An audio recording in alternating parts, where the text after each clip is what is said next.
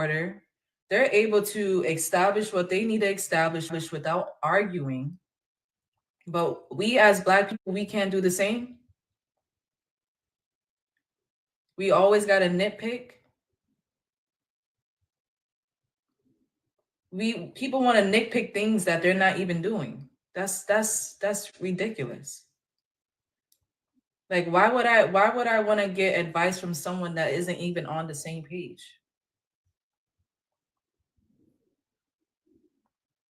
Right. And we have to remember that a group of them came together and decided which one of them was going to lead.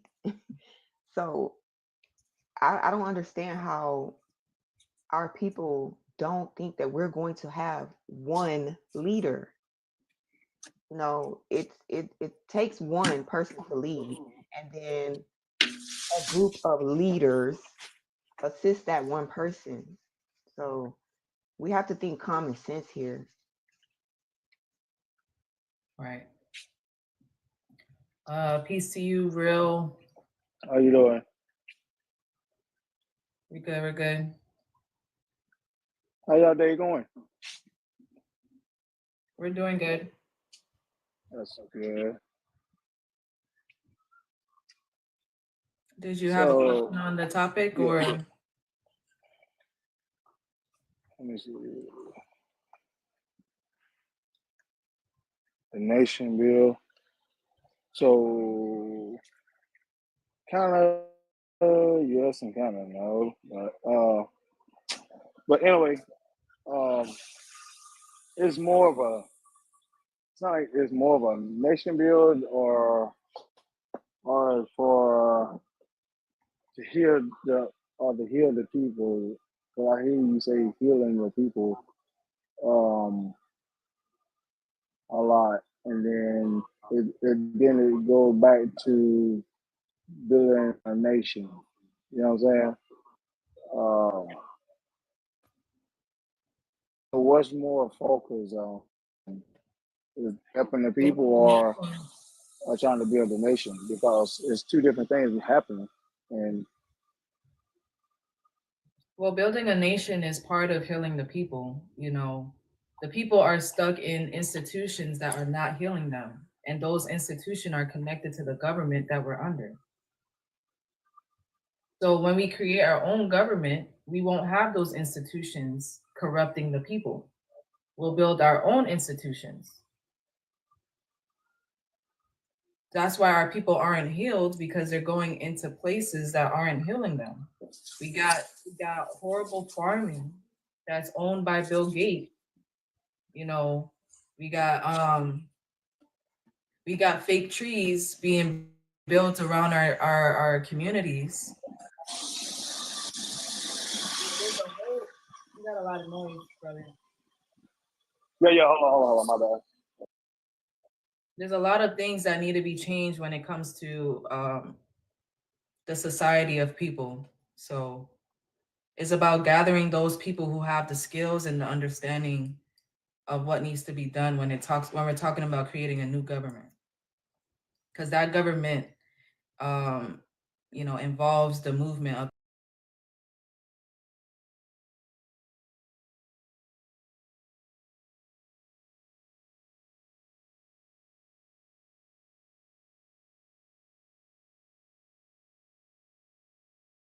It's hard to get people out of something they've been doing their whole life.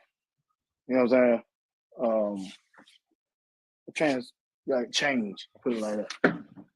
that's So why what is no, go ahead. the some? I'm trying to put it in the right word. What is the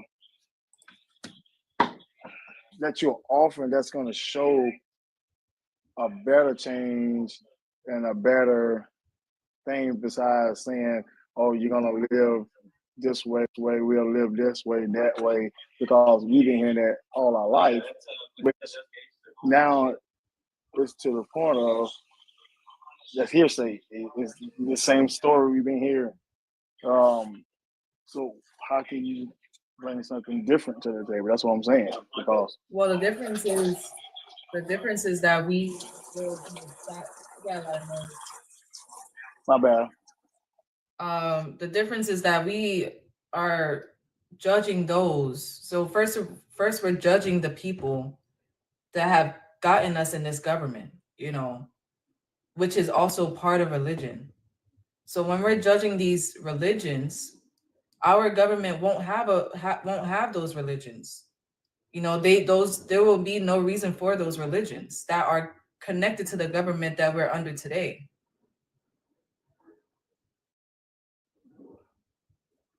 Those religions are the ones that keep us in the seven.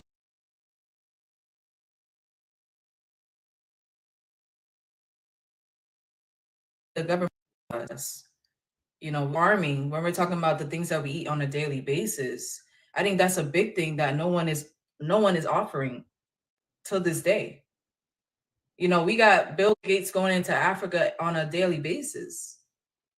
So who else is talking about government nation building? I don't see no one else talking about that. Everybody else is talking about crypto, right? They basically everybody else is only talking about crypto. There's nothing else. They only think about wealth when it comes to numbers on a computer. We're talking about land. You know, we're talking about creating a system for us by us, not connected to the Western world. I feel you on that, but when you say land, so we here in America, then you talking about going to Ethiopia, but at the same time, you moving well, I'm just using an example. You moving there and trying to get people to go with you. At the same time, they don't know the atmosphere there. You know what I'm saying? What it takes to survive there. You know what I'm saying? So you pretty much starting from ground zero. You know what I'm saying? So why would I want to? I'm already started from ground zero and built to where I'm at now. Why would I want to start all over? That won't make sense to me. But we're not talking about the people who don't want to start over. That's part of fear. That's people are scared of culture change. You know, that's even like when people want to, you know, they have an assignment to go to another country and they feel some type of way because they can't maneuver over what they are used to. So it's not about us being comfortable. It's about us getting out of our comfortability to establish what needs to be done. Because if we stay comfortable, nothing's gonna happen. Oh, it's never comfortable every day. You just have to fight every day. Regardless, right now, it still ain't comfortable. Like you have to, like you just said, it's every day. Even if I go there or not go there, you still gonna have to do a change, no matter where you go. So why? Are you asking Southern, like why Ethiopia? Are you just asking? yeah, Well, yeah, both kind of Ethiopia, both. You know what I'm saying? Like why and why Ethiopia? You know what I'm saying? Because I have no idea what they do. You know what I'm saying? Because why? I never been there, and it's like I'm just saying I ain't going that way. I'm just saying I'm just talking out of the head of some people where they would think like, why would I need to do that? And I'm already established here, and but you're established under the European government, though. That's the thing. Like we're talking about judging those governments and creating our own. So, you know, you're only established under the Western world. so how long would you think you will be able to make well how long you think y'all gonna be making that transition for you to go there? You know what I'm saying? So where's I would your say number? very soon. You know, I can't put an actual date on it, but very soon. And the reason why we pick Ethiopia is because Ethiopia is where the biblical scriptures come from, where the Bible prophecy comes from, you know, where the throne of David comes from. And the throne of David plays a big part when it comes to, you know, taking back, you know, our national sovereignty or the unification of Africa and the African diaspora. So that's So that's why the African Union is in Ethiopia. okay, so just ask you a question, and that's probably my last one. So when you say taking of the land, right? And I understand we got to still do what we got to do to live while we're here. You know what I'm saying? Until we decease from here. Uh, when it's said in the Bible, I can't remember what the scripture was. When it said, "Be in this world, but not of this world." Yeah. So it's like we trying to conquer more. In I know we still got God gonna make a way for things to happen, but like we're trying to conquer everything, and instead of we trying to control everything. That's what it sounds like, to take power of everything of this world. You know what I'm saying? Well, do you see that everybody other um all races has their own nation except black people, except melanated people. Hmm. So do you agree that our melanated people need a government for themselves? A nation for themselves? I wouldn't say no. I wouldn't say no, just not to put us down. No, I wouldn't say no. I So wouldn't say that's no. what this purpose is about creating that, because no one is talking about that. No one is putting in the effort for that. They want to keep continuing the Western world government. Okay, when you say that, and this is what I'm trying. I kind of like. I don't want to say get confused on it, because it's more when you talking, it's like more of leaning to the government. I understand that, but then when you put the scriptures into it, then now it's becoming the prophecy. You know what I'm saying? Well, scripture talks about a leader having the government on his shoulders. When you talk about going to, religion and stuff, religion doesn't talk about government. Well, I might be looking at it in the spiritual side of it instead of the natural side. That's probably why it's the more of me looking at it like it's more carnal than spiritual. So that's probably the reason why the connection is like it's leaning more of this world. You know what I'm saying? But So the spirit is always manifested. So it's not only about talking about things, it's about actually doing the things. Like mhm. Christ actually does the work. Our people love to talk. We don't like to work. I love to work, so you can't say that. I'm not just saying you. I'm just saying in general. I'm just saying I in know, general. because I do the things I'm supposed to do, and I feel like I know I do the things. Yeah, I slack. We all slack some things, because we're human. We're gonna be slack on certain things, but we have to pick up the torch and keep moving. But yeah, that's all I wanted to know. I appreciate y'all. All right, peace, brother. Y'all have a blessed. Yes. I wanted to mention something off of what he said about the work. What first of all, he was talking about the work. The work is not clocking in to a 9 to 5, y'all. That's not the work we're talking about. Mhm. And how can you say that we're established here when nobody actually owns anything? You're gonna forever pay taxes unless you work for the government before, and now you don't have to.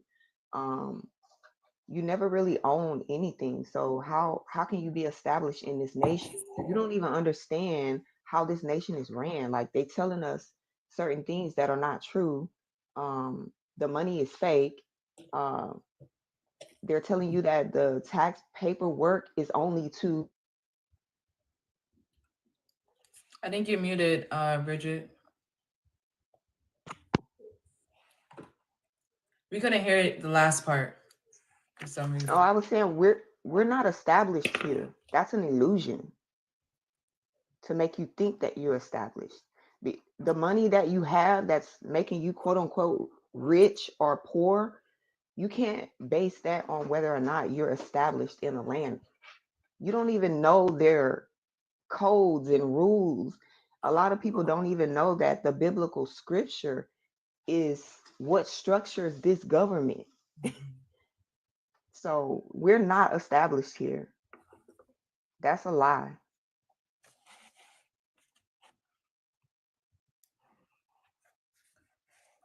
Peace to you. Oh, go ahead, Talia. Yeah, I was just saying peace to Cash Out. Peace and blessings. Peace and blessings, peace and blessings. I was gonna come up because I wanted to say something real. A lot of people they take it as when you bring up nation building, especially to our people, we are the only race of people that if it came from a white man, then it's become truthful. But whenever a black man or a black woman says it's time to start nation building, picking up our own bootstraps, forget what they finna give us, let's get it on our own. Oh well, why we gotta do that? Why we gotta wait for the white man? I just want to wait for him, you know. Uh, so like it's, they misconstrue when people like I come in here I joke around like I put that in the last time I came up on the panel with Cordell. Uh, but a lot of people misconstrue when he says I am Christ. What does that mean? Can I break it down to a lot of the people that don't understand what that means when you say I am Christ? Wait, we brother. Are you here Hmm? to play games, or are you No, here I'm being dead to- serious right now. I'm being dead serious. I put this in my book. I literally wrote 2 books about this. I'm being dead serious. But what does that mean when a black man says that I am Christ? Right? That means that we are all of him. We are of his essence. That's what God consciousness is. But because we sit in the church, and the church has told us to get on our knees and pray and beg for your forgiveness, that we decided to look at it like, oh, I'm supposed to beg, I'm supposed to plead. What are you begging for? What is our people begging for in a land that belongs to us? What is there to beg for? So brother, They, what are you doing for the what is your what are you doing for the people, or what is your motive when it comes to coming up on this panel?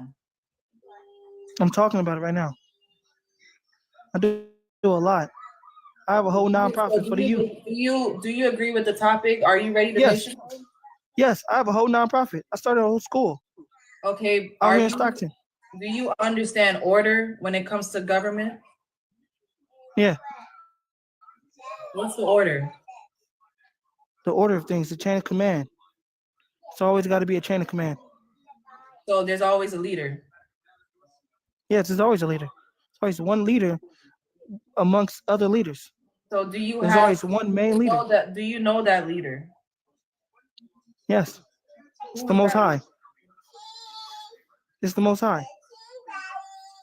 The Most High is manifested in the flesh. So who is that leader? So then that would be me. So you are the leader. We are the most. We are all of His essence. But are you the leader of the people? I'm not the creator, but I am the co-creator. I don't know if y'all have any. Oh no. So what is your role in the government then? The role in the government is to be of human flesh, to be with my people, and to follow wherever my people go, and to follow what the Most High told me to do. No, what is your role in a government? I just told you to follow the Most High. I don't establish my own goal. He established my goal, and I follow it out. All right, so if you know him, he would tell you what your My goal, mission. what your role would be. Yeah, my mission was to start a school, which I did.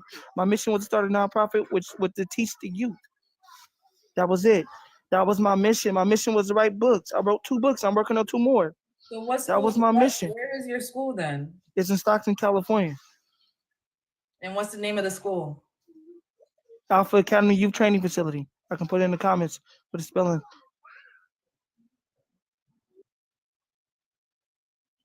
And you own that school? Yes, my thing just muted me. Your what just muted you? My phone had muted What's me. the school? Hold on, I'm about to put it up. Yeah, I'm about to put it in the comments. I figured.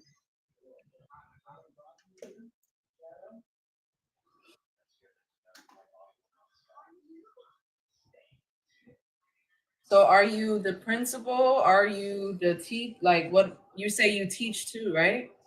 Yeah, I'm working on the website as we speak. Yes, it's virtual. It's a virtual school. It'll Oh, be it's a virtual virtual Zoom school. Yeah, it's a virtual Zoom school. I just started this year. My semester starts in this August. So completely new school.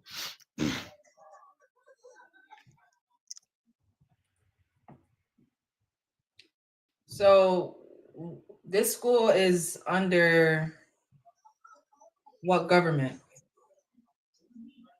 It's on the Nubarian Black Americans organization. Is under what? The Nubarian Black Americans.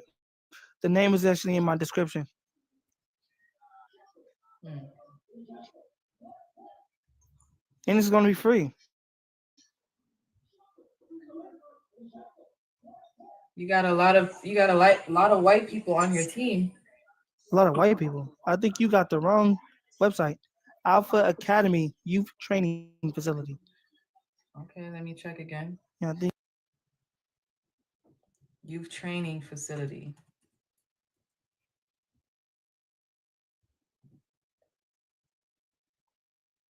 I don't. Do you have a website? You say you're working no, on a. I don't. Yeah, I'm working on a website.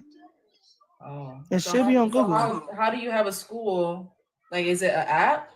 My semester don't start until August, so I have all that before then. I'm gonna show you. Okay, I see you. I Um, see you. okay. Yeah, because I just put it up right now. Got my biz profile and everything. So, do you understand what we're doing? Yeah, Can you elaborate on what we're doing? you're building a government. That's literally what I'm building. Matter of fact, I'm also even on Facebook, the Nubarian Black Americans organization. I'll drop that in your direct message. I'll put that in the comments right now. So you're building a school and a government. Yes. So do you want to like collaborate with people, or are you just doing it yourself?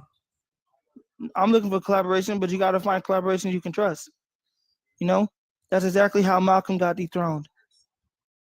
That's exactly how Elijah Muhammad got dethroned. Martin Luther King got dethroned the same way. Can't collaborate with everybody. It's time for us to start building the ark and leaving some behind. We can now no longer wait. If they don't So understand that, if our people do not, how do if, we know to trust you? by the way that somebody is speaking, right? If they can't answer it straightforward, like the way I'm doing, you asking me questions, right? I'm asking you straightforward. Every answer, I'm giving you straightforward answers. You feel me? Like that's how we know who we can trust. And I respect you for asking these questions, right? Because it makes sense. Skeptical gives you answers, right? Yeah, like the face said, test the spirit. It's the only way you can trust somebody. Feel me? Like it shouldn't have to be like that. But the point is, it is like that. I see a lot of people in the comments whenever he bring up God consciousness. What the hell? Whenever they bring up God consciousness, or when this comes up, or when this debate comes up, and it's always when the question comes up, who's ready for nation building, right? And you will always find our people, why we got a nation build? Why we gotta do this? Why are we perfectly comfortable? But are you really perfectly comfortable? Is our people really perfectly comfortable where we are? No. But because we've been beat and we've been abused for so long, we began to believe that we are comfortable in this way of life that they sold us. We became comfortable with the fact that they call our women B's and H's. They call our men the N-word 24/7, bro. We became confident and copacetic with everything that goes on. And we became complacent with the ability to really believe that this is what we supposed to be at. So when they hear people like Cordell or when people like me who says, I am the most high, I am the conscious, I am the belief. There's only one belief system, that's you. But our people are so dumbfounded in our mind mentally. It's called the mental graveyard because we believe that the colonizer was our best friend, and whole time they was unaliving us the whole time. So, brother, are you under Islam? Yes, I am.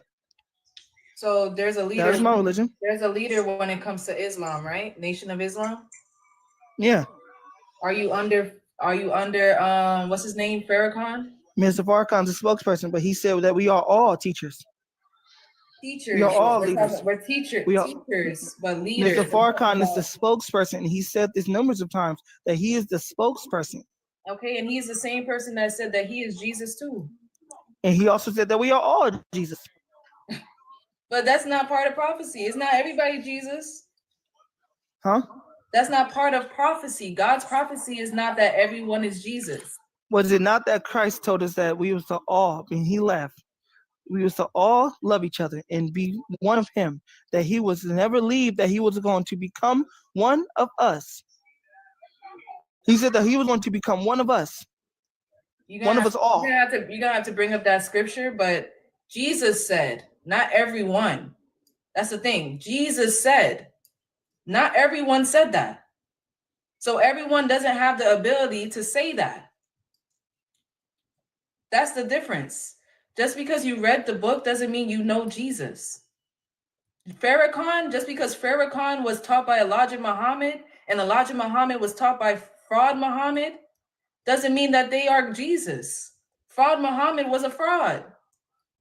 Fraud Muhammad didn't establish anything for the people. Elijah Muhammad made him the second coming of Christ.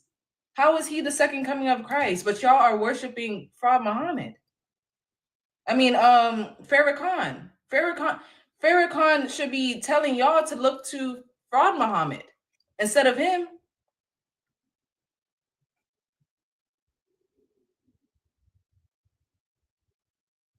The Nation of Islam didn't even create a nation for the people. Where is the nation? All over the U.S. and in multiple countries. So I know like Elijah Muhammad was a part of Marcus Garvey's movement. Yeah,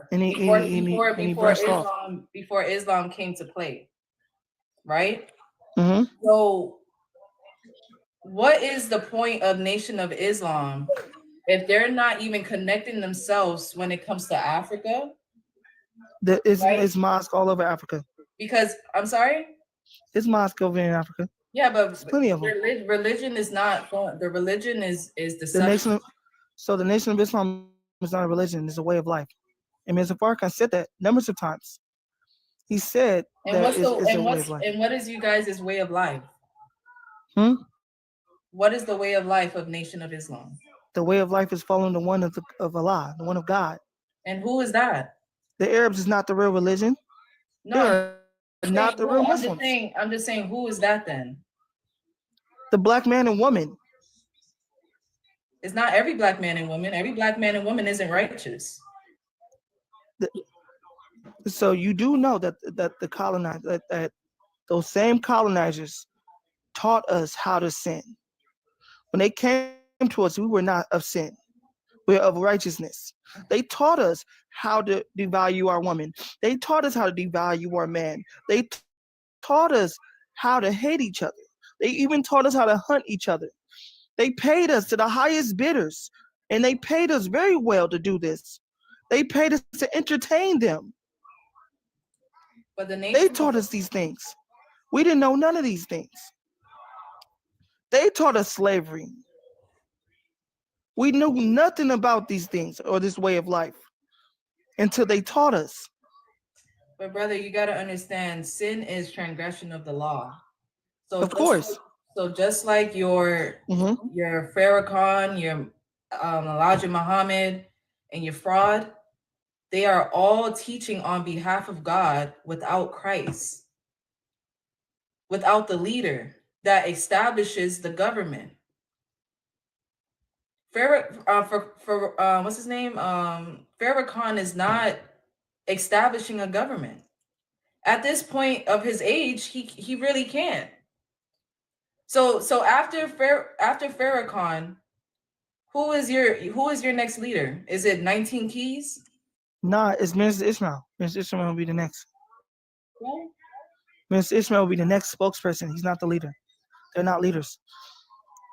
Because Mr. Farrakhan clearly told black people that there is no time for one leader. Yes, you will have one spokesperson that will speak, but the rest of you will have to be leaders. So who is the We have spokesperson? Who is the spokesperson? right now it's Mr. Farrakhan. He is the national representative.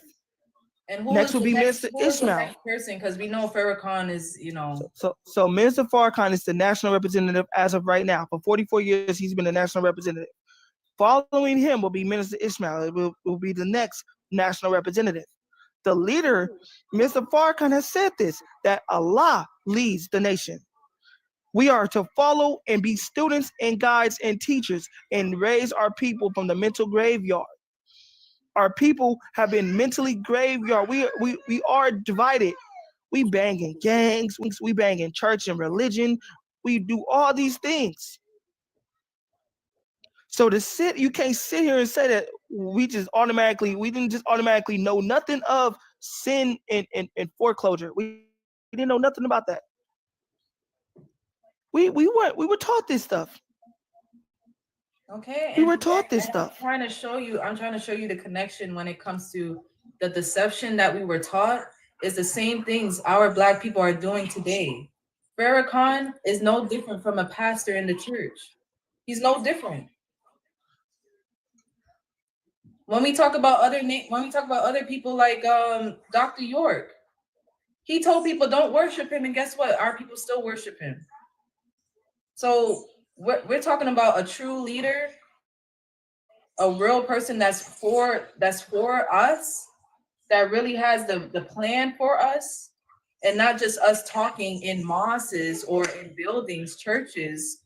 That's not going to keep us. That's not going to get us anywhere.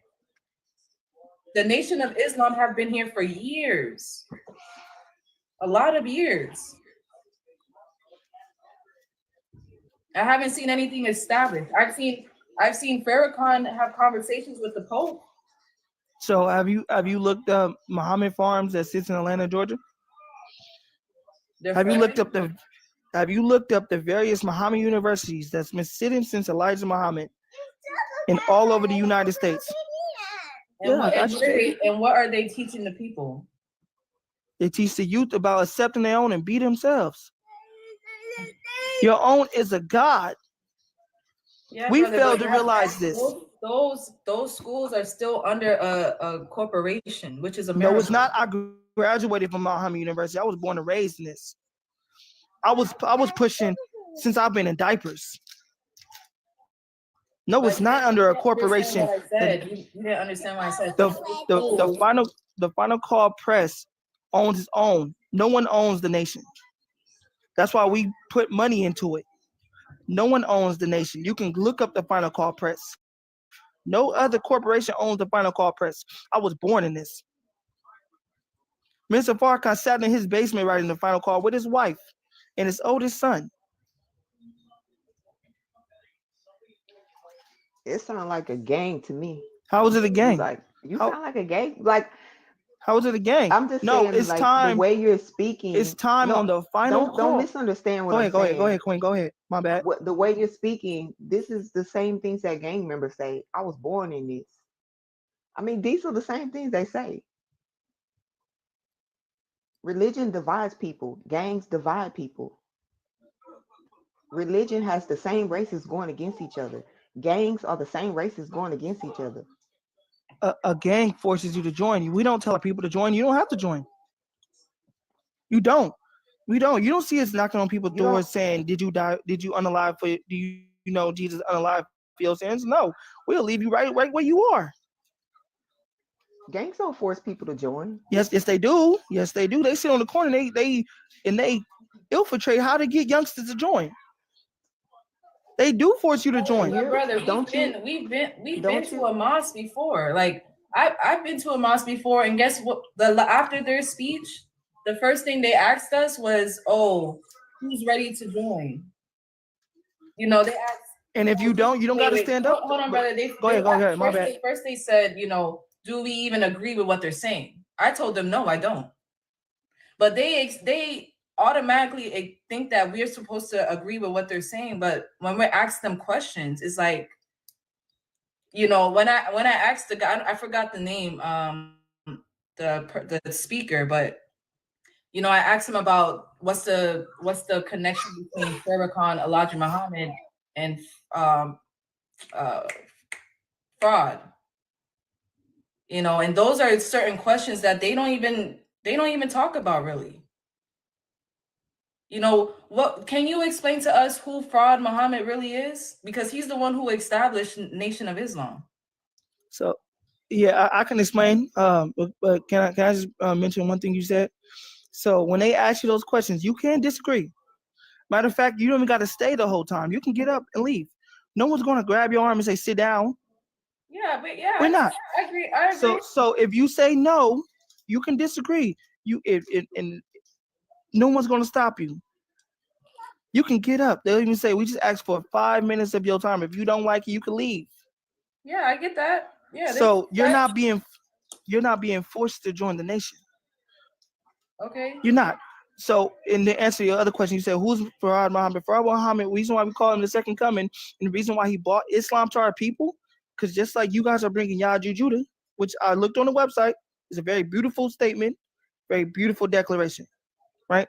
I just looked it up. I've been reading it for this whole week to find out what I was reading into. You guys asked for the same things, to be left alone and to live as people in peace. This is what I took for it. This is what I took from it, right? It might not be the truth. You might not, you don't have to agree with me. It is what I took from it. It's what I took from it.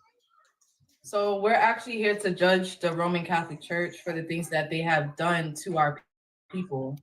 Yeah, and then afterwards you want to be left in peace. The whole point of a declaration. Yeah, but it also includes the biblical prophecy. You know, biblical prophecy, as Bridget talked about earlier, is that, you know, the biblical scriptures establish the Western world today. But we know where those biblical scrolls come from, which is Africa, which is it comes from Ethiopia. Okay. Yeah. So we're talking about restoring that throne, restoring our people, restoring the government for our people. You know, we don't hear Farrakhan talk about this. You know, most of the things I've heard Farrakhan talk about was just the problems, you know. I haven't really heard anything that he's really doing when it comes to the people. So before you can even address the major solution is to address the UN, 666 United Way, right? Before we can get our people to address the UN, we got them to look at the problems that we face. But we all know problems. No, we don't. No, the people that's consciously woke and know who they truly are, no. The rest of our people do not know. Well, we're not talking about the rest of the people, because the rest of the people, they have to seek for it. The whole point. So remember when Noah built that ark, Noah's task and mission from God himself was to build an ark. He said, God, why? Why do you want me to build an ark? Because our people have to be prepared. And the ones that said, nah, so like say you guys are building an ark, right? God tasked this man, Yaju, I don't know his real name, I think his name is Corday, right? Or Cordell. But anyway, he said God tasked him to warn the people, right? You're not going to always get our people. As you see in the comments, people go against, right? Our people are not aware of what's going on. They're asleep. So if you leave them without even attempting, without attempting to wake them up, then whose fault? You failed the ark because now the ark is not properly built. It's not properly contained at the moment. Like somebody said in the comments, like, do you know the Nation of Islam changed a lot of our people because we don't leave our people behind. We done changed pimps, entrepreneurs, uh, therapists. You know who I'm talking about if you was in the streets. We done changed newspaper sellers. Like, come on, we done changed a lot of these people in the streets. Okay. We done turned winos into holy rollers because But of it. that's the same thing the churches say. The churches don't change anything. No, the church sells what they want. They sell hope. But They brother, sell we're people talking to- about we're talking about nation building. Islam is part of. They say it's Islam, the Nation of Islam. So The you Nation want of Islam. you So want we're talking you about the so you want to nation. you want to know why we out there selling the final call? The final call don't go back to the nation. That money goes back to that man to feed his family because that man could have been selling drugs on a corner while we turn away from that newspaper. You taking money out that man's pocket where he could have went out and robbed you. He could have went out and robbed the next black man. He could have sold dope to your kids. So when he sells that paper, it's not for the mosque. Yeah, you take the money the same way you will take your money to go give money back to the hood and to fund the drug man, the DR man. He turns around and buy more papers to sell to the people. So when you knock it down, you say, I ain't selling the paper. I'm Christian. I'm this, I'm that. I don't You think stop that man from feeding. I don't think you're trying to get our point. I'm talking about No, I'm I know, talking about- I get that, and I hear your trauma. You upset with religion, but you're coming at the nation. And you're saying the nation don't do nothing. The nation done fed a lot of men. I know brothers right now making $5,000 selling Final Call newspapers, and then turn around and buy more papers and do the same thing and feed his kids. Okay, Well, but he we're says, talking- I don't even need the money that you're using is not of the Nation of Islam. The money is not under Nation of Islam. The currency is not under Nation of Islam. It's under the United States of America. That is a corporation to the British Empire. So we're talking about a real nation, not a nation under a nation, a real nation that establishes their own funds for the people. That's where you're not getting. That's what we're talking about, and you're talking about something else. And don't take it like we're trying to just ignore all of the good that people have done. But Y'all just said the we nation have to didn't do nothing. understand. We have to understand that it's still a religion and they're still being taught lies. So they're still living a lie. No, they're not selling drugs on the corner. No, they're not robbing people, but they're still living a lie. That means they're still in darkness. So teaching to black men that he is a God, that he can do all things that manifested through him is a lie. That's what we teach in FOI class and MPT class to tell. So hold on. So to tell our black women that she is a God, that she birthed many nations within her womb, is a lie. Our women did birth many nations. When a black man gives birth, she birthed many nations. That was her very foundation core. Why do you think they want to insert her womb so bad? Brother, those nations that the women have give birth to, those children that became adults are still under the Western world's government. But if you chastise our people for some things that we did not ask to do or be a part of, but we we're didn't talking ask. we're talking about the solution. We know we were The solution- born into sin, so we And the understand that. solution is to teach our people. A lot of our people don't know what nation build is. If you ask your common black men that do not read, that do not pay attention, because a lot of us don't read. If you ask Can you tell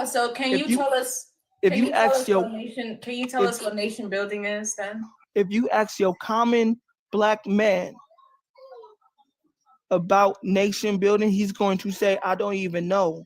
why I gotta do it. So you chastise him for something he don't know, he's never gonna want to listen. No.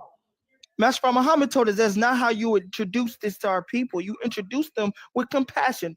First of all, when you wake up, you always supposed to think that you are well awoken, that you understand where this comes from.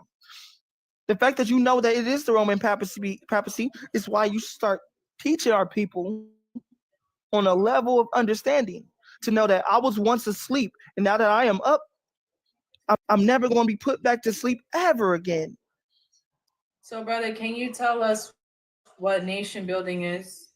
Nation building is when collectively we team up, we come together, we build together.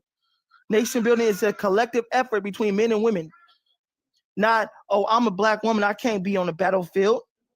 I'm a black man, I'm supposed to be on the battlefield by myself. They come together to do what? To build a community, build a new media stream, build anything that's possible that we can build. You do know that how many black men and women make it out the hood and garnish a lot of things and they turn their back on the hood instead of saying, I got a business, let me employ my people.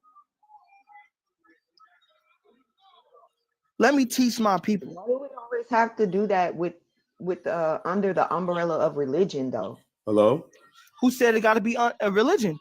PC, That's why I started That's why I started Nubarian Black Americans organization to alleviate our people from no more excuses that why it gotta be religion. Now you don't got to.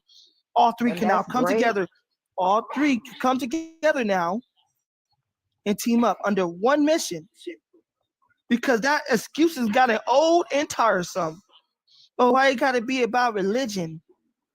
I'm Muslim, you Christian. So we beefing for life. I didn't say why it has to be about religion. I said why does the nation building of our people always have to be under the umbrella of it is though. It don't have to. I mean, it's just a fact that it is. No, I'm asking you a question. You said why? It don't have to create anything I'm agreeing with you. In the past. We haven't created anything as a people without including worshiping the ancestors or some type of religion. And that's a fact. That's what we do.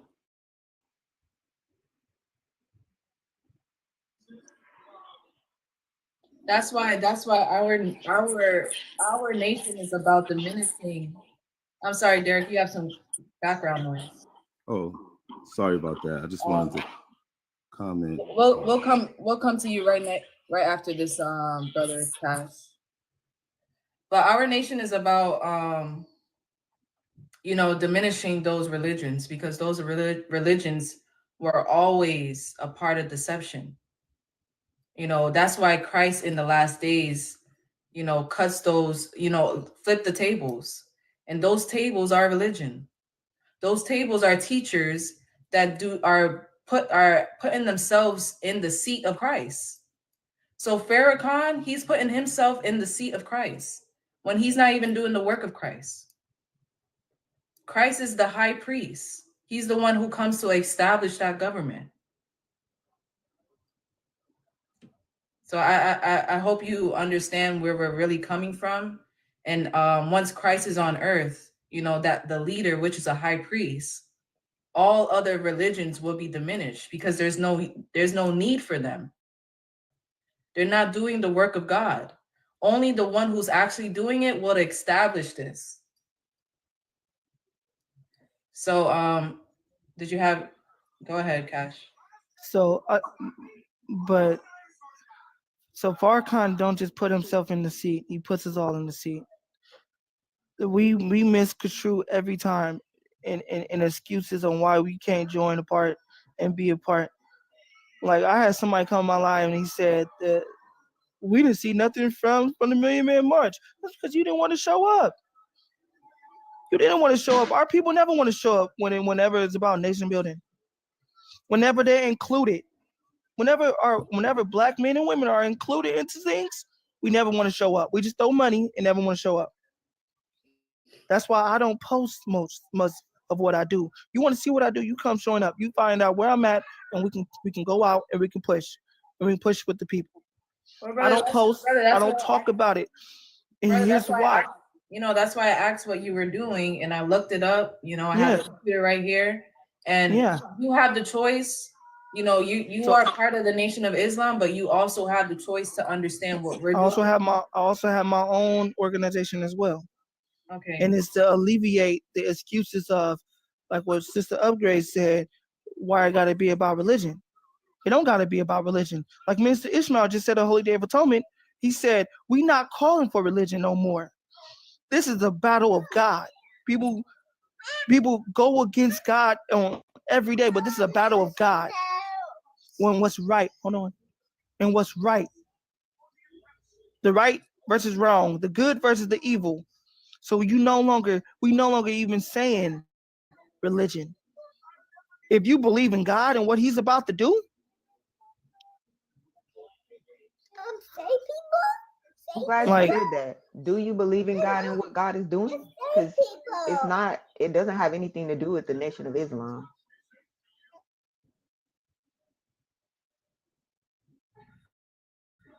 what happened? No, I said I'm glad you said that, because do you believe in God and what God is doing? Because Yes. Have you not been it doesn't watching what have he's anything to doing do to with any society? religion, not including.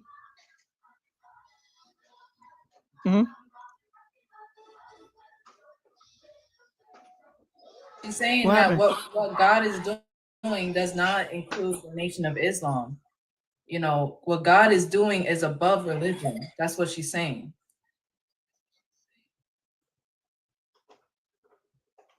Yeah. We've been taught that Christ is about religion. We've been taught that goes together. That's a lie. That's what we were taught. Because I saw a comment about something about Christ and religion. They made Christ about religion. It's not about religion.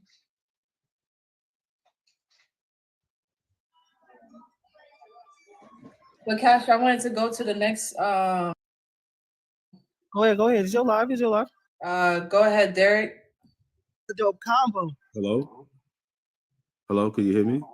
Yeah, go ahead. Yeah, we can hear you. I was just reading. I was listening to the comments, listen to people on the panel, and I really that's how you nation build. Actually, when you come together and sit down and start bringing thoughts together, and bring out a whole lot of information, and you build like that. However, you got to know who your enemy is. You understand, in order for you to go forward. And I feel that I'm not racist. Anything like that. But I'm for Black people first. And the reason I say that is because I've been told that I hate white people. I told I want to go kill white people. I said, that's not what I'm trying to do. On the live. Huh? Hello? Go ahead. We can hear you. Y'all gotta keep your mute. You gotta keep your mic muted. Okay, well, I'm not really on here all the time, but I apologize. But No, go ahead, Derek. I wasn't talking to you. all I was saying was I'm Black American, first of all. But what I'm trying to explain to the young generation, my family, friends, and their friends, I try to explain to them that we don't have an identity. They took our identity away from us. For example, I just want to give you an example.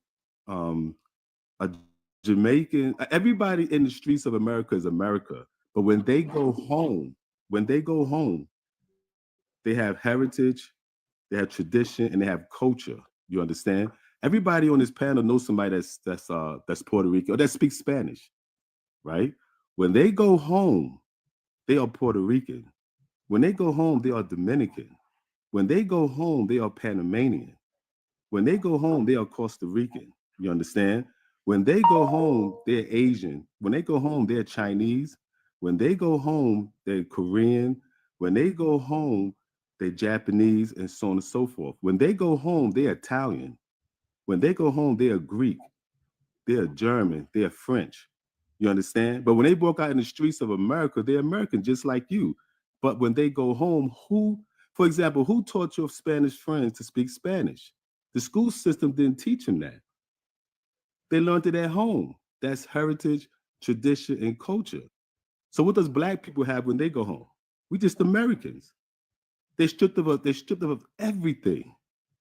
So the best that we can do would be the best American that we can be. because we have no culture, no nothing. Well, that's Yeah. the thing. That's the thing though. A lot of Black Americans don't want to attach themselves to even being an African. You But I know, we understand- have, but- hold on, but- brother. We have a lot of African Americans. I'm sorry, I think you have an echo. Oh, I have an echo. Damn. But we have a lot of African Americans that don't want to connect themselves to Africa. You know, off of hatred, off of not loving each other. You know, Right. those things are lacking ourselves from uniting. But that's the point I'm Our trying to make. African brothers are the same skin as us. You're right. But guess what? Hold on, brother. But guess what? The Asian people know who they are. But we act like we don't know who we are. We act like we don't want to know who we are. Okay, I don't know how. Is this you, Arch Evolution? Is that your name? I don't know if that's your name or not. But no disrespect to the African brothers and sisters, but I'm with you. But the point I'm trying to explain to you is, I'm 57 years old. So back in the 80s, hip hop was told. I'm just giving an example. Hip hop was totally different. Okay, so when I went to my family reunion in the South, I took the gold off. I had the red, black, and green medallion, African medallion, and this is a true story. And I went to my family reunion back in the 80s. Now I want you to think about 80, 86, 87 family reunion, and my family was like, cousins was like, "What is that on your neck?" I was like, "What's that around your neck?" I says, "You know, continent Africa. This is where we came from. This is where civilization started." What little bit I knew at the time. So my grandmother saw me later on. This is a true story. And she said, "What is that on your neck?" And I told her, "This red, black, and gray, this Africa, so on and so forth." And she said, "I'm not from Africa. This is my grandmother talking to me." So I'm like, "What?" I couldn't understand. I'm like, "What do you mean?" She said, "I'm not from Africa. I'm from here." This is what she said to me. She said, "I'm from here." So I'm like, "But we from Africa?" She said, "No, I'm from here. I don't know where you getting that from." And the first thing she said to me was, "Who gonna tell you who you are better than me?" So I froze, you know what I'm saying? I'm like, "Oh shit." You know, I said, "Oh shit," I said, "Oh snap." So she said, "Take that thing off your neck." So I had to take it off my neck and put it in my pocket. And my grandmother's sister, my great aunt, and she she said to me, "You people done lost your damn mind." I said, "Lost my mind? What are they talking about?" And my cousin tapped me on my shoulder, on my elbow, and she said, "She talking about the movie Roots." I said, "The movie Roots?" I said, "Yeah." She said, "That's not us. That got nothing to do with us." This is my aunt talking to me in the 80s now. What you think about this? In the 80s. I'm like, "What?" So she was like, y'all don't know nothing. Y'all know who's telling you this? This is my aunt and my grandmother's sister, sister talking to me. So after I did the research today, this is 30 something years later, come to find out that Alex Haley was a lie. Alex Haley plagiarized the book Roots. They do everything in their power to take us away from this land. That's all I'm saying to you. I'm like, I could be wrong, but my grandmother told me this. And I mean, she talking about the Hey, Alex sister, Haley can I thing. say something? My time is kind of, I really got to say something real quick. It's Yeah. not going to take that long. And I understand about the nation building and all that other stuff, and that's cool. But my thing is that the guy that you run with, Yaju, Cardell, my problem is with him saying that he's Christ. Now I've done my research on y'all guys. I've seen a lot of y'all videos. I only got one question, man. I mean, I don't understand how so many people can say that this guy is Christ when his own admission, he admitted that he owes child support. He admits to smoking weed. He's on his YouTube page with a blunt in his mouth. And he has tattoos. Now, I'm just asking you, sister, because I've seen you in a lot of videos with him. I've seen y'all out there with those Hebrew Israelites. I mean, getting answers handed to you. So I'm just asking, how can you say that this guy is Christ when he is doing and have done everything that it says not to do? He has tattoos. The scripture says we ain't supposed to do that. Well, brother, He says he's the Christ. brother. Hold on, I'm gonna say this. I'm gonna be done with. I'm gonna say this. First you Okay, that is. Hold on. Wait a minute. Now, come on. Brother, this is not your channel. Listen, you want the question? You want the answer? I'm gonna give you the answer. I can't answer so many questions. Let me answer Give me one the answer question. then. Give me the answer. Give me the answer. First of all, Why the your Christ scriptures smoke are, weed? Why you smoke weed? you gotta let me talk. Why you came up here with so much energy? First of all, Because when you talk about Christ, I get energized by that. well, you don't know Christ. You brother. should be. You don't know Christ. That's the thing. You don't know Christ. You only read a book and you have your own and private interpretation of what you read. You don't know Christ. That's why you're waiting for Christ to come out the sky. That's why you're waiting for a superhero to do certain things that you watched on television. The revolution won't be televised, brother. Christ is a regular son of man among the people that hosts God's spirit. He speaks the spirit. He speaks the truth. That's how we know he's Christ. Nobody else is talking about nation building. Nobody else is talking about the Soleimani dynasty. Nobody else is talking about overthrowing this government to start our own government. That's what Judah is doing. No one told you have to smoke. No one told you have to get tattoos. We're not even promoting that. We're talking about the things that we are doing. But y'all want to backtrack. You know, you guys don't want to talk about revolution. It's ridiculous. Our brothers hate each other because of certain things that you even do. But Derek, I forgot what you were talking about, but there was something you were saying that I wanted to comment on. But all I'm trying to say is you can't nation build unless you have an identity. That's all I'm trying to get people to understand. You understand? We don't have I'm Black American. We don't stand for anything. We compromise for everything. Yeah, and that's our problem. That's our problem. You understand? We don't stand for anything. Well, we Derek, just I had a question for when you were talking about your grandmother. Why Uh-huh. didn't you ask your grandmother where she got her information from? Right. That exactly. I was trying to get to that too, because I'm trying to, but anyways, my grandmother passed now, but she went on. Because we're not saying that, slavery happened 400 years ago. We know those numbers have been manipulated, Exactly. But the thing is that a lot of African Americans don't understand. I'm sorry, you have an echo. But a lot of African Americans don't understand that Africans been traveling to America before, this constitution that we have today. So we have been scattered. And if you want to claim that you're American, you can claim that. No one's taking that away from you. You can claim it. But we're talking about establishing a government for all melanated people that will be established in Africa. It will be. It's not gonna. America is a corporation. You're calling yourself American, but it's a corporation connected to the British Empire. That's not a nation. That's not an identity.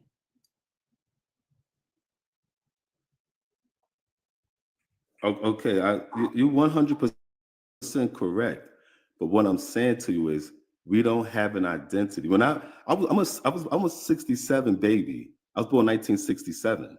You understand? So I remember the Black-owned, not just the barber shop, but I remember the Black-owned mechanic shop. I remember the Black-owned grocery store. You understand? I remember the Black dentist. I remember the Black doctor. I remember this in the 70s. I remember this. We had an identity.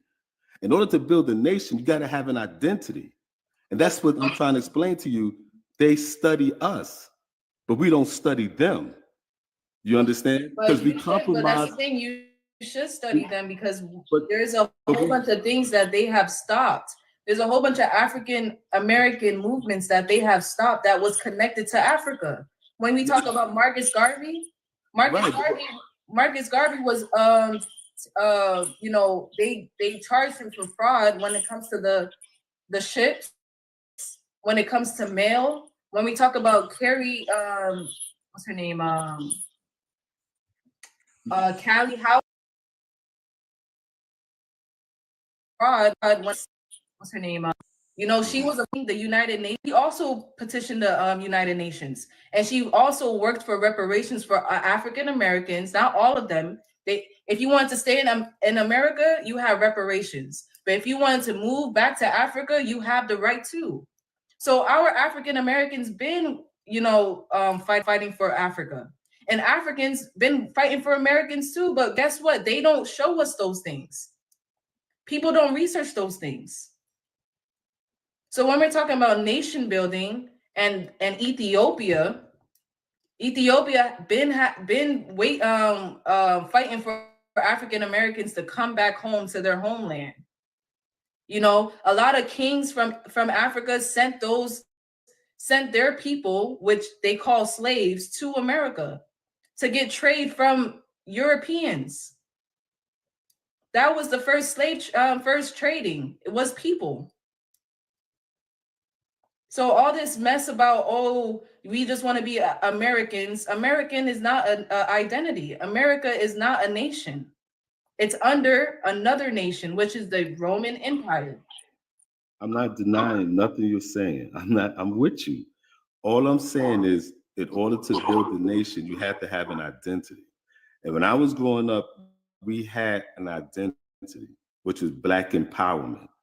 That scared the hell out of a whole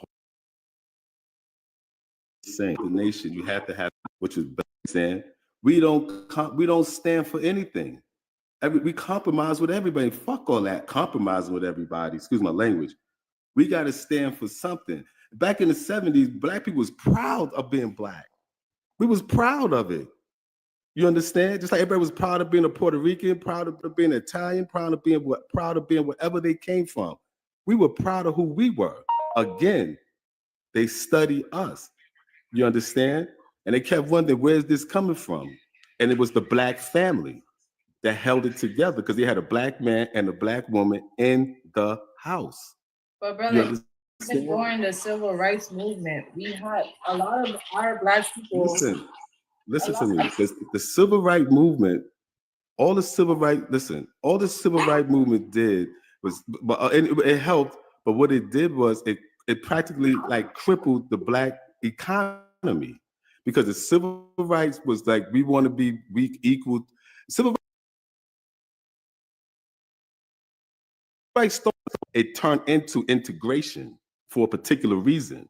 Prior to that, when Dr. King and all those civil rights leaders were putting their life on the line to come into the South, they're going to the South to help Black people to organize. They put their life on the line. People don't realize this. You understand? Black people, when Dr. King went down there, he said, you gotta get rid of these guns and you gotta get rid of these dogs. I said, hold up. You're here temporarily. We gotta deal with these crackers when you leave. So don't tell me, we'll support you. We'll march with you and help you open our doors so you can have some place to stay, because no hotels was allowing them to stay there. They had to stay with the people. You understand? You're not gonna read that in the book. I learned that from talking to the elders, talking to people that walk the walk and talk the talk. I didn't have to hear somebody talk about it. I listened to them. This is our problem. We don't talk to the elders. You understand? They guide you right. You understand what I'm saying to you? I understand what you're saying, because a lot of we're not talking about creating a nation under a nation. That's the thing. We're talking about creating a nation that will overthrow this nation. But we was doing that. No, we weren't. Listen to me. Listen, Black people did their own thing. That's all. Guess what? They burnt. Who burnt down those things? But that's what I'm trying to explain to you. They destroyed our progress. They do it on purpose. It's 100. Listen, Black Wall Street wasn't the only city in America. There were hundreds of cities that was flourishing. The KKK, which was created by the Democrats, people don't realize that because we don't know the history. In order to take back from what we was doing, they were scared. We the only people, listen to me, we the only people that's taught to love everybody. We're the only people that's taught to love everybody. Like I said to you, everybody come here and establish themselves. The French, the Germans, the Italians, the Puerto Ricans, everybody, even the Jamaicans, everybody come here and establish themselves. We was doing the same thing. How come we Black Americans gotta love everybody, but everybody don't love us? Do you understand? It's the Black preachers and these black politicians that's holding us back. We must love everybody. Understand that. But we must But love. you talking to, hold on, Derek, you gotta understand you're talking to people who know that. No, they don't. We're the people you're talking to right now. We're not talking about the comments. Oh, okay, okay. We're talking okay. about the people you see with the same background as me. We understand that. Oh, okay, but only okay. I'm gonna move on then. But all I'm trying to say is we have no identity, so you cannot build a nation without an identity. Everybody that built the nation have an identity. We Black Americans don't have it. We make America look real good during the Olympics, and we come back here. Everybody put their flag up. Even in America, they put their flag up. If they're American citizens, and they went back to their country, support their country, they come back here as an American. This is what I'm trying to explain to you. We're the only ones don't have that identity. We were stripped of everything. So we just Americans. That's all we are. But that's those Americans that don't want to put themselves with the identity. Because They don't. Africa is your identity. You're African. You Okay, are a if you want- if you- melanated person. Okay, I understand what you're saying. I'm not fighting you on that or anything. All I'm saying is Black Americans, you got to listen to what I'm trying to explain to you. We're the only ones that do not have our own identity. Now, you want to say we're from Africa, whatever the case may be. I think it's a bunch of BS, to be honest with you, because they got this DNA test that say that everybody's from this part of Africa, that part of Africa, but nobody's from here. We was already here when the slave shit started. You understand? We were already here. Brother, Africans been already here before America came to place. So when I told you about earlier that Africans were traveling to America as well. I'm not against you on that. Okay, but so you got to understand that we have been scattered. We got Africans in Russia. We got Black people in Australia. So we're everywhere. I'm not denying any of that, and all of them having that. We're not forcing you. We're not forcing you to say you're African. You don't gotta. You don't. We're Black melanated people. We can say that. That's how you can identify ourselves. We're Black melanated people. So that includes everybody. What you mean, everybody? Everybody that's people of color. That's everybody. But People of everybody, color. listen People of to color. me. But no, Listen. brother, you gotta listen. We've been listening to you. Okay, no The problem. people of color need to understand that we are one people. We need to unite. Either if you're in America or in Africa, we all need to unite. I don't understand why we gotta keep having this division. Because it's set up that way. The That's colonizers what. are the ones who created this division. There it is. That's why I said we got to start studying them and see why we're in the position that We we're already in. know that. We already know that they've done it, brother. Okay, you know that, but the majority of the people out here that use this religion, they use the drugs, they use education, everything to destroy our unity. You understand? The majority of people are not going to come together and create a government, a nation for ourselves. We're talking about the few people. We're trying to attract the few people that understand the problem and is ready to work on the solution. So Right. just like in our background, this is the United States. I'm sorry, I'm gonna mute you for a second. Okay. The United States Constitution, it says that whenever any form of government becomes destructive, these ends, it is the right of the people to alter or to abolish it and to institute new government, laying its foundation on such principles and organizing its powers in such forms as to them shall seem most likely to affect their safety and happiness. So we as the people have the right to institute new government.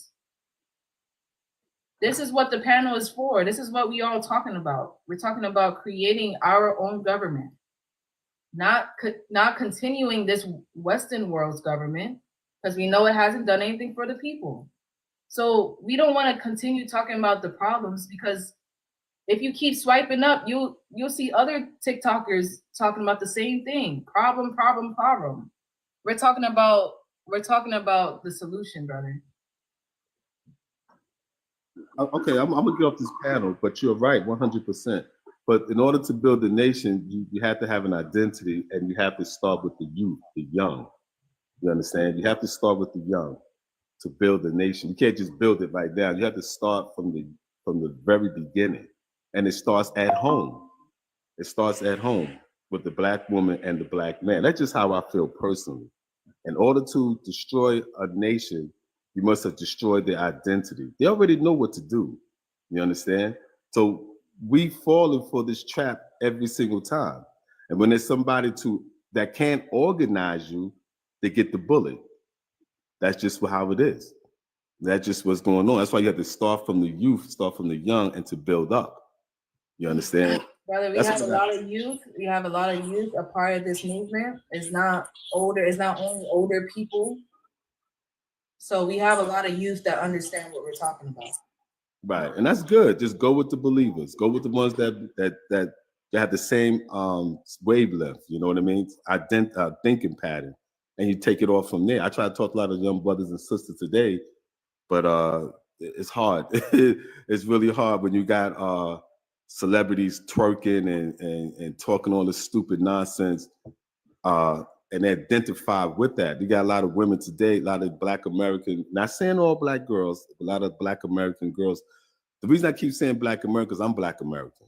And I just see that my race is just really, my people just really, we just fall at the wayside. We fall at the wayside, and it's really bad, you know. But I'm gonna get off this panel. I'll fall back and I listen to the people. So I thank you for listening to me. Thank you for giving me a voice to just express myself to you and to the people on the panel. Okay, so y'all take care. Thanks for allowing me to talk. Peace.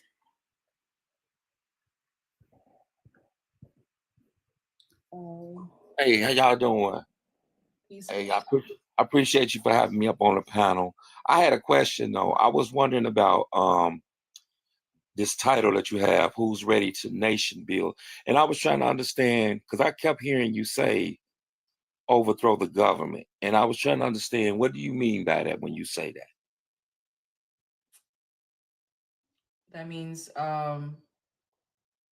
That means showing the people what the deception is when it comes to the government. And overthrowing the government is putting them in the place and showing them, exposing them for what they have done. So where we have what we have on our website, we have a petition and a declaration for the things that the Roman Catholic Church have taken from Ethiopia, looted from Ethiopia, and they use the things that they looted to create their own nation, to give them the power of authority, of highest authority. So we're gonna expose them and put them, we have a case against them basically, to remove them from their seats.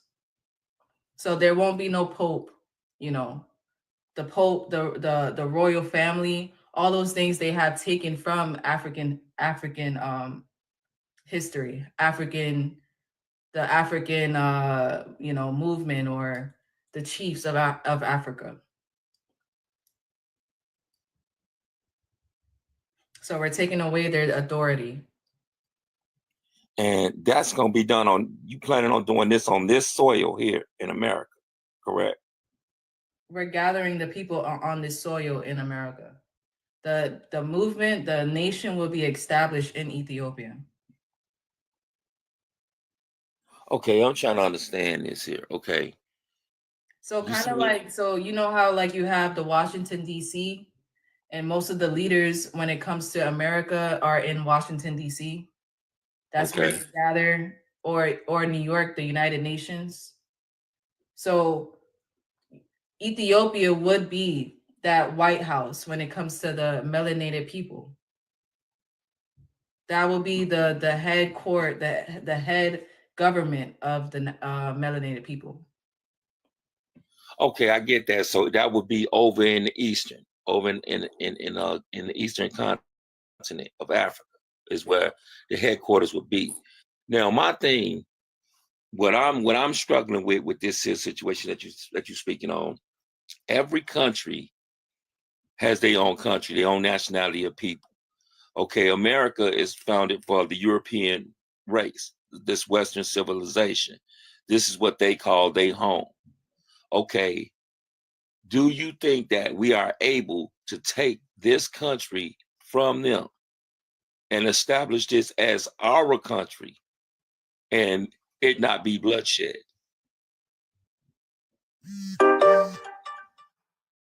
Correct. Because in the last days, it's not about, bloodshed. We already gone through bloodshed. We've gone through so much bloodshed already. So it's really about putting our step forward and gathering and unifying together to create a government. Right now we have a lot of African Americans that are doing sovereignty, but they're only doing individual sovereignty. Sovereignty was for a group of people to come together and create a nation. So it's about, we have the power. We, the people, have the power, but our people don't want to work. They don't want to even put out awareness of what we're actually doing because they are in fear. A lot of our African American brothers and sisters who fought for our rights wasn't in fear. Even if they had to die for it.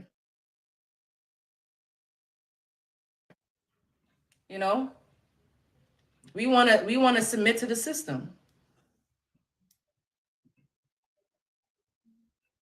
I don't know if I answered your question, brother.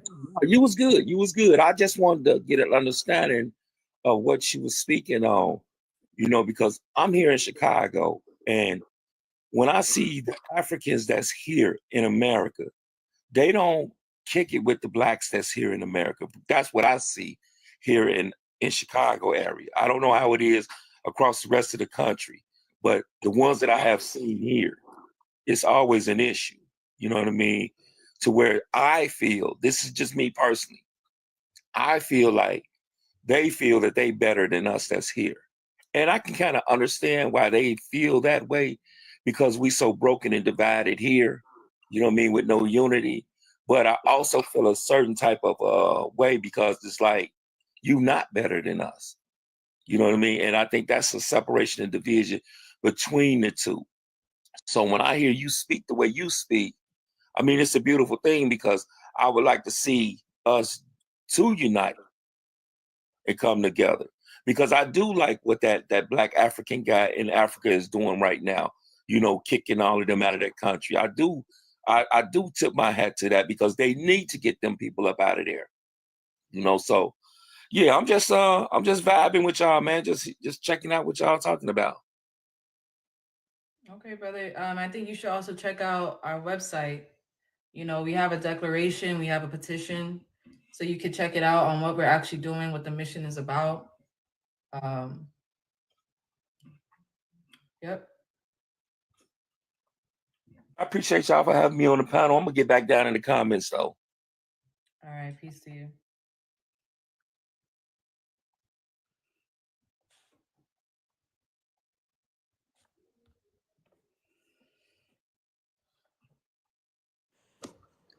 If people have to understand like how it was taken in the beginning, and if you can really see how it was taken in the beginning, and now the authority that our colonizers have today, because of how they took it in the beginning, you can clearly see why we're doing what we're doing, and then how it gets taken back.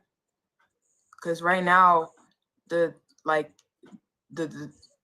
basically say that God sent them to be where they are, and that's why they're still doing what they're doing, because they're saying it's God.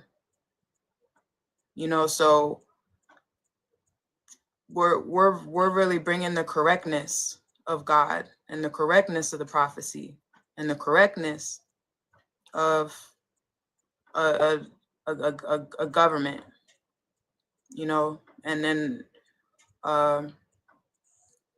because that's what they have right now. That's what the Pope means. So yeah, so understanding how it was taken is how it'll be restored, and how our own brothers and sisters are going to be restoring it ourselves.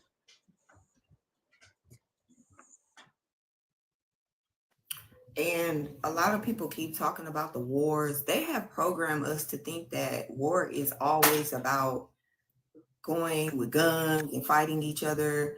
Now, have we had those type of wars before? Yeah, I never been there, but I know people that have.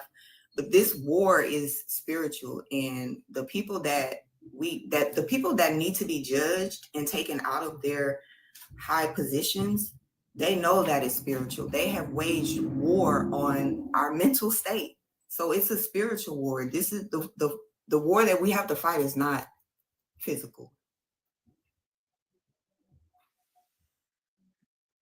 And before you speak, Samuel, I just want, because a lot of people keep talking about identity. You know, we are the brave NEGUS. You know, NEGUS was originated in Africa. This word in East Africa, which is also very similar to the word that we use in America. You know, these are things that people don't want to compare and connect on what we've always been using and what we've been always been calling ourselves. So we know our identity. We just don't want to connect with each other. You know, off of division, off of colonization.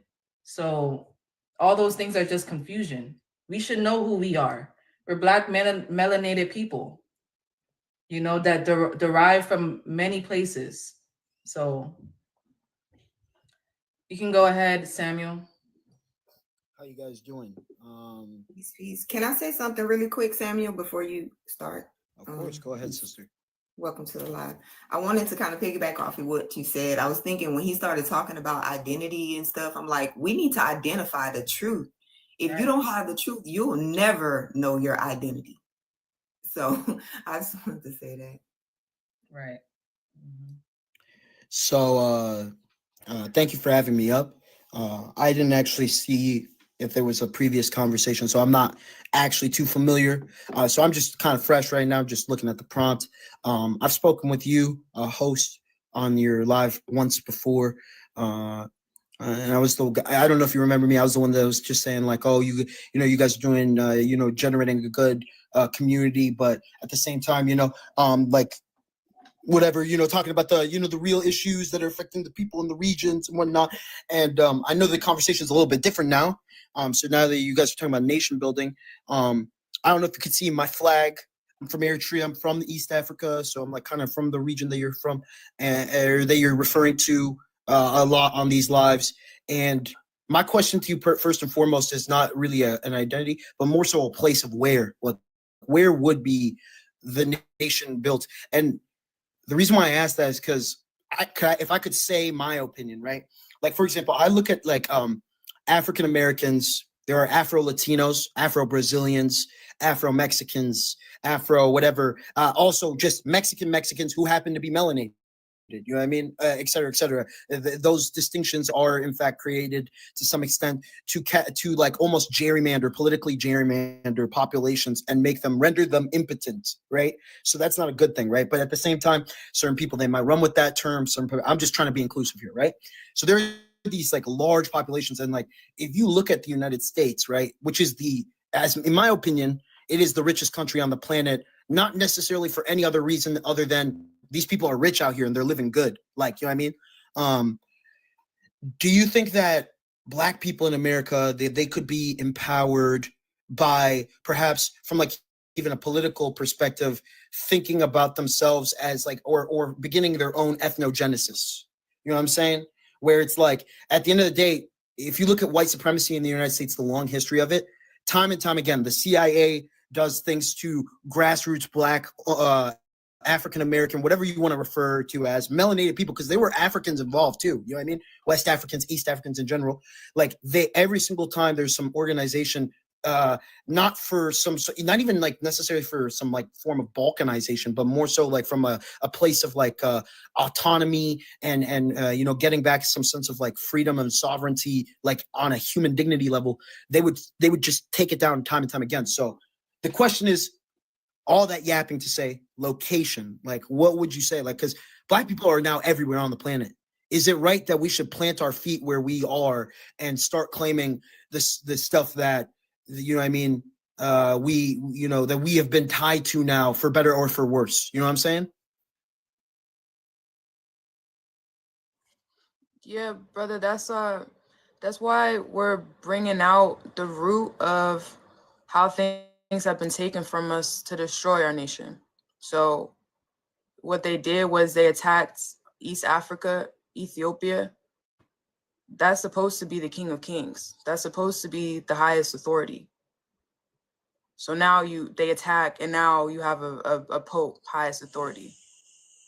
Really, now you have people scattered all over the earth. So lost history, all this stuff. So, But do you think like for example, in America, right? There was once a time where there was like such thing as like a Black Wall Street, right? There was a time where there was talks, like genuine talks, amongst Black Americans regarding perhaps like developing their own inline communities, right? This eventually within the course of American discourse got branded as segregationism, right? And they threw out the concept entirely for right reasons, by the way, because really it was the white supremacists who were co-opting segregation in their interest. Like they were not planning on giving a separate but equal. They were planning on giving separate and unequal, separate and very shit, right? So, but at the end of the day, the idea kind of makes sense from an intuitive level, because let's be honest, right? Like in America, for example, I grew up in America. I was born in America, right?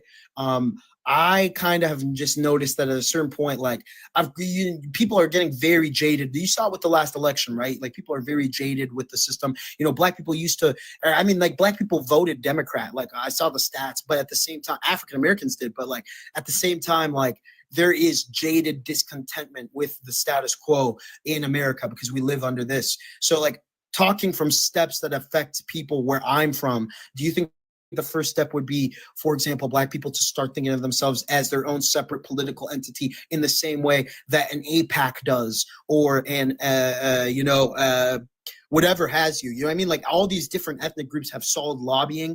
They like, if you go to South Texas, for example, that's basically Mexico 2.0. You know what I mean? And they're fighting, by the way. They don't have all their resources. I'm not saying like they're living good down there, right?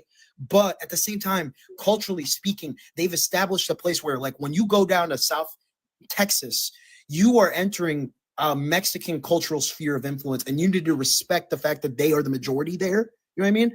And for Black people in the United States, time and time again, whenever there is an area where they're going to become the majority, they immediately do stuff to spread them out again, create terror. It's like actually like government sanctioned terrorism, like basically, you know what I mean? Like, so like, I don't know. That's my question.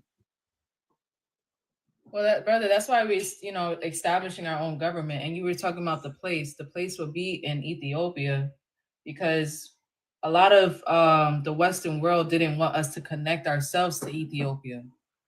Even when Ethiopia was having war, they didn't want the African Americans to help them with the war. They made sure that we didn't know that information.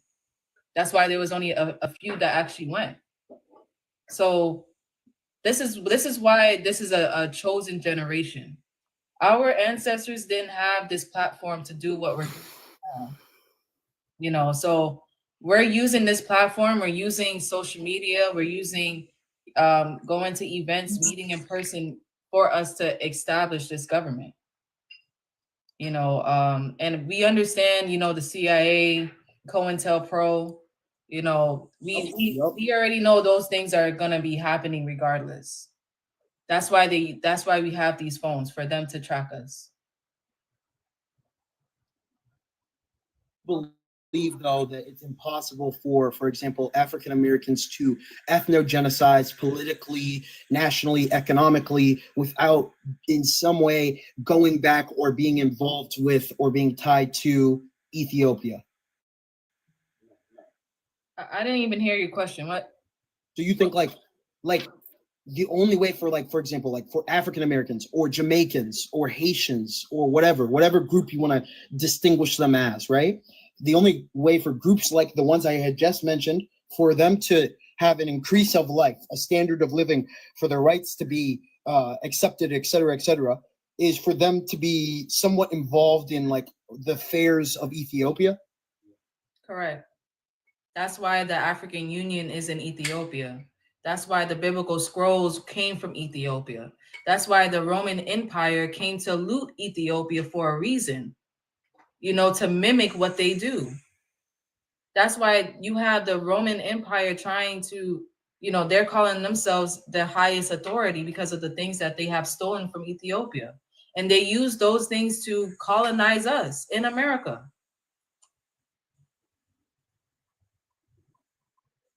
Yeah, but like, from my point of view, I'm thinking like African Americans, they have issues, right? Like that they deal with on a cultural, societal level. They have like outside factors and internal factors that result in why they are where they are, right? The same is true for Ethiopia, right? And Ethiopia, by the way, is not a monolith either. There are like 85 different ethnic groups with individual history that they feel very strongly about and very proudly about and whatever, right? That's really the whole horn, by the way, of Africa. So my point is simple. Like, I feel like you can't help other people until you help yourself. You know what I mean? You can't really push like the African Americans themselves are combating oppressive systems every single year, every single day, much less thinking outside of Africa and going 3,000, 4,000 miles away straight to Ethiopia and thinking about events there, right? Like grassroots initiations have always been the most poignant thing for any group of people, not just Africans, any group of people. Like if you look at any Europeans, whatever all of these religions, they're all grassroots in foundations, right? Every single thing is grassroots in nature. So it's like, how could a group of African Americans be helping Ethiopians before the fellow African Americans that they have next door to them that might be going through it? You know what I'm saying? Well, that's the thing though. That's part of the colonization mind, to think that we're different from y'all.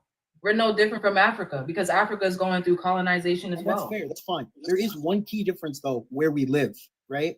Like I live in America, right? I'm like I care a lot about the horn. Don't get me wrong. I'm not like, I have family back home, so like I do care. Like I have blood there. You know what I mean? So I really do care.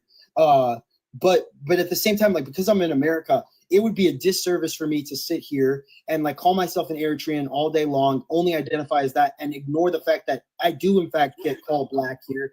I do in fact see like how black people, how all of us get treated as a whole. So then there's like two different cases that get made.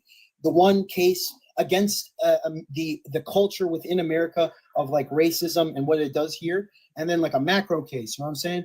And then like my case back home for whatever they're doing, like internationally, whatever governing bodies are affecting countries or peoples back home. I mean, I'm gonna have an opinion on that, but at the same time, it's like this is about like investment. You know what I mean? You should do some research when it comes to the Horn of Africa, asking for African Americans and African diaspora to come back to Africa. I know about. So if Africa was working on those things, which they still are to this day, why can't African Americans be involved when it comes to African politics? No, you can. I don't think you shouldn't be, bro. If anybody tells you guys that you can't have an opinion on politics within Africa, you can just laugh at them. Okay, you absolutely can. I have opinions on European politics. I have opinions on Asian politics. I have opinions on Middle Eastern politics. Everybody has a right to have an opinion on any politics that they feel they are smart enough to speak on. Like that is your prerogative. Like I think that that's some BS, right? Like if you wanted to talk on Eritrean politics, as long as you feel like you know what you're saying and like you can back it up, you could speak on it. Like who am I to tell you can't? You know what I'm saying? But at the same time, it's like we're talking about an investment of time here, right? Like, can you do more for an Eritrean or a Somali or an Ethiopian, or for somebody like, I don't know what state you're in, right? But like, for example, like there's people in Flint, Michigan who don't have water still, right? Like there's ongoing court cases regarding police brutality, right? Like they're still going on where the cops are still getting paid by the state. They're still on paid leave. They're not even like being punished really. And the case's just in the air, right? There's like a bunch of stuff like that. It's like, I feel like even me as an Eritrean who's born in America, I could do more to help those people in those situations than the people back in the Horn, because quite frankly, being honest, international, we could talk on TikTok about Ethiopia and it will raise awareness. That's at the same time, it's like when it comes to calls to action, whatever, you really like, unless you're going to Ethiopia on a flight, planning on giving out, stuff to people out there, like, you could try to shout out like an NGO or something, but a lot of them are very corrupt and are just soaking up your money. You have to do a lot of research on that. It's like, how can you actually help? You know what I mean? What is the first steps? You know what I'm saying? Like,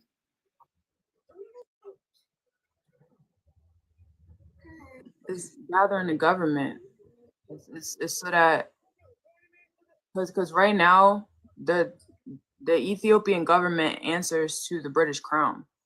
That's what they do right now. So for us to help, we have to gather rightful leaders, to replace them.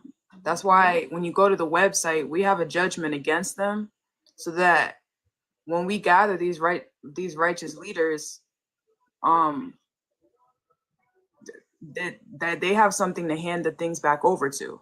We can actually start doing things ourselves once we move past the colonization, but we have to get ourselves in order first. So that's the first step.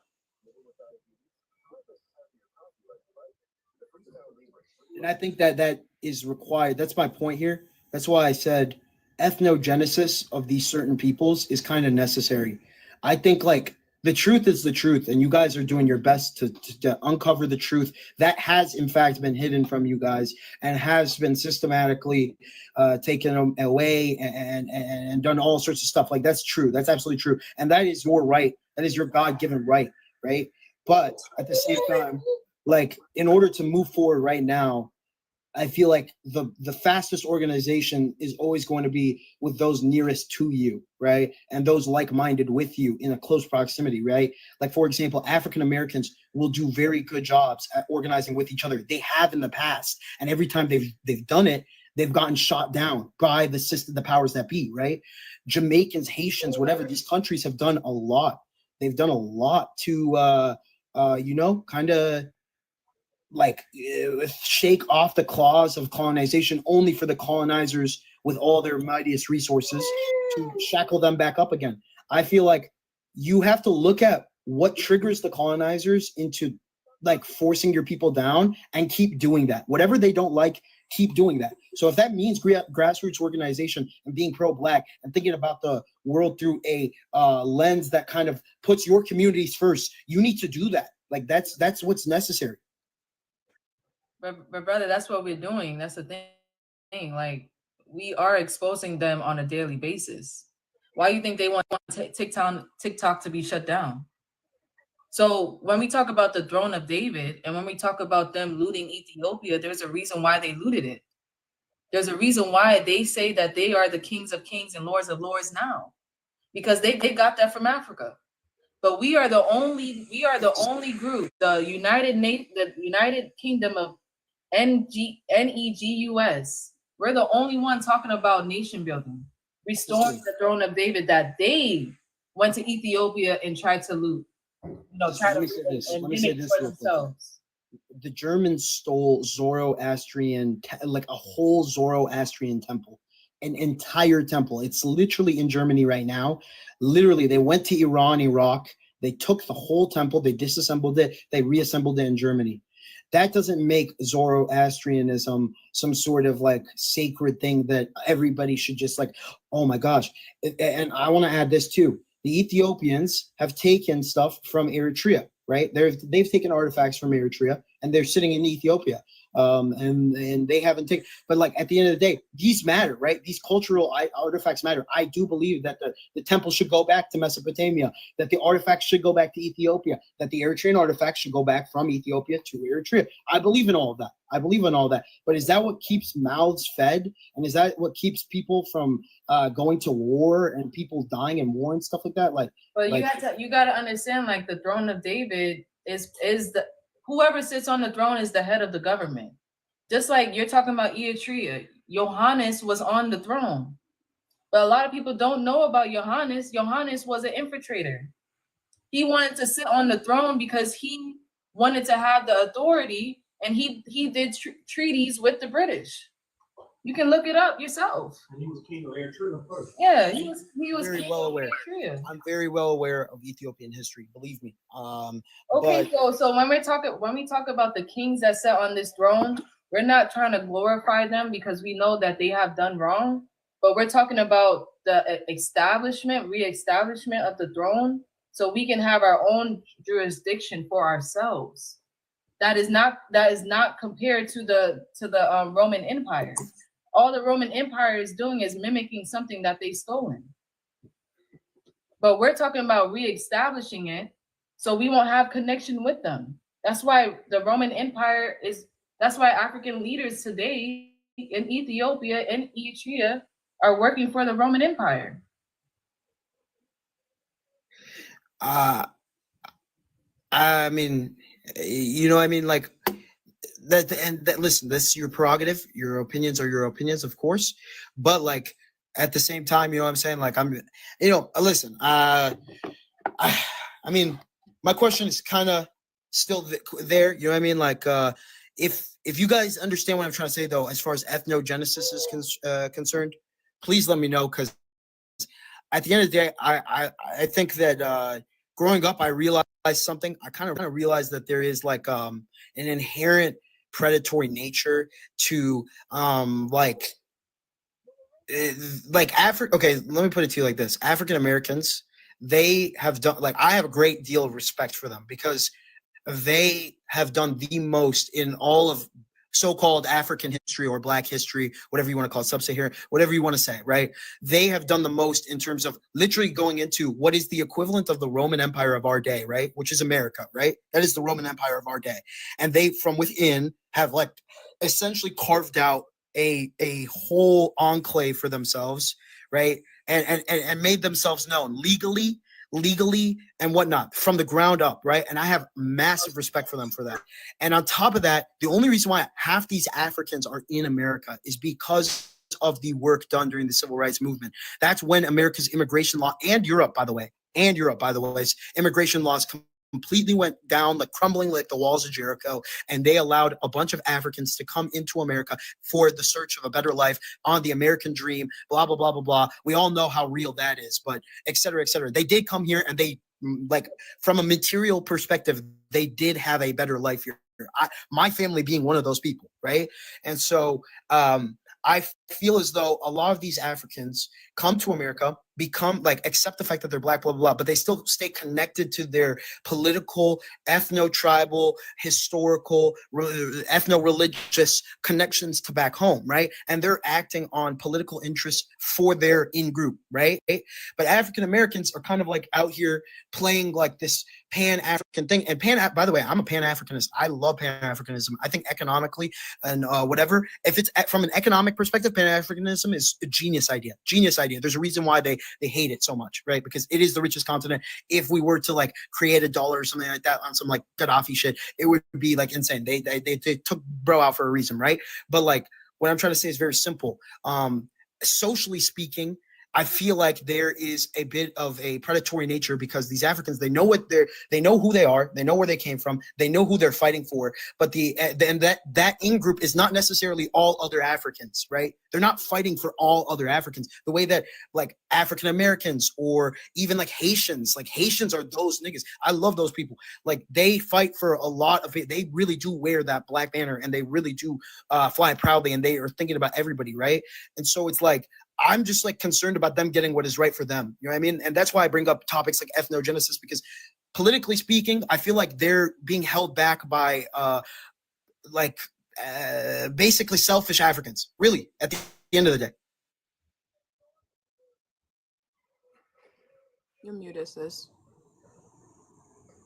Those Caribbean islands, such as Haiti and other Caribbean islands, they're connected to the Roman Empire. You know, they have the Queen Elizabeth on their money, on their currency. So when we're talking about reestablishing a government, we're not saying and it will be established in Ethiopia. We're not saying it's only for Ethiopia. You know, we're talking about all of melanated people. That's why we're creating a nation, a melanated political party. We don't have a melanated political party. All we have is the people that they put on TV for us.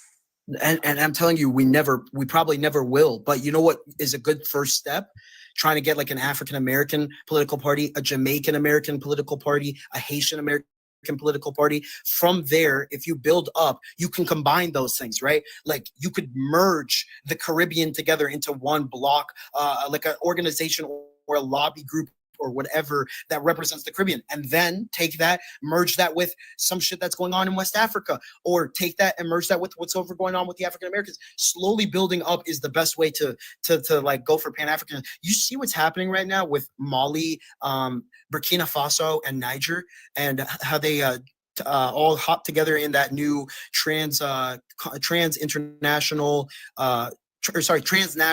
economic pact, and like they also have like all sorts of like agreements as far as free travel is concerned. Very innovative stuff, and that's exactly the type of stuff where if they start there and they crystallize there and then they slowly build it out into their neighbors, make agreements that work with their neighbors, that's the best way possible in my opinion. But if you could tell me an alternative, I'd be open to hear it.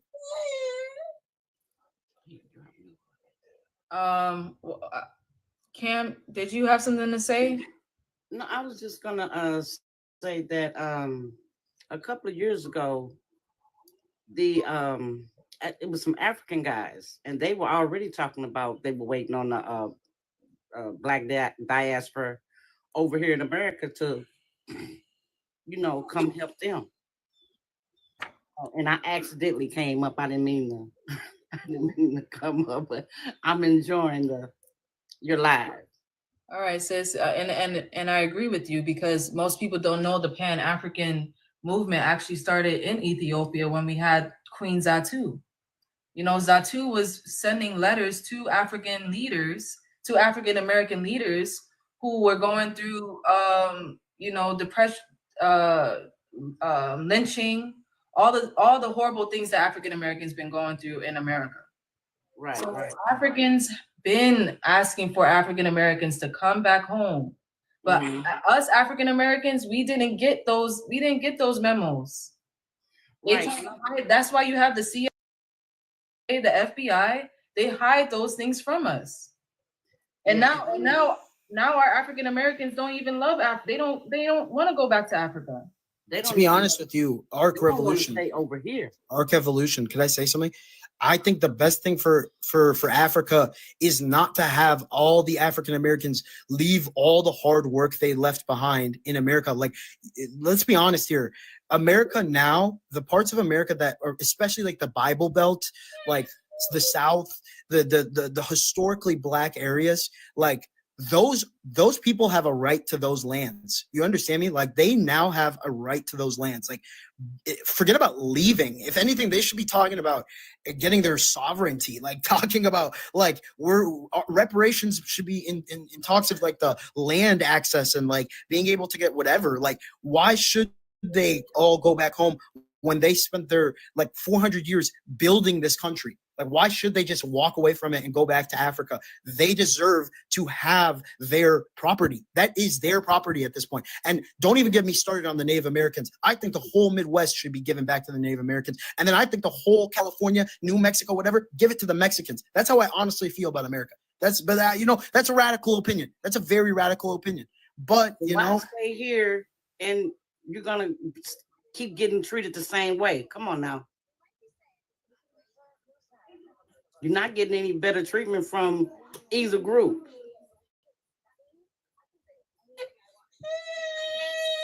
What do you mean? Who cares about how you're treated? You have sovereignty. Who cares about how they feel about you when you are the master of your own destiny at that point? Hold on, brother. Let's get other people's opinions on the topic. The reason why, we have to understand the reason why the treatment is that way is because we don't have a governing body for our people. True.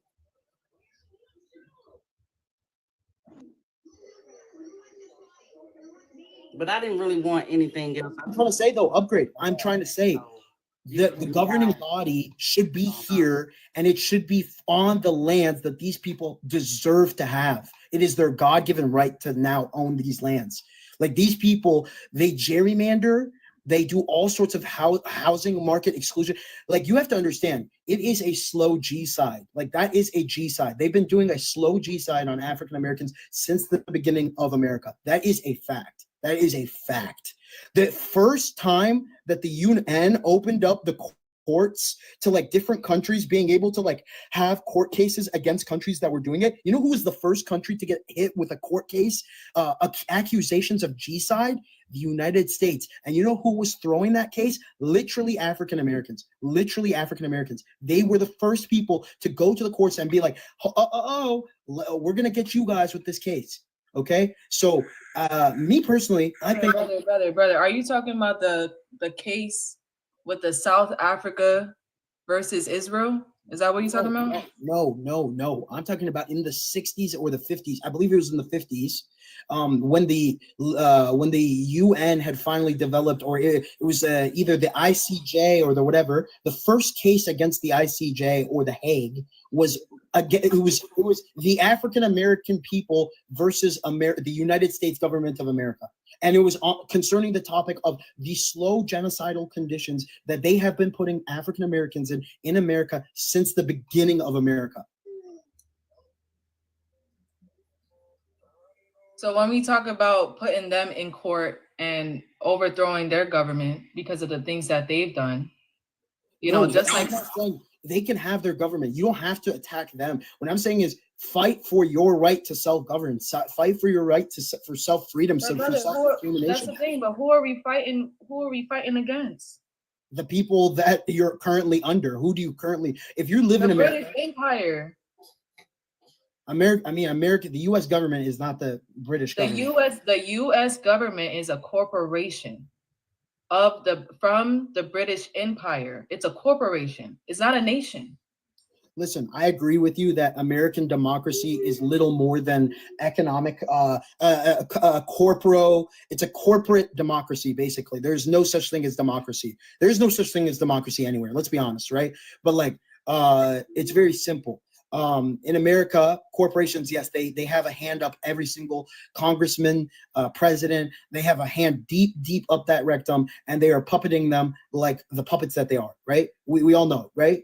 But what I'm trying to say is that legally speaking, there are documents that hold this entire thing together, like the Constitution, whatever. There are certain rights. Like, for example, in the American Constitution, the right to secede is illegal. There is no ability to secede. That's why the Civil War was fought. You know what I mean? Civil War, they tried to secede, and they were doing it for very bad reasons, by the way. I do not support their secessionist movement, right?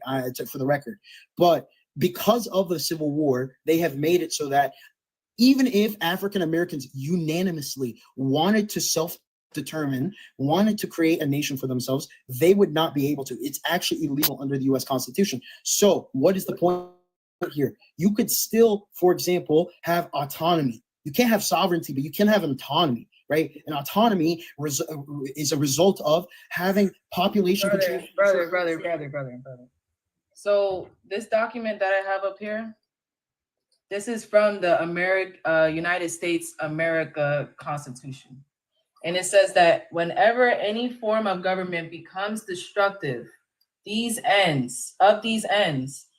the right of the people to alter or to abolish it and to institute new government, laying its foundations on such principles and organizing its powers in such forms as to them shall seem most likely to affect their safety and happiness. Could you look up for me, sister? Could you look up if secession is legal in the United States? Brother, can you address this first? Absolutely. It is absolutely correct. Everything that you said is true. The people, as you have put it, have a right to alter or abolish and institute a new government. However, the idea of building a new sovereign nation, which is different from simply just creating your own government, right? Government is a sense of autonomy. It is controlling how things are done on a day-to-day basis. Sovereignty and autonomy are two very different things. Secession is not allowed in America. That is evidenced by that's the whole point of the Civil War. It was because they wanted to secede so that they could continue slavery, right? Because the North was getting stronger and stronger, and they knew anti-slavery was on the horizon, and they wanted to be rich off of the backs of slaves. That's what they wanted to do it for, right? And so new nation creation in America, continental United States of America, is not allowed. It is not legally allowed by the Constitution. How They is it can not drop me allowed? down. How is it not allowed when I just read it to you in their constitution? It's not, this is allowing you to change the government. It's not allowing you to make a new nation. It says abolish a nation has a government, brother. Yes, but a nation isn't a How government. do you start a nation? How do you I'm start a glad you nation? asked me that. I'm glad you asked me that. So ethnogenesis, this is why I was bringing up that word over and over again, ethnogenesis, right? Ethnogenesis, or the idea of building your own nation, it's fundamentally grassroots. You could, for example, Obama was the first black president, right? That doesn't mean that the United States suddenly became a black nation. You know what I mean? You're not answering my question. How do you start a new nation? You have to organize. Okay. Organizing means gathering people, correct? Yes, gathering people on, I could list you the characteristics who have a similar history, a similar language, or a similar ethnicity, or a similar culture, or a similar, here, I can read you actually. They will have the same mission, which is to start a nation. The people you gather will have the same mindset to start a nation. These people that are gathering with each other are the government, which is the hierarchy of the nation.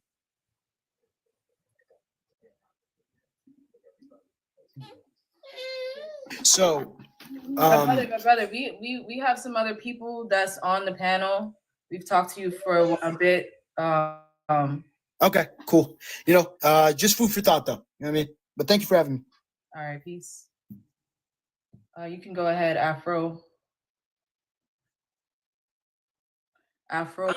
He said something about the pursuit of happiness. Okay, thank you, dear. Hello, everyone. We'll go to you, Afro, after Bridget. Yeah, I kind of wrote. I Come again? was kind of talking fast. He said something about the pursuit of happiness. A lot of people don't even know what that is, let alone know that that right is actually being violated. The pursuit of happiness. You going and working a 12-hour shift just to be able to pay your bills is not the pursuit of happiness. So him saying that just I thought about a lot of people don't even know what that is. And if they did know what it is, they wouldn't even know the first step to correcting that violation, them being violated. So we can have the conversations, and opinions are great. Everybody has their opinion. You can't really have a conversation without somebody stating their opinion. But fact is, opinions do not change anything. The truth changes the things, the way we're living, the truth. So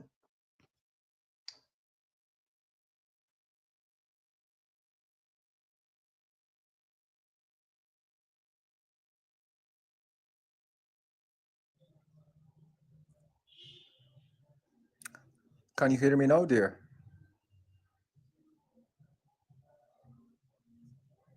Yeah, we can go ahead. Okay. I've been listening for quite some time for the discussion, but I got a little bit confused because here I see the title says "Who's ready to build a nation?" So I just want to be clear for me, for my understanding, like, are we discussing about how we're gonna build the nation, or are we talking about what happened before? It's my question. I just want to. question about nation building. That's why we're here. But we're gonna have people come up and kind of steer the conversation in many directions. We can't tell people what to say. So I know. obviously that. we're here for the same reason. But we can't just pick the conversation. We let people kind of Yeah. speak their mind, and the panel is here to let the leaders know that there are people here building a nation. So we want to. Mhm. This is for leaders. Everybody's not a part of the government. So, Mhm. that's just common sense. Everybody is not going to be a part of this. I hope that kind of Okay. answered the question you had. Yeah, I believe that everyone is one way or another could be a part of a government. From the way I see it, the whole time as an African or as a black nation, we always drop the ball when it's come to such a title. We always take the narrative of the other side rather than what actually happening in our own country or in our own history. The narrative from the beginning, the narrative has to be fixed. That's what I believe in. If we're trying to build a nation, we need to correct and we need to every a black nation need to vividly understand the true narrative of its nature. That's how I believe. If we get there, well then the rest is an easy thing because I'm Ethiopian for the matter. As an Ethiopian, I've know my history. I have read and I've known some of it. I can say most of it, but the things are changed. There is a timing when the things are changed. When the European or the Western start to invade Africa, as you all know, Ethiopian nation has become a fighter or the warrior to defend their country. But instead, after quite some time, things has changed, and we become colonized one way or another. So still, like a black nation is confused. We don't know where we're from. We don't know where we stand right now, and we don't even know where we're going from this point on. It's because our narrative is got confused with too many false narratives, I can say. All I'm saying is uh, to start to build the nation, we need to focus on in every individual, on every family. We need to fix up the narrative of our own history. That way, might the black people understand who we are, what we have been through, and where we are going from this point on. So that could be the first step to follow. That's what I think. Thank you. But you have to differentiate both these things. There are two types of colonialism. One is psychological and the other one is economical. I am also from Ethiopia. From what I understand, you, as you say, you see right now what is going on is economically we are dependent.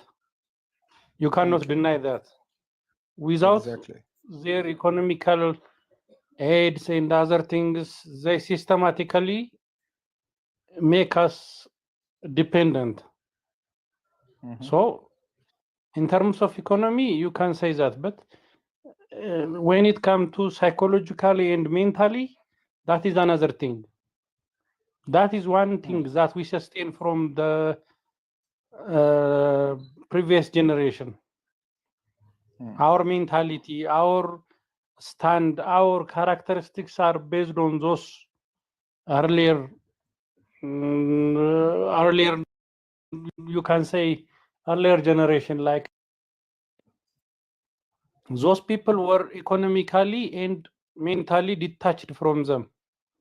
Through time, they make us economically dependent through globalization and other things.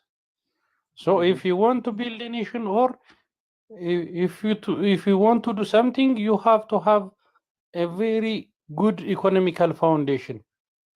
Unless you don't have those things, you cannot be independent, because you have to have detach yourself from them. To do that, you have to have a good foundation for economics. As you know, whatever they give you in conditions. They don't give you without condition. There is Are you? in every aid there is subliminal something. I'm So sorry. Maybe I misunderstood. Did you say economics? yeah, we You have are to have economically economics. yeah, No, you said economically we are something like dependent. I couldn't really understand what you were saying when you said to start a nation. And did you say it starts with economics? Yeah, economical foundation.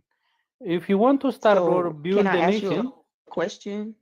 You said yes, we something can. about the mind of the people being divided or something like that. Well, how can you start a nation with the minds of the people on separate pages? Like I think of the House of Representatives. Those are people that represent one government, and they all have the same mission. They all have the same mind. They all have the same thought. So if the people, us, the people, don't have the same mind, a house divided will fall. You feel me? Like we have to be on the same page. First and foremost, we have to be on the same page, on the same mission, with the same goals and objectives. That's not Yeah, I think that's not I technically understand necessary. what Ermias is trying to say. I think I understand what Okay. Maybe Ermias is that's why I trying to said maybe I elaborate. misunderstood what he's saying. Yeah. I think so. In other word, But Ermias is do saying is, you agree or disagree that yeah, I do the agree with minds him. of the people have Economics, to be on the same page? No, I'm saying of do course, you agree or disagree that the mind of the people of have to course, I be on the agree. same The mind page? of the people Like needs to be on the same page. That's so not that's where we negotiable. have to start That with I agree. the But truth. Ermias And is when the mentioning people that, know the truth, then their minds are on the same page. yeah, but Ermias is mentioning is that economical foundation, in other word, let us simplify it. And Okay. whoever controls the food controls the power. That's what he's saying. Okay. Okay, So okay, when the okay, I got you. Westerns or the white peoples, they just penetrated themselves through Africa, somehow they become the power of the food chain. You know, because food is the most basic things that a human need. If you control that, you can control the power. If you cannot control that, as Ermias mentioned, which means economics foundation in a modern word, okay?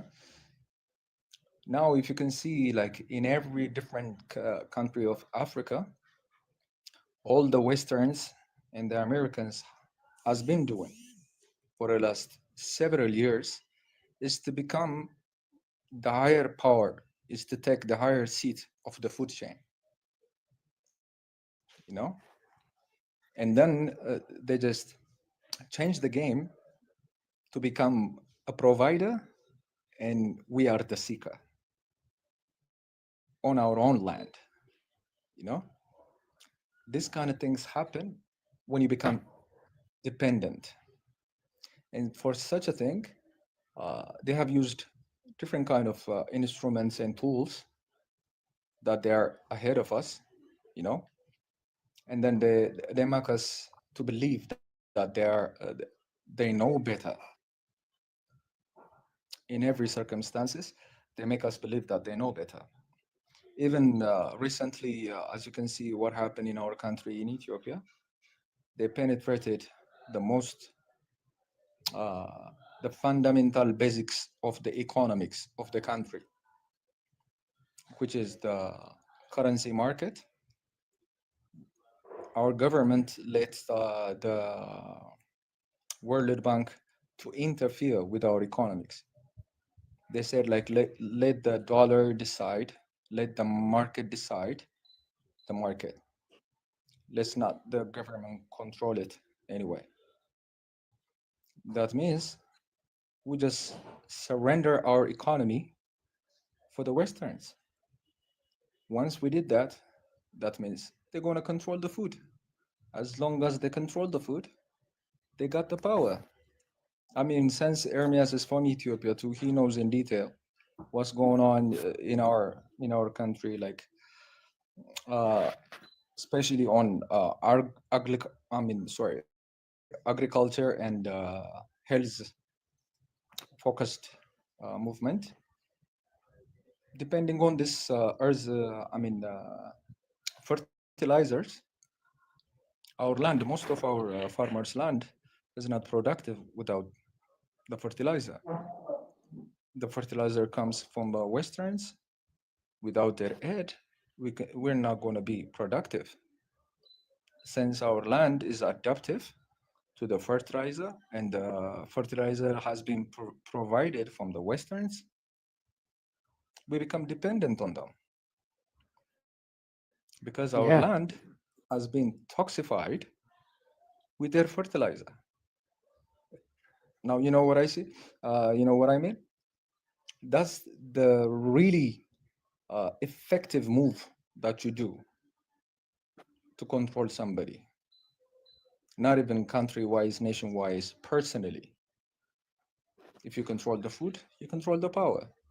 So that's all he's saying. Like, we need to be productive so that we become independent on ourselves, and then the rest will follow.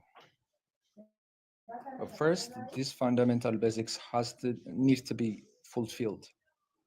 I think that's what he's saying, and I agree with him. See, to add on what Afro was saying, for example, in terms of what you say about the fertilizer, you see, the root cause of everything is the media. They manipulate the media. Even if you see the map of the world, Africa is much bigger than it fits US, it fits Russia and most of the Europe. Still, they make us small. That will affect you psychologically. You think Africa is smaller than America, it's smaller than Russia. They make you feel like you are small. Exactly. One of the things is they control the media, so they control the narrative. When it comes to the fertilizers, early on, we don't need the fertilizer, but they make us believe we need those things. So what those things have is chemicals. You can see the visible difference between those like 50, 60 years old generation. They have good biological stand, they have good health, they have longevity in their lives. Now, if you see these young people, they get sick easily. The root cause of this is we are eating some which is not something which is chemical, not natural. Even now, our government accepts GMO products. GMO is genetically modified. You see, All of that is if true. you manipulate something DNA, it will affect. So these people are not coming into Africa like they're being invited. Exactly. They're not No. just coming over there like, oh, let me go over here Exactly. and give them the food, and they're being invited. So this is why we're here, because those powers need to be judged. They make or it look taken like down you or inviting them, overthrown, but they are and they forcing won't you. be invited anymore. How can you uninvite them? You don't have the resources By to by uninvite destroying them. the system that they control. And the resources that they're trying to get is in Africa. So One of the best example for that is Congo. yeah. You see now, most of these car manufacturers, now electric car is becoming dominant in the market. So these Chinese and other companies, they need lithium. One of the most rich lithium country in the world is Congo. So they keep going with the civil war, and they buy like in a chip. I think if I was not wrong, a kilo of lithium in the world market it is around $200. But in Congo, they buy from those miners, which is worse than $2. You see the difference? Unless those Congo people control those mines and instruct, just adjust the market value, those people, those foreigners are the one who are using those lithium for the cheap price. You can research what is going on in Burkina Faso. The young leader. Yeah, we heard of him, brother, and we'll love to get in Yeah. touch. Okay. We'll love to get in touch with him too. Additionally, That is what he did. I want to He add some controlled the mine. points on Ermia's point about the world map and everything. Thank you for raising that issue, by the way. Okay, No if you problem. guys know Professor Haile Gerima, he's a movie director. He's Ethiopian guy. He's really smart and brilliant guy, and at the same time, he's really patriotic. One time I heard him on the interview when he mentioned that about the power of the Westerns and the power of the US against Africa. I just want to quote him on this one. You know what he said? And what is his The name? American What I'm sorry. Haile Gerima. Haile Gerima. He's a movie director. Can you put his name in the comments? Yeah. I'll do. He's still a lecturer in the US. He's the most respected guy. And he called up one time on his interview. You know what he said? The America has become in a picture for the first time because of the atomic bomb related to Hiroshima and Nagasaki at the end of the Second World War.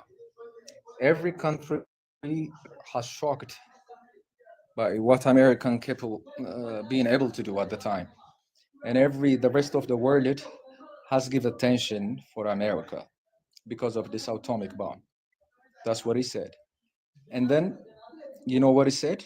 But now, since they have used that atomic bomb, which is explosive, they're banned that atomic bomb or nuclear, nuclear weapons to be banned from every country. And then they raise up the new nuclear bomb, he said. They start to develop a new nuclear bomb, which is what we call it, the cinema, the media, you know? After that, the Westerns and the US has been using this cinema and the media as atomic bomb tool. That's why in our school, as Ermia said, they showed us the map is too smaller. The African map is too smaller, so that manipulatively we might think like we're a small nation, we're a small country wise, land wise, we need to be we need a help of the Westerns and everything. That's how they subconsciously they are programming us through the media, through the education. So that's why Professor Haile Gerima is the new American bomb, nuclear bomb, is the cinema. That's why I want to quote him. That's all I want to say. So I just want to add one of Ermia's thoughts. That's why. Thank you. Yeah. That is a good point. What you add on is a What was good that point. name again? Professor Garima. Haile Garima. Professor Haile Garima. Is he a professor in I'm writing it down on a comment right now. Okay. Thank you. His name. All right. Thanks. If I'm not mistaken, I think he gives lecture in Berkeley. Not quite sure right now. I don't know what he's lecturing right now. I think at some point he was giving lectures in Berkeley. But I think for you brothers to be located or connected to the Horn of Africa, East Africa, Ethiopia, you guys should really check out our website right here, Yaju Judah. You know, that we have a petition, a declaration against the Roman Catholic Church for what they stole in Ethiopia, during Tedros' reign in 1868. So that plays a big part in our nation building. So I think it would be great for y'all to check it out and probably show some Will do, other will do. Ethiopians. When it comes to religion, even our educational system says that we became Christian in the 4th century. That's wrong.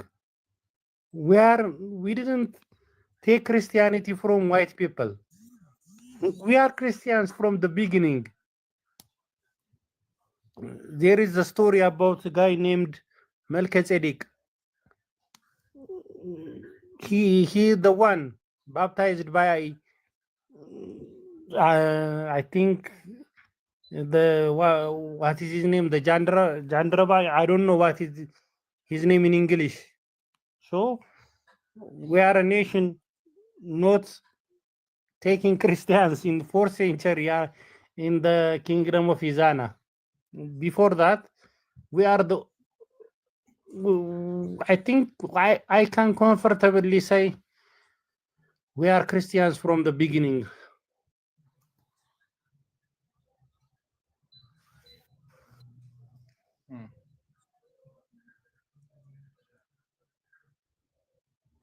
Yeah,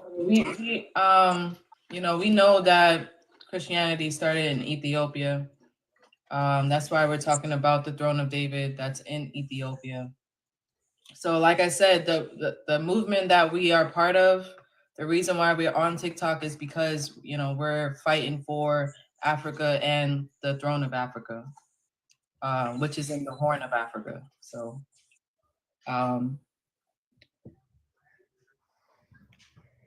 yeah, you are right.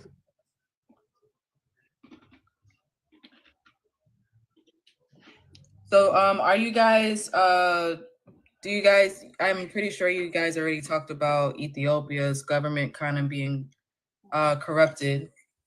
So do you agree with us creating our own nation, our own government? Yeah. Why not?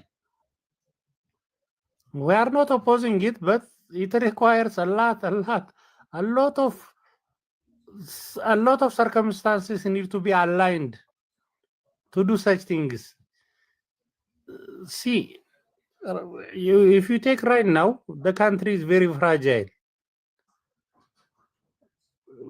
There are a lot of people who have a lot of interests. Some part of the country is dominated by some militants. The other part of the country is dominated by some militants.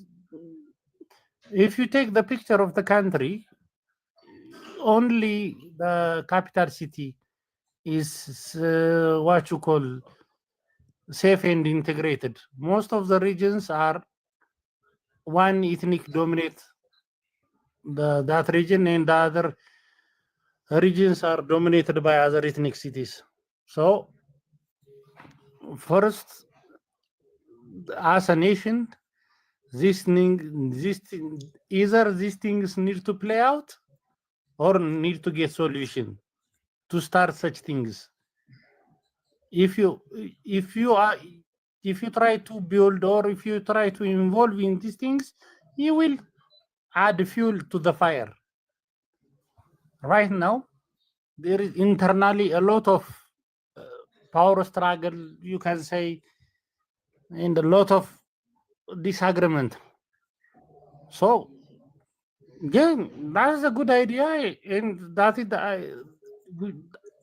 the idea can be supported. But for this idea to be implemented, it requires a whole lot of circumstances need to be aligned. But as an idea, it is acceptable, and everything have to start at some point. For idea to become reality, it needs to start at some point. You cannot wait for the perfect time. Exactly. You have to start at some point, and through time, through circumstances, it will play out. Well, But it's a good that's- idea. It's good what you said. But you know, it has started. You know, that's why we're trying to inform you guys on what we're actually doing. You know, the revolution has been started. It's just not televised, so it's in the works. You know, that's why I encourage y'all to go to the website. You know, and really check out what we're doing. You know, because a lot of people will say, "Oh, well, check out the website," but not really invest in what we're doing. Apply the knowledge. So yeah, that's what we're up here for, to gather those who understand that we need a new government, and that we can you know, understanding the order of the government as well. And you know, we're calling out the leaders, the ones who actually want to put in the work.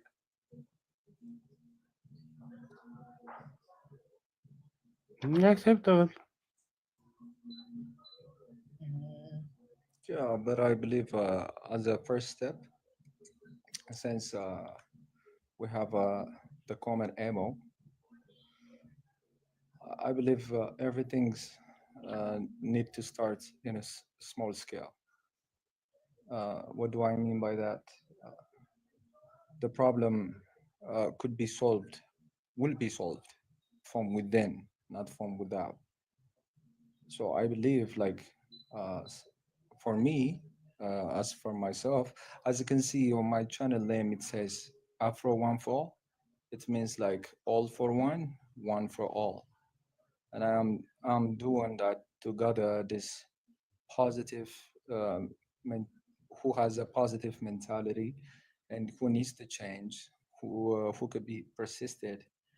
Uh, at the same time, who can provide in anything that they got, and at the same time, it's a mind merge to be creative, positive, and at the same time, a nation with a vision. You know, that's what I am working on. So, if we collaborate, I will appreciate that to work with you guys. But I Okay. believe for the first thing, we need to do this. That's what they call it, brainwashing. Actually, we're not brainwashing, but we gotta make the nation to go back to the future, to go back to the roots. You know, first we need to teach. First, we need to identify who we are as a person, because without a knowledge, everything is nonsense. You know, everybody, especially when it comes to Black people, they need to know the value of their existence. They need to know who they are.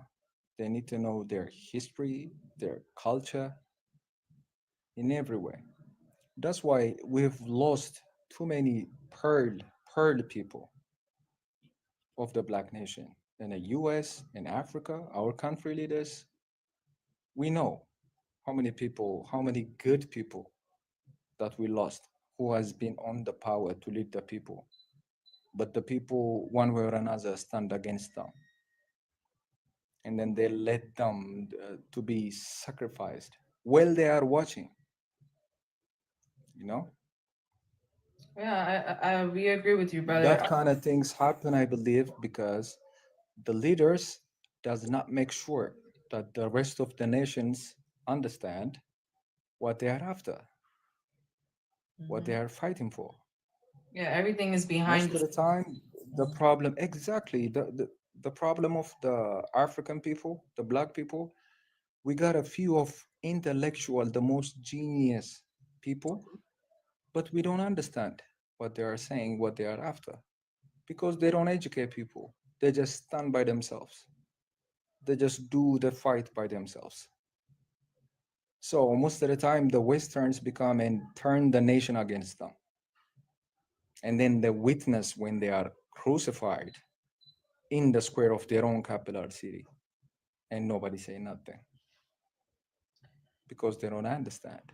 So well, that's why learning that from a you know. history, that's how I believe as a Ethiopian, the first step needs to be like to educate the nation, to let them know who they are, what they are, what they are capable of. And then if we move forward from that, you know, power to the people, that's exactly is how it's to happen, how it happens. Yep, At and least and that's we totally agree. I definitely followed you, so you can also contact our website. If you want to have a conversation out of TikTok, and yeah, actually yeah, yeah, build. we do. So check out the website. We agree with what you're Okay. saying, brother. So we appreciate you coming up. All right. Thank you, dear. Thank you. All right. I know the clause, and I don't know if you were just listening in. I think we're gonna wrap it up soon, real soon.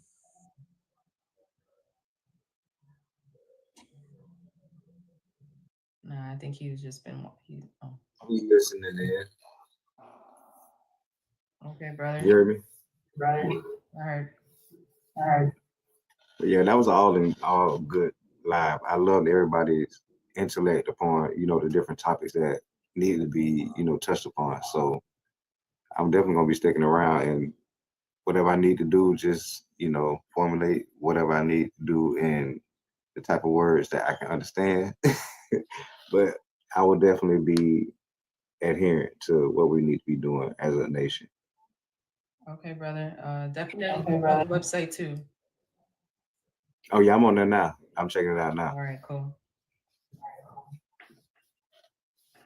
I just before we wrap it up, I want to share something about the King of Kings.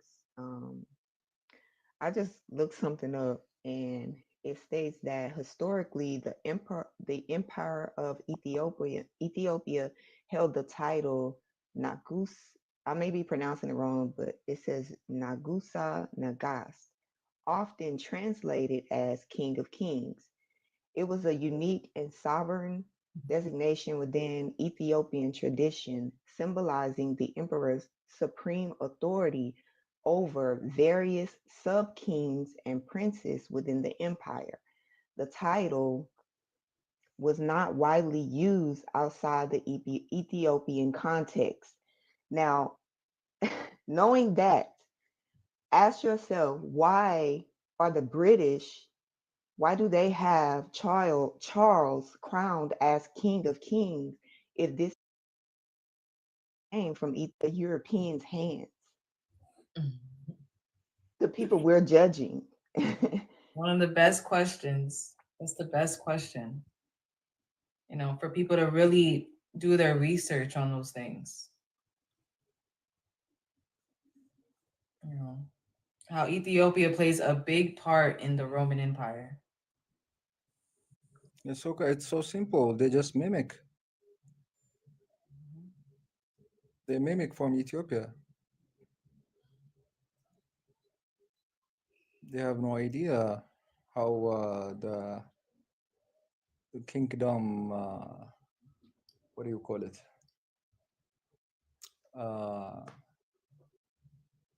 I'm not that good with this royalistic word, but They don't know how to crown a king. They don't even know the ceremony, the progress, and everything. They just mimic from Ethiopia. That's why after they know the whole the ceremony and the progress, they just copied and they do it on King Charles, and then the rest of the prince and the princesses. He wasn't the first, by the way, I don't think. I'm not sure, but I know the coronation and the way they do the coronation, Exactly, the his coronation. he wasn't the first. Yeah, Who was not the Zadi first? too had a coronation as well. I believe Tedros had one too. But yeah, it didn't start with Haile Selassie. Haile Selassie's was the first to be filmed. Yeah. That's not what I'm saying. I'm not saying Haile Selassie is the first to be found. No, I was saying that I mean, the coronation King has Charles been wasn't the going first. on The for the last Europeans weren't the three first. thousand And years. A what? no, I was saying that King Charles was not the first in the European nation to have the same type of coronation. I think was it Queen Elizabeth, the coronation, wasn't it the same? Like she held the gold ball. I mean, it was the Exactly the same. same. So, Exactly the same with King so Haile basically Selassie. we Yeah. have corrupt leaders being invited into African lands by other corrupt leaders. Exactly. Right. So if we and this is the reason why we have the case against the Roman Catholic Church, the Vatican, and the British people, because the King of Kings advises all of the other kings. So that's why they're inviting these people into African lands, because they're being advised by corrupt leaders. Exactly. Thank you. So I you agree have to with that. start at the Yeah. top, which is the King of Kings. You have to take that out of the equation, the advisor, and they are advising African leaders. Mm-hmm. Mm-hmm. Actually, I don't know about the Lord of Lords part, but Haile Selassie has been called Almighty. I mean, King of Kings, so Lord of the Lord. Some people say that's not in his title. That's not in his official title. He was just being called like King of Kings, kind of like how you put it in English, a hand of the God. Yeah, I think a lot of people get Haile Selassie's reign, and they compare it to Christ in the Bible. But Haile Selassie did Yeah, that's the wrong assumption. but he did That's not- sit that's not on correct. but he did sit on David's throne. That's why they see it that way.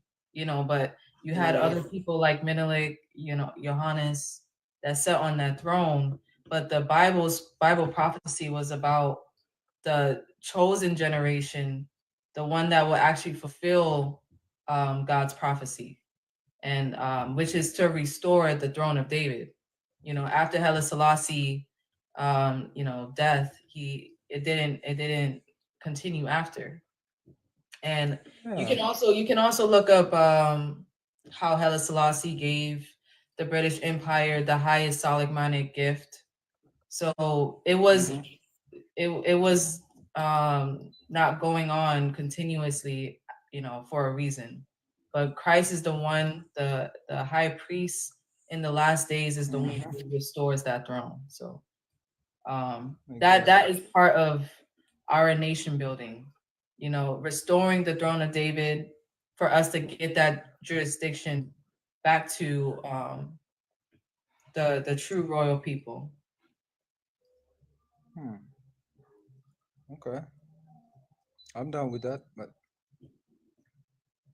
I believe like there is such a things that we need to do before claiming the whatever that we claim is ours, because those people took it from our country, from our land,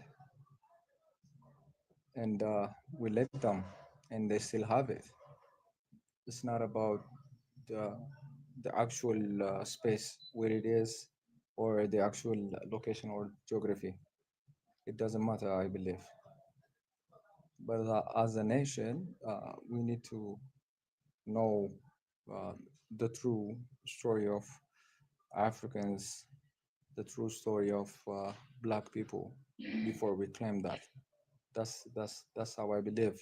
That needs to be the first step. That's how I believe.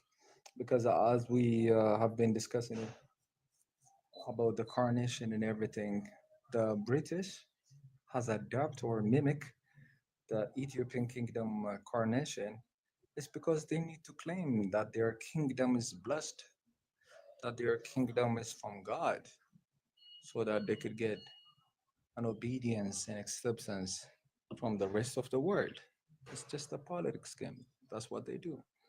And Haile Selassie is the one who gave them all the detail about the coronation and everything. That's why he became the most respected Black king in Europe and US, not without giving something else, you know? Because this kind of coronation things has been going on for the last 3,000 years. Haile Selassie is the last, but he's not the first. But Haile Selassie is the one who showed them the whole progress and the whole meanings for the British. That's why they celebrated him, they respect him, they give him all the respect, and they give him all the media coverage and everything. That's why, as you guys witnessed it, the coronation process was different. The British people back in the days, uh, they named the king. It's just by touching your shoulder by the sword. That's all they know. They don't know such a coronation process as Ethiopian do until Haile Selassie revealed for them, until he gave them the whole detail. That's why back in the days, in the US, Black Panther was fighting NHSR and CLS and the Martin group, the Malcolm X group, and Yuri group. They were fighting for the Black Revolution at the time. And Black was in such a dangerous situation at the time. But our king, he was being respected and saluted in a roads of Washington D.C. You know, by they give him like a royal hospitality, starting from the airport. He was the only Black man who has been respected in a British, in a US, and the rest of Europe. You need to ask why. Of all the countries, they just select Ethiopia. You know, why did they do that? Well, you have to It's understand, because like, he enlightened them when it comes to this kingdom and relevant to Ethiopian king history. They have been enlightened by them. That's why. And this, even if in his title, in our king's title, there is no such a thing as a Lord of Lords. I heard that most of the time, especially in reggae music and Rasta people, they say King of Kings, Lord of Lords. That's not the right way to say. King of Kings, Lord of Lords is the Lion of Judah, which is Yeshua. Nobody else. Haile well, Selassie You has the went title. left. You went all the way to the left, bro. We did all this good conversation, and then you go and No, no, go no, no, no. all the You know way what? back to the Okay, I can give you crystallized I can give you. information that got us confused. You know what? We can symbolize the king. I'm telling you. It's because he's my king. I am telling you. Who's your We can king? symbolize him as a representative of the So, gods in are you saying flesh. that That's why he Yahshua is get the your king? title. Hmm?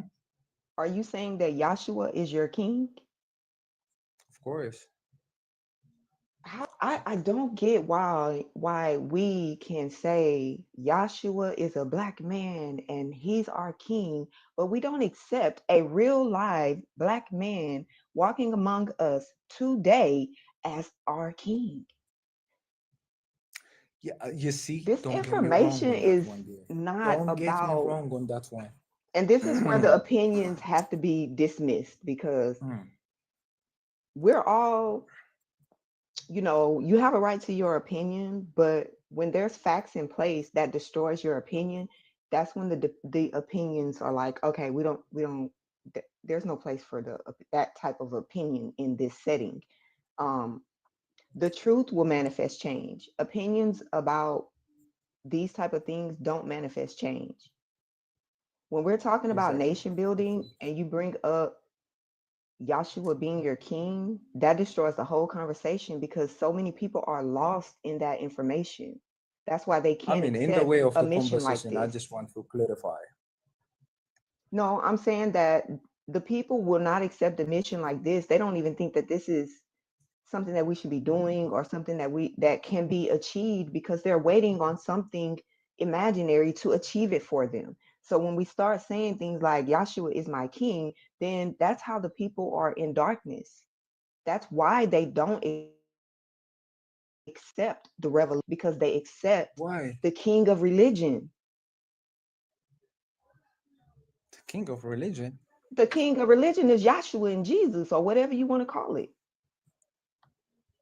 Yeah, You just said that's your king. The real Christ comes in the last days. It's not a deity. It's an actual living man that will be among the people. And he will be the one that's titled the King of Kings because he's the one who hosts God's spirit. So it's not something that this is what we're trying to tell you, like that Jesus story, Yahshua's story comes from the Romans. But the actual biblical prophecy that comes from Ethiopia is talking about a man that will sit on the throne of David, restore the throne of David, that was established in Ethiopia. So it's not something fairy tale. It's an actual human being that's among the people, not someone from the sky. Heaven is not in the But sky. help me understand. Help me Like understand. Christ So brings we are heaven up. expecting, or is it already has been done? So we know Christ never came. The Jesus 2,000-year-old Christ that people believe in, that Christ never came. That's a delusion, and that's information that comes from the Roman Catholic Church, right? Because the Bible and the prophecy doesn't have any dates. So once they stole these and they looted Ethiopia with these biblical manuscripts, they gave people the a false doctrine with it. So they could add their ideology onto the story. So they can say that, oh, they are of some royalty, So this is why they gave you a false history and include Jesus in it. So you won't see Christ actually doing it in the last days. So Jesus, man, that's the you are deception. confusing. I got confused right now. I'm having a brain Exactly. freeze. And we got to remember this Lord of Lords originated from scripture. It's in the but Bible. I got a question. So I got a question. that If that's still so, goes back to Ethiopia. They just made us believe that it was about religion. but I got a question for you, dear. Now we were claiming like Ethiopia was the first to be a Christian. I heard you one of you were saying that. Yeah, And but it you wasn't agreed called upon it. Christianity. It was the It first. I wasn't. mean, It the was biblical text on the comes Old from Testament, starting Ethiopia. from the Old Testament until the New Testament come. It proceed. Nothing happened in between. And we claim Ethiopia is the first to accept whatever we want to call it, the Old Testament or the New Testament, Christianity driven from Greek, as what they say. But since we're agreed upon, Ethiopia was the first to acknowledge the God and the Messiah. Okay?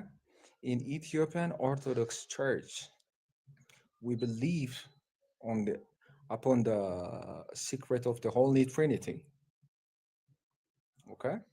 Even the king himself, King Haile Selassie, even himself, believe in that, obey for that. You know?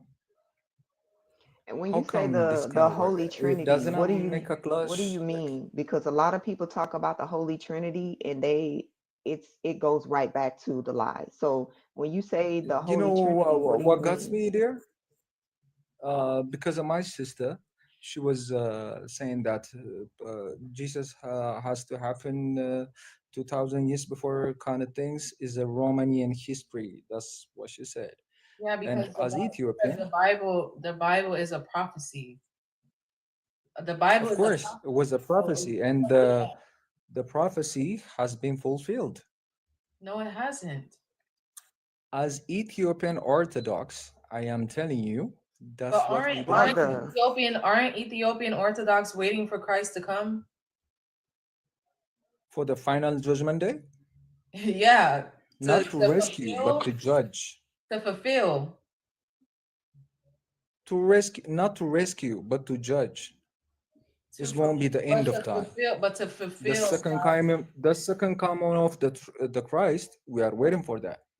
The second coming. Right. So, But we don't deny the first for coming. the second coming, Christ will have to do some work, right? To fulfill God's. Of course. Exactly. Yeah. So, what we're saying is that the Old Testament, New Testament is one prophecy of what Christ will be doing in the last days. That's why the Bible and the Quran only talks about the last days. The dates, the BC, AD dates, they come from the Roman Empire. Yeah, that I know. So if they created those dates and they say that Christ came 70 AD, why would they say he came 70 AD if no man knew the time or hour? That I agree with you, but I am talking to you as Ethiopian Orthodox. I'm not claiming the Romanian doctrine. But the I'm claiming the Ethiopian Orthodox Church doctrine.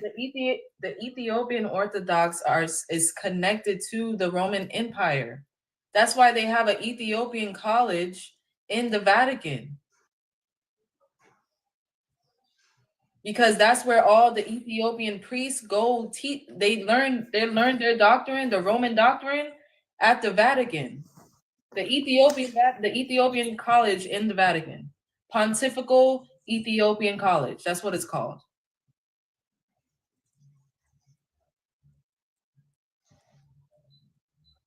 You know, that's why the Ethiopian government is corrupted, because when it comes to religion and when it comes to government, it goes hand in hand.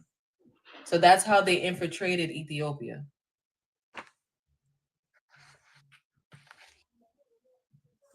I really want to know more about this. Honestly. Well, like I said, brother, we have everything's on the website too. I'm not gonna take the panel off. I think we're probably gonna rotate.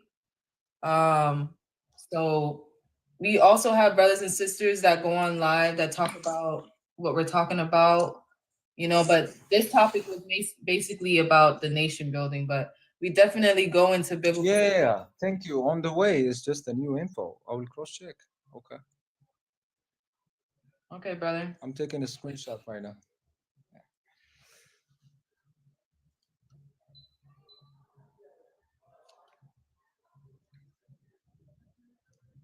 Okay, sorry. I just become a bit out of the title. Okay.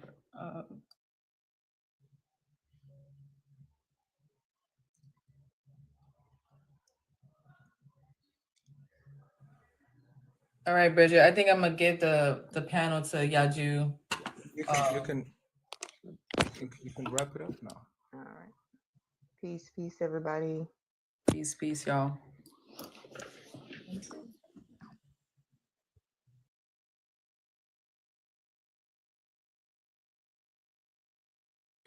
Bless you, sister. Thank you. Yes.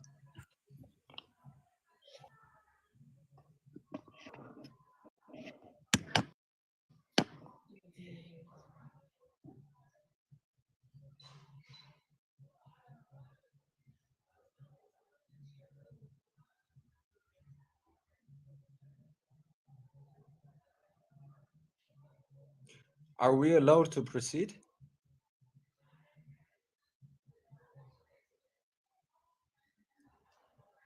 I think that we're gonna switch out the host. So we'll see when he gets here. All right.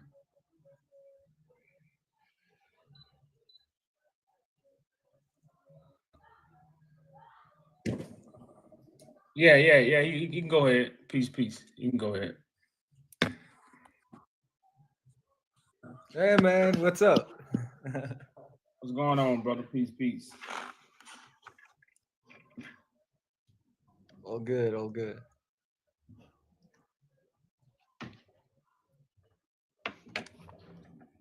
So I was I hearing a little think bit you've of the been conversation. listening to all the conversation that has been going on for quite some time, huh?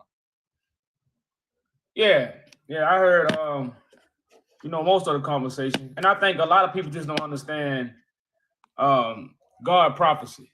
We have been lied to about the prophecy. So now that the prophecy is happening, people are using what the Romans have taught them to go against what's actually happening on behalf of God and for the people. And like I say, so that's that little thin line between the conversation with a lot of people. A lot of people going, because they have been indoctrinated, they're gonna say the prophecy has already happened when it's actually happening right now.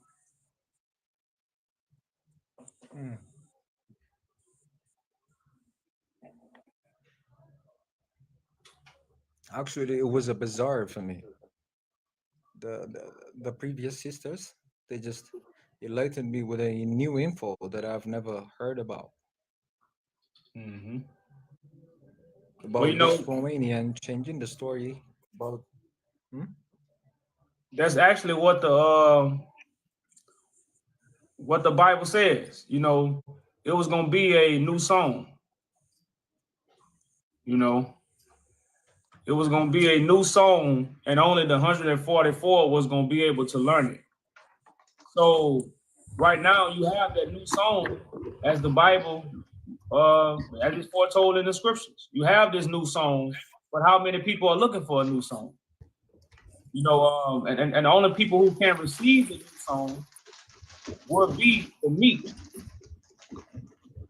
But Big Boy, you got a lot of noise in your background, brother.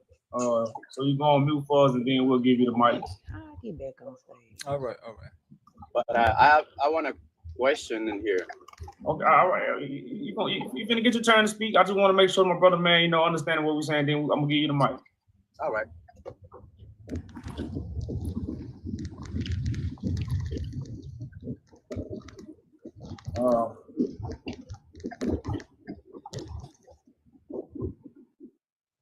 It's okay, bro. You have no idea. I'm still surprised by the new info that I got, and I'm still trying to process it. Okay, brother. Well, yeah, that's the best thing to do, brother. That's the best thing to do, brother. All right. Yeah, you can give it a chance for a Big Boy. Okay. Go ahead, Big Boy. You gotta come off mute. You gotta come off mute.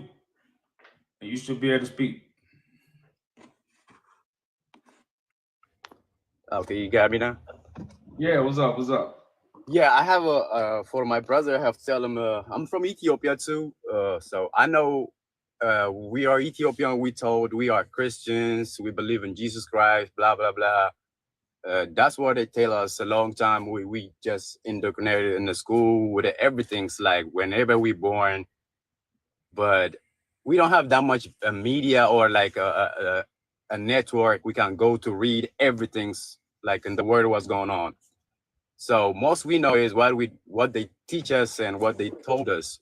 So the thing is, I want to say is before Christianity, in Ethiopia, if you think about it, like the kingdom of Aksum that time, we are the great people. We are the great nation in the world. We control to Egypt, to Saudi, so we have a big land. But that time, we was not Christian. We don't even accept Christianity. So what the thing is, Christianity came to an Ethiopia and they give us this whatever Jesus things. We used to have a worship and a different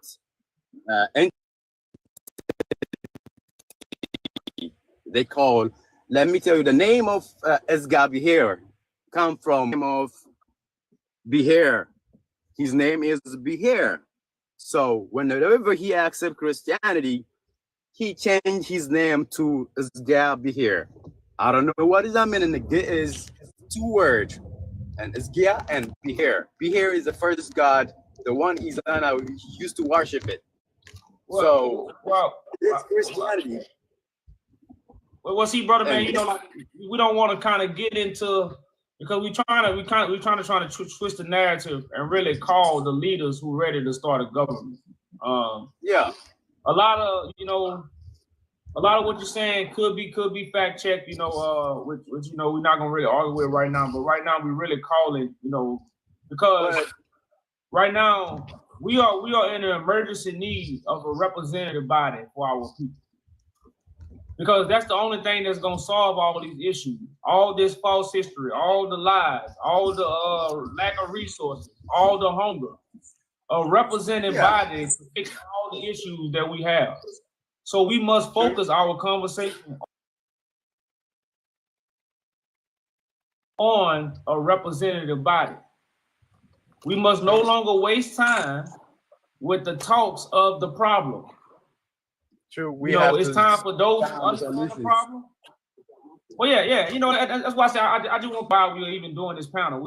These panels are strictly for calling leaders and representatives of the new nation that we are setting up on behalf of our people. True. So we want to build bridges. We want to make connections. You know, we want our people to bring their connections. We want to know what your talents is. Whatever you can provide to help building this new kingdom. Okay, to build a nation. Yeah, I understand. To build the new nations, first of all, we have to have a trust, the big things, and we have to have like a leader. Most of them, I'll tell you, black people, we don't have a leader. Our leader being corrupted or Martin Luther King, that's supposed to be a big leaders. They tried to build a new nation, the black nation, but at some point, everything have to be. There is no trust between those people before. So now, how can we come and do it again? You say, like, how can we build a new nation? To build the nations, first of all, I would say trust is the best thing. The big things, the nations. So what we can build another nation. So what we can show love another people. We have to be out of the system. I think that's what people don't understand. We're actually in that process. We have the leader. We are gathering the people. You know, we have the plan. We have the plot, and we have the strategies. So we have all these things. Now, what we are lacking, like you said, is trust in people. Same thing the scriptures say, the harvest is plenty, the workers are few. So right now we are calling for workers. We're not calling for people to believe in the sky gonna crack. We're not calling for people who gonna say, oh, we can't do it. We're calling for people who know we can do it. We're calling for people who understand, who have the qualified skills to put in these positions so we can move forward with the process that we already have on the table. So a lot of stuff we already have, but most of our people don't even know we have these things because we don't have these conversations. We never have. So again, we're bringing this conversation to the table. This is the beginning of the round table. True. You know, and see, and that's what also they have done about Christ. Christ is a black revolutionary. That's why it was always he a black man and he a white man.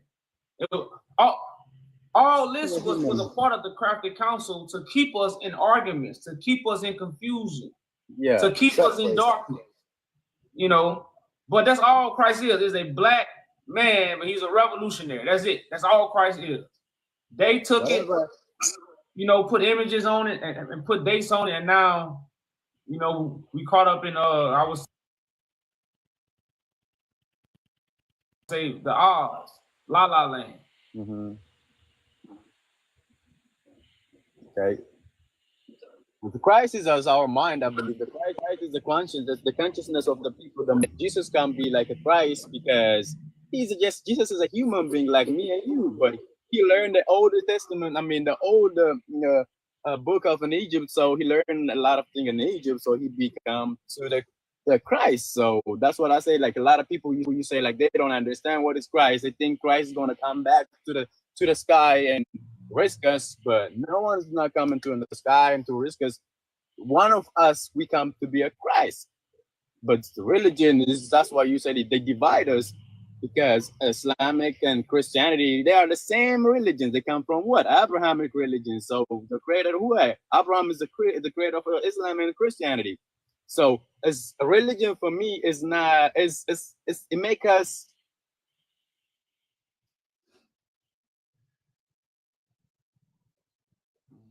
You went on mute. I don't know. Maybe he got a call.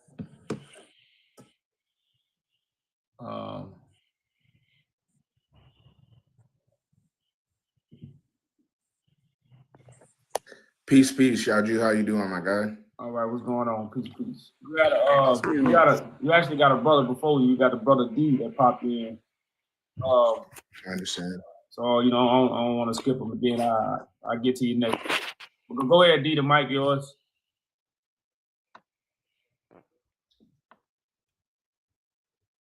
All right. Well, go ahead, Rasta. Nah, I just wanted to come in here and just pay homage, say thank you for being you, for showing up, and thank you for everything that you are doing. I appreciate you. No cap. All right, salute to you, brother. Salute. Already. Salute.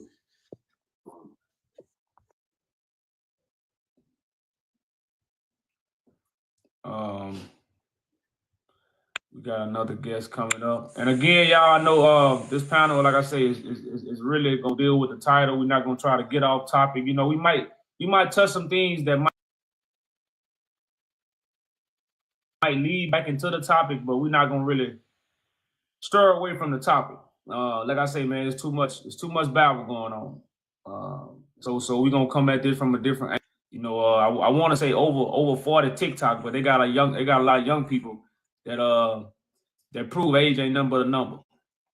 So what's going on, Bobby?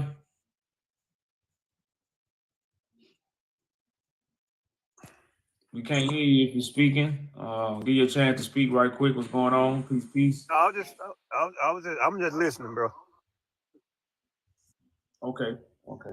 All right, big boy. You got back to the mic then. I know that your mic had cut off. Yeah, I just got back now. I just got a phone. Sorry.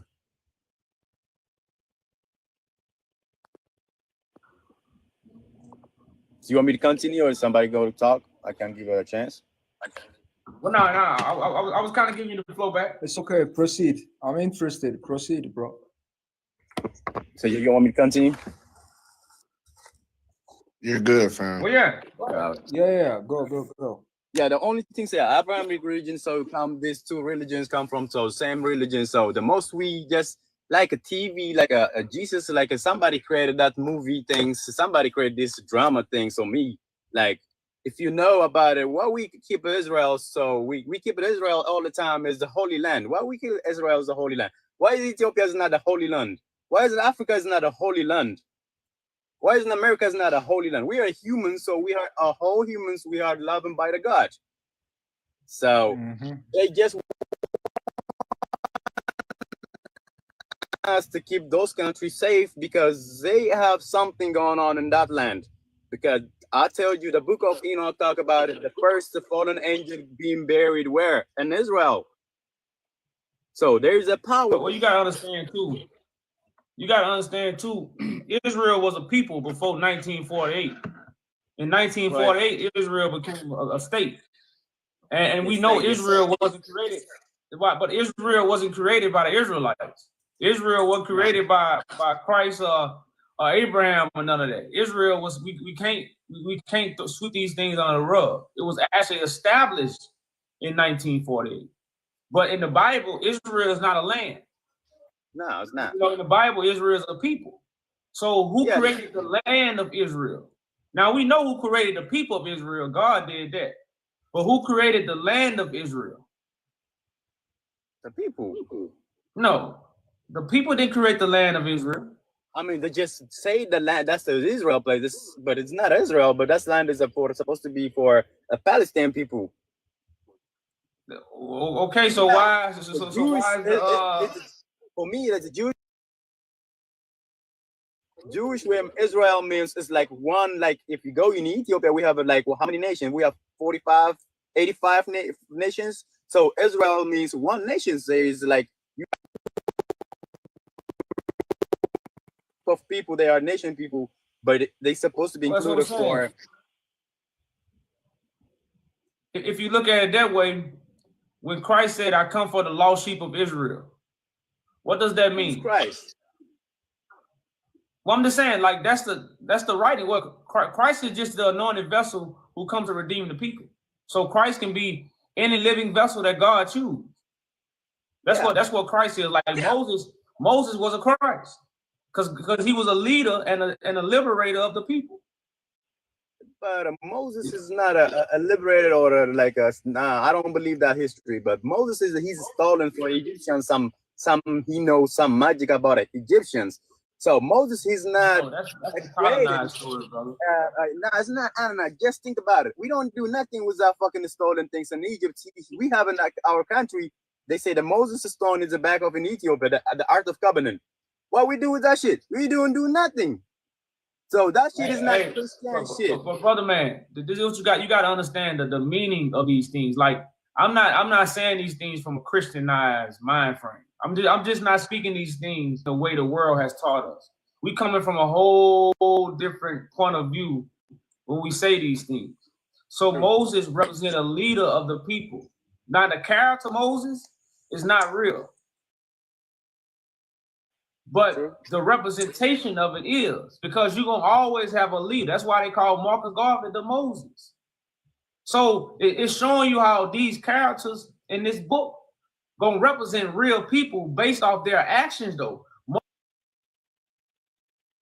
Marcus Garvey wasn't Moses because he proclaimed to be Moses. He was Moses because he came to get the people out of Egypt. What is Egypt? Out of worship, bondage, slavery. That's what Egypt means. Egypt is a mind frame. Egypt is a system.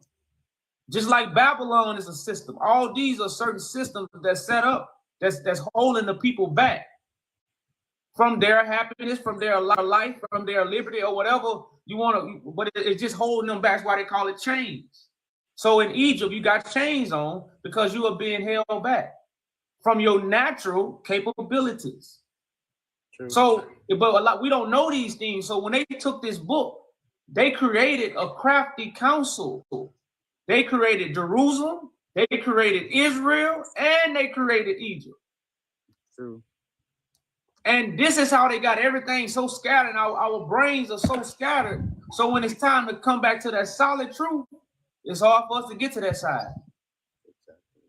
So when I be speaking from these things, man, that's why I say we're not speaking from a Christian point of view at all. And we damn sure ain't speaking the way the world thinks. We coming with a whole new song that brings understanding and enlightenment to our people. So we could come out of this dark state of mind and we can build a nation right now. Like I say, right now, it's genocide on damn near every continent when it comes to a black man and a black woman. You can't go damn near on no continent where we just got our feet kicked up with lemonade in our hand.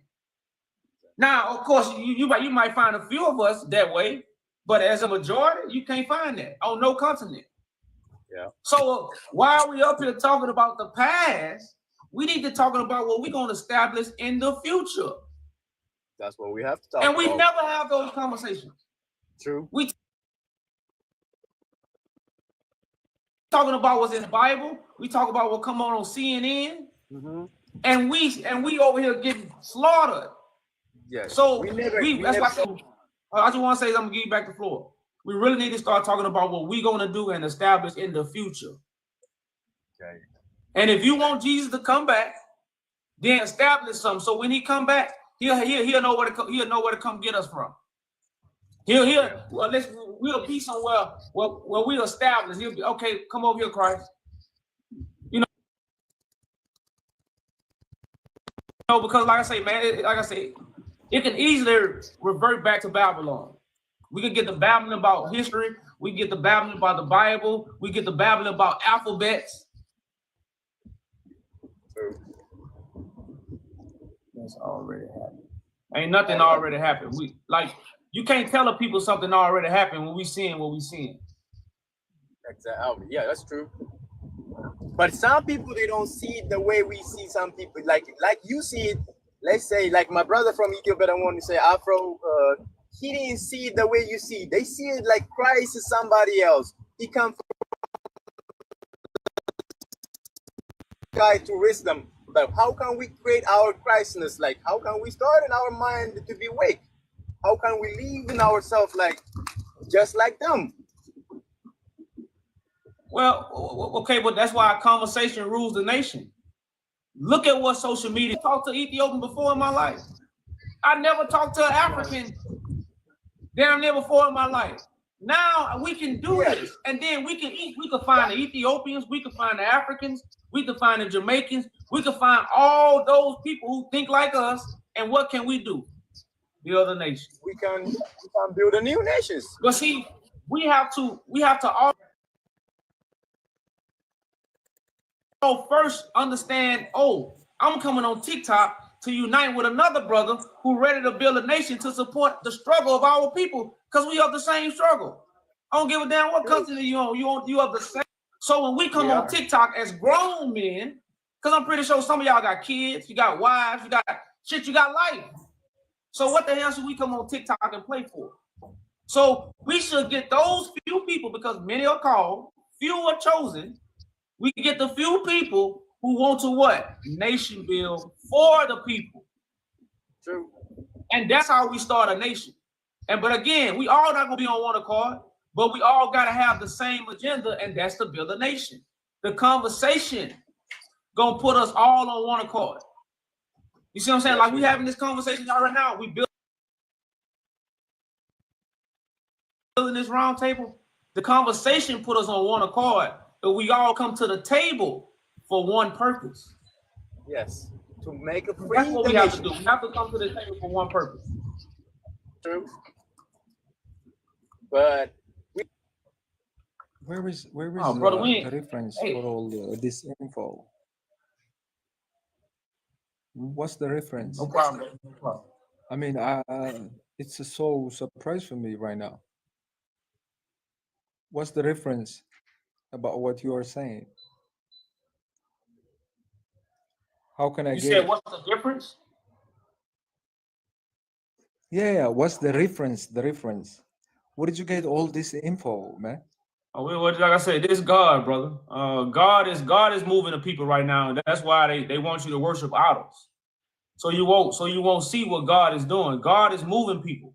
Like God moved people to speak these words that's in the book. The book didn't come first. The people who God moved came before the book. And right now we are living through the book, and we are not connected to the spirit. So now the spirit is moving people, to say the things we are saying, to do the things we do, to have the understanding we have. And the spirit is God. So we are actually being moved by God to come together, to understand these things, to understand these things, to oversee these things, and to put them together. I have Oh, you're okay. You guys are just connecting the dots of the dots. Well, no, we're not. No, we're being moved by God. We're being moved by God to see through the fog. It's very foggy right now. Okay. When you talk about weather, for the things that it's very I am foggy. interested on this topic is one thing I believe Jesus is black. The Christ is black. That's how I believe. And the whole black man was under the slavery. That I believe. On the first coming of the Christ, I believe that too. On the second coming of the Christ, I believe that too. Where do I miss the point? Well, do you have your Bible with you? Yeah. Peace, King. Peace. All right, peace, brother, man. So I want you to turn to Hebrews 5. And okay, I'm just gonna prove. I got it on my phone, so if I do, I might be paused. Okay, well, like I say, all you gotta do is pull it up, and I can read it. You can read it for me. Yeah. So, but I'm pulling up this verse to show you what idol worship is, because we're supposed to worship God in spirit and truth. We go through Christ to worship God, but we worship God in spirit and truth. Now, what does this mean? This is what this verse is going to reveal. So if you go to Hebrews 5, Hebrews 5, the first verse, it says, for every high priest taken from among men. So I'm finna reveal to you the way God operates, not the way we was taught. Because what God do is take someone from among men by putting the spirit in a living vessel. And when this spirit goes in a living vessel, this living vessel can now see and hear. So this living vessel goes out what? To make other people see and hear. That's the Christ, healing the blind, healing the deaf. So it say, for every high priest taken from among men is ordained for men in things pertaining to God, that he may offer both gifts and sacrifices for sins. So right now we have a high priest. That's what Christ is. Christ is a high priest after the order of Melchizedek. So right now in 2024, God has chosen somebody from among the people. Key word, God chose somebody from among the people. Not Jesus, God. Now, when God chooses this individual, this is Christ. Because it tells you what? He is ordained for men in things pertaining to God. So this verse is giving you instructions of how God ordains a living vessel. But we've been taught to what? Worship an idol, which is Christ. The American idol, Christ. You know, they want everybody to look up to Christ so you can forget about the Spirit of God. And if you forget about the Spirit of God, you have forgot about who gave Christ power. God gave Christ power. Christ didn't give himself power. You know, so right now, our high priest among us, that's the Christ we should be seeking, as instructed by the Bible. So I'm saying, like, I'm not just pulling this stuff from no any book. This is in the Bible. You know, so a high priest was going to always be chosen from among the people. Like every time? Yeah, every time. Every now and then, every time? Well, every time God. That's why I say nobody knows the time of day. Like, God don't pick up the phone and say, Afro, I'm finna choose a high priest. Get ready. No. You know what I'm saying? It starts to make sense to me. Like, Jesus has selected his disciples,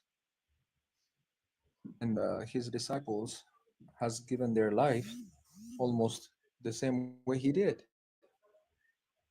Some of them were crucified, some of them were poisoned, some of them were slaughtered.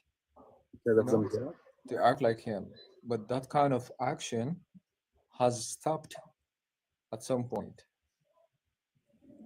You know, that's where you get my attention. But the rest of Christ and the rest of the disciples and built on a church on their name and everything, that's where you got me, you know, because even Christ said, baptize them in the name of God in the Holy Trinity and make them my servants. That's what he said. So in that point, you're trying to make sense into me, you know, that everybody could act like a Christ and could be a Christ at any time of the moment. As Martin Luther King, you know, as Malcolm X, as I can mention too many leaders that has been passed away in freedom fighting and for the fairness kind of situation. They might be assassinated, they might be brutally executed and everything. So in that way, it kind of makes sense into me. But all I want to know is, Big Boy, and you are so sure about what you are talking about, and I kind of feel like you might have such kind of resources that you could get such info from. I just want to know, where is that from?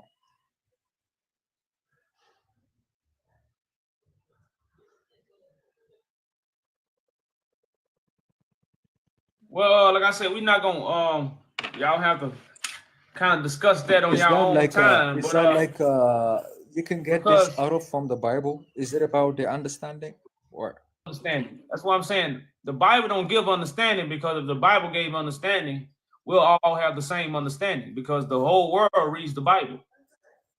So God gives the understanding. And I think that's what we what we Yeah, lack at. that So a I lot of these believe. books. That I So a believe. lot of So these books that we read. our reference is the Bible. Well, no, like actually, that's what I'm saying. Like when it comes to the Bible is a prophecy that's gonna happen. So it don't matter if you understand the Bible or not. The happening is gonna override what you understand, unless you understand what's gonna happen. And the only way you gonna understand what's gonna happen if God has given you that ability to. So that's why I say the Bible is not a book you can put your own interpretation on. It says that in the book. The prophecy has no private interpretation. So you can't, when it comes to the book, you can't do those things. The Bible is locked down when it comes to man trying to put his own understanding on. But that's what man have done. And that's interpretation. So you can't, when it comes to the book, you can't, when it comes to what God is actually doing and what you think God gonna do. A lot of people think God gonna do what they think, but no, God is doing something totally opposite. You know, You and know why? so You know so what, like I said, brother? that's the The real reason issue. that I'm asking, the reason that I'm asking you is, as Ethiopian, in Ethiopia, we got this prophecy that there is a king called Theodros II. You know, there is a prophecy. I don't know. It's not in the Bible, but there is. It's like a myth. But nowadays, it has been telling to people. It has been really advertised and preached to the people, especially in Orthodox Church, that there is, as a prophecy, there is a king named Tedros will come at the end of the time. That there Well, is a see, prophecy on the you have to. southern gates of the Ethiopia. That's it. That's why I say, but you have to So understand the I got allegory. confused. Like It's not like Tedros is a throne name. So Tedros means gift from God. So his name not gonna be Tedros. That's gonna be his title, because he gonna be God's gift to the world. And that's why he gonna return back to Ethiopia to set understand these parables. So they get lost in what it's really saying. But all it's telling you is a son of man that's chosen by God gonna return back to Ethiopia to sit on the throne. And he is the one that's gonna bring peace to the land. He's also gonna heal the land. You know, so that's the Christ story. That's the biblical story. But if you take different words and tell the same story, but a lot of people don't know the meaning of the Christ story. They don't know Christ is supposed to return back to Ethiopia. Don't nobody know this. The world not being taught these things. You know, and that's the confusion. I have an answer, you have maybe. no idea, you guys. You have no idea how much you are enlightening me right now. This is a whole new info for me. I'll cross check that, but it makes a lot of sense right now.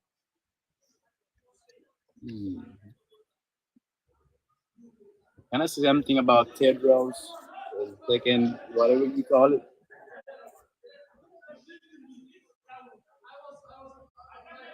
Say again? Can I say something about Tedros second? Like what he say about Yeah, go Ethiopian? ahead, go ahead. Somebody got some background noise. Go ahead. Yeah, I say the Tedros. I mean, they say he said in the Bible. They say Tedros is gonna come. They say the next is gonna come. The next is gonna make Ethiopian free. Whatever he say, you can't be the Tedros the second or whatever the next Tedros coming, or you can't be a Jesus Christ, the Christ, because you can't. You know the history of the Tedros the second or the before Menelik. His name is not the real Tedros. His name is different, Kasa. So he named himself the Bible Tedros, and he make himself like a Tedros. You know the point? So like Jesus teach us when he's coming this word, he teach us like by example. He didn't teach us he's a Christ. He say he is the one of the choosing of his Christ. So we can be a one of the Christ. Like Haile Selassie is a Christ, the chosen one of them. Like he's like Jesus. That's why I worship him. A lot of Jamaicans like Bob Marley worship him because he telling what he the right mind is he telling about. He become a Christ mind. He achieved the Christ mind. So if you see like Tedros II, he can be a Tedros II in the people Ethiopia. If you save it, he can be the black people, we can be a Tedros II. It's just like the Bible is example. It's not a history somebody doing it. We can do it like a Christ. We can be a Christ mind. Yeah, peace to you, brother. But this is why my brother read that scripture about the high priest, you know, because God is the one selecting the high priest. True. So we would have to get our information from the high priest so we can become like Christ. Yes, sir. You understand? But there's a high priest, there's always one that's anointed to sit on that throne. King of kings, Lord of lords. So yeah, you know, you got the prophecy right, but no, there's a high priest. And this is who we have to go to get all our information. Yes, sir. Wow.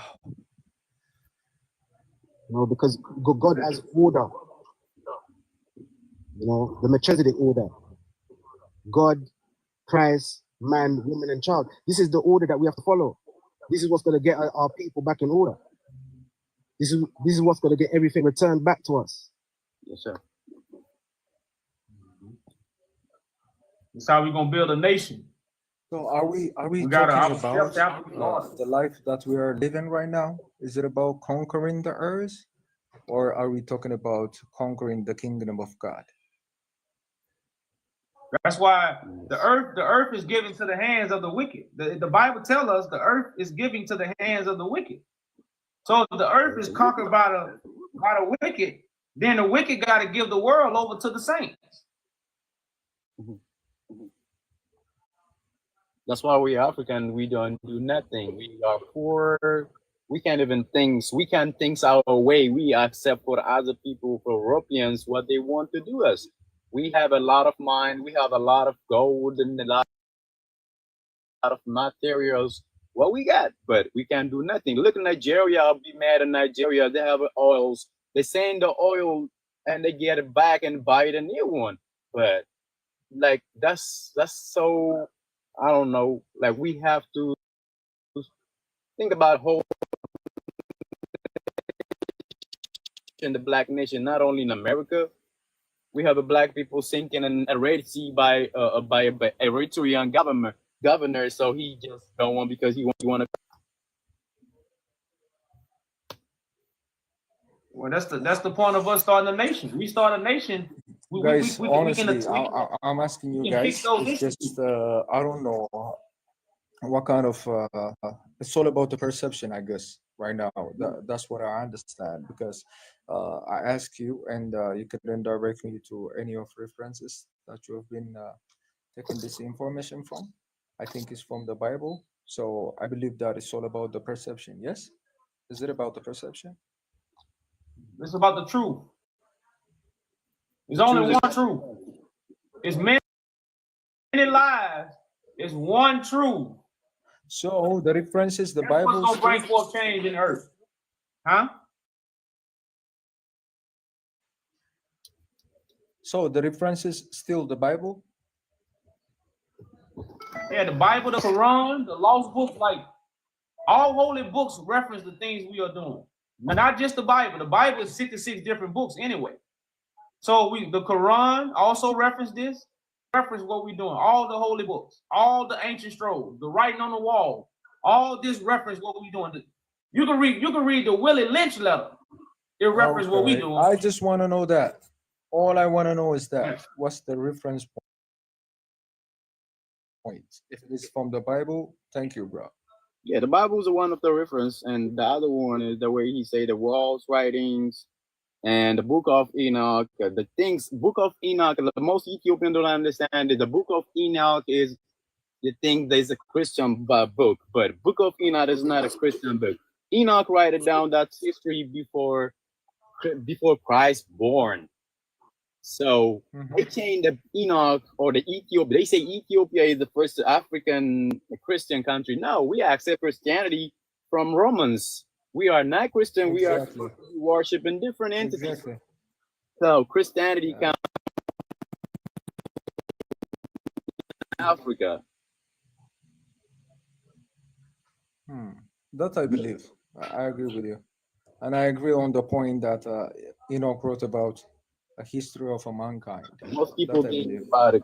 The Book of Enoch is a Christian book. No, it is not about a Christian. He's not talking about Jesus. He will talk about the Most High, and the one, the power of God. He talking about. And the chosen, he talks about the chosen generation. He talks about the righteous and the elect generation. That's all he's not talking about. So a lot of these books got us thinking that the chosen generation was 2,000 years ago. We actually the chosen generation that the scriptures are talking about. We are the generation who God is with us. God is with us, and we don't even know it. Yeah, He's inside us.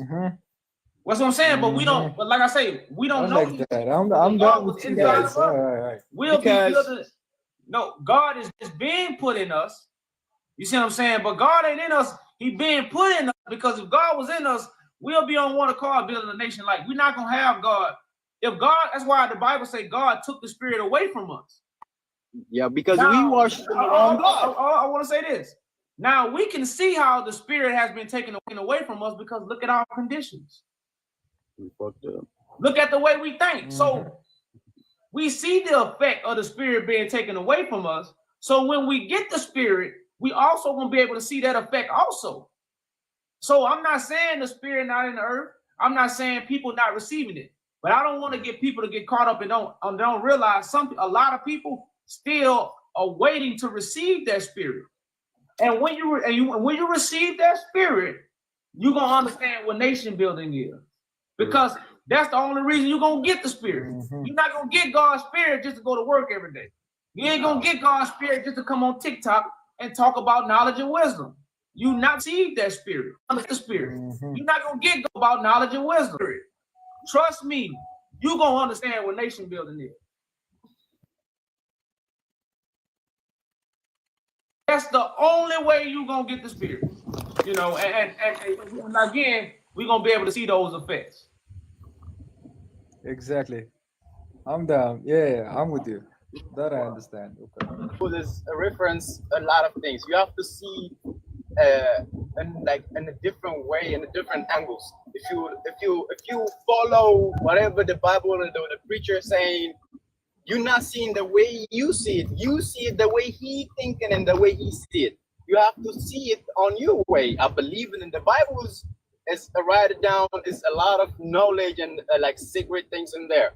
So when you read it, you have to see it like a different perspective and try to understand it. That's the way it is. Like a book of Da Vinci, they say. I think you guys answered my question. So, still in the Bible, that's our reference. It's all about perception. You read something, you see something, and you make sense of it, but be careful how you understand it. Yeah. So you can look at it that way. You can look at it that way. What's the best way to have a fresh perspective?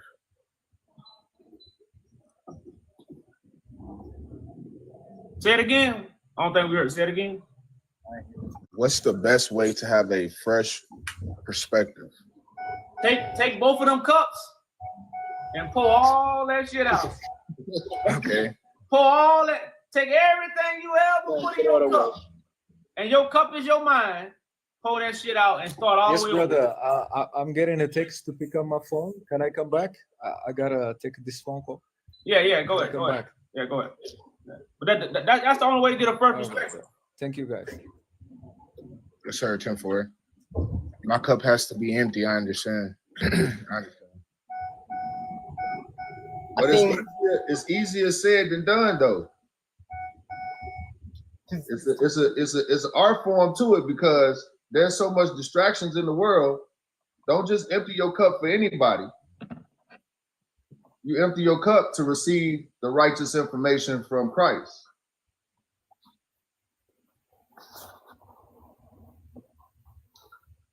True. And I would say, listen yourself. Not listen to somebody else. Listen yourself. God inside of you. He talks to you every little single day. When you quiet, say something inside of you talk to you. That's his God. That's the Marley say. Whenever you quiet, there is something sounding inside of you. He want to blow out of your mouth, but it make you scared. But you think you are going crazy. That's his God talking to us. My higher self, correct?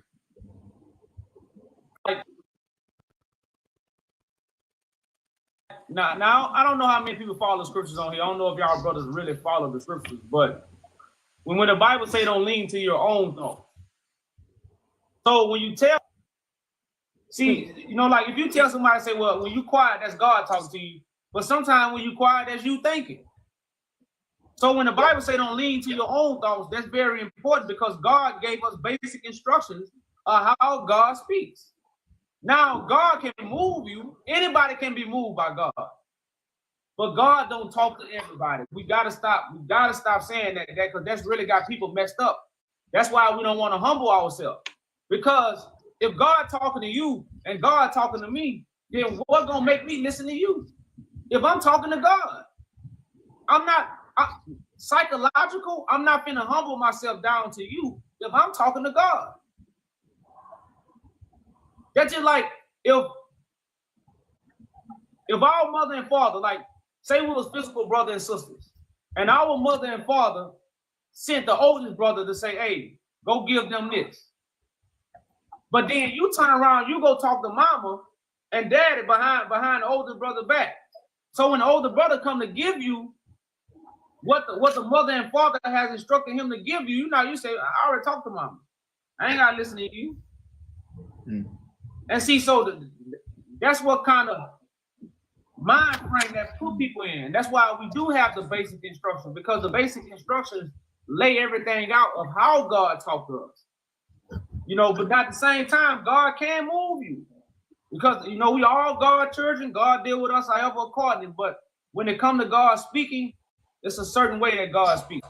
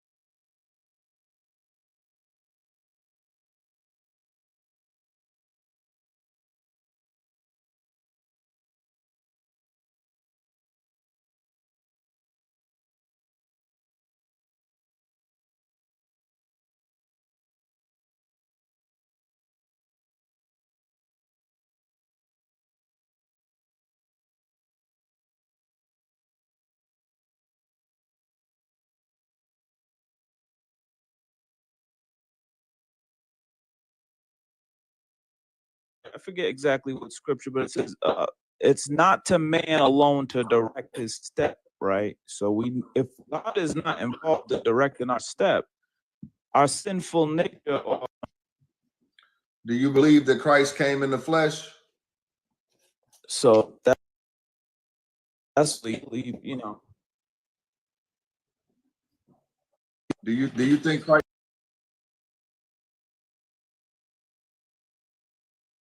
Do you think Yes, the I nature? do. Yes. Do you believe that his nature would have been the right nature to establish God's government? Yes, absolutely. Okay, so if you believe that the Christ in the Bible had the establish God's government, Yes, absolutely. okay, so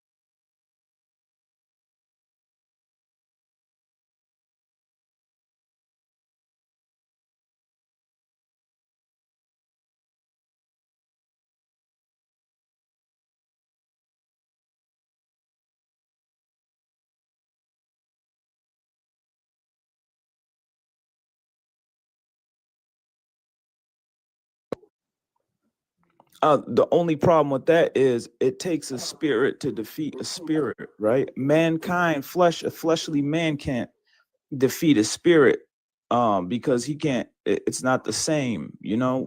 As long as he's around influencing people, because you could have a good government, and it's throwing it off. You know, it's throwing everything off. It's not that you couldn't have one great government. It's that there's only a matter of time before that one great government gets overpowered by Satan, the devil's influence on the other governments. You know, even if this government was doing everything right, it's only a matter of time.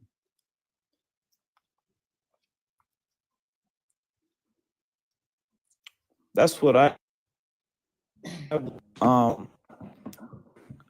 believe So he let me was ask you this. off. So if the devil is a spirit, so I want to ask you this. If the devil is a spirit, how is the spirit being manifested in the earth? Yeah. Like how are the works being performed if his devil is just a spirit?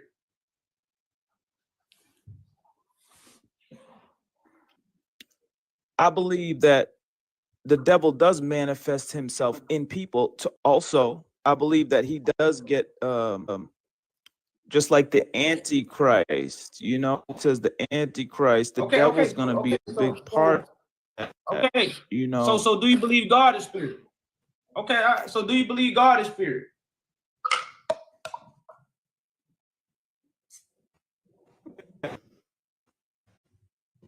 I don't know, you breaking up. We can't hear you. Yes, sir. You said yes? Oh, yes, I believe God is spirit. Okay, well, the same way the devil is manifested, God gonna be manifested. So God gonna use people based off the spirit, because I know you say flesh and blood can't do it, but flesh and blood gonna always do it. But it's gonna be the flesh and blood that's led by the spirit that's gonna do it. It's not gonna be the flesh and blood that's led by religion. It's not gonna be the flesh and blood that's led by alphabets, the Bibles, the books. It's gonna be the flesh and blood that's led by the spirit. This is how we're gonna be able to conquer the spirit of the devil, because the only way the spirit of the devil is through the flesh. The devil is through the people who the devil moved. That's how we're gonna see God the same way, and that's how we're gonna be able to conquer these things. Okay, I get your understanding. Yeah, so okay. It makes sense. Yeah, it makes sense because man is the ones that has to do the work. Men have to do the work. You know, monkeys can't do it. Animals can't do it. We have to do it. So, I do understand that. I do understand that God is not giving the devil power, but he's allowing him at this point in time to sway the earth, right? He's allowing him. He gave him permission. And he's cast down for good, you know, because it says that he's gonna throw him down. He's gonna be gone at one point, which I do believe then it will be a lot easier to establish the kingdom on earth. He's gonna do, right? But as far as Jesus is concerned, now, do you believe there's Jesus and Christ, or just Jesus is Christ? Same thing. Well, Jesus is the body of Christ. Christ is the head.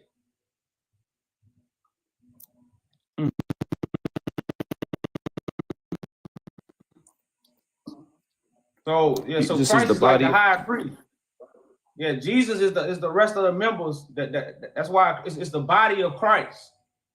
So you got many members, and all these members have to be assisting their head, working together to bring forth the righteousness, the truth, the order, the law, the majesty, or whatever God wants to be brought on earth. These are going to be the individuals that work together to bring it forth. Yeah, that's a good thing. That's ultimately what the world needs. Now, as far as sinning, what do you consider sin? Do you consider sin anything that harms the body? Transgression of the law is the sin. Anything that harms the mind is transgression of sin. So because the priests have broken God's law, we are born into sin. So we was born into people lying to us and transgressing God's law. We wasn't transgressing the law. We was born into it. And that's why Christ fulfills the law. To take away or to reveal those who are not fulfilling the law. That's how sin is going to be taken away. Okay. And sin, you mean like sex before marriage, pharmakia, things like that? No, that's not sin. No, that's not sin. That's natural. Sex before marriage, that's natural. That's not a sin. Okay. All right. So Now, the scriptures that I do want to say this. A lot wrong with sin. Sin have nothing to do with right and wrong. Sin, even tell you in the scriptures, is transgression of the law. Now, right and wrong is a whole different topic. Like, you don't go slap somebody because you want to slap somebody. That's not a sin. That's wrong. You don't slap people. You know what I'm saying? You don't hurt people. This is wrong. But sin is pertaining to the things pertaining to God. It's not pertaining to the right and we are being taught, and that's the lie. Okay, so the scriptures that say those who commit adultery, those who commit fornication will not inherit God's kingdom. What is that pertaining to? Well, that's pertaining to God. How do you cheat on God? With a woman? You think you going to lay down with a woman, you cheat on God? That's what you think? I know that's what they made us think. No. Because the Bible say God is married to you. So how is the Father married to you right now?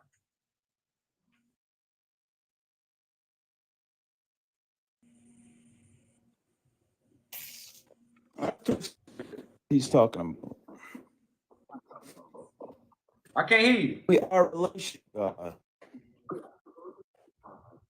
You kind of breaking up out. My question was, no. Okay, so when you just deception, you're adulterer, you're a fornicator, and you won't enter the kingdom of heaven because you're supposed to be married to God, so you're not supposed to be fornicating with the spirit of deception. When you do that, you become an adulteress to God.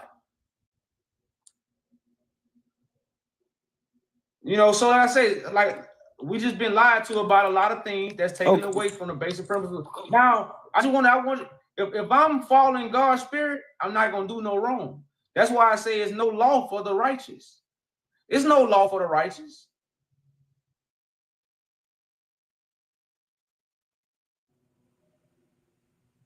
Because I'm not gonna do no wrong. I'm not gonna go.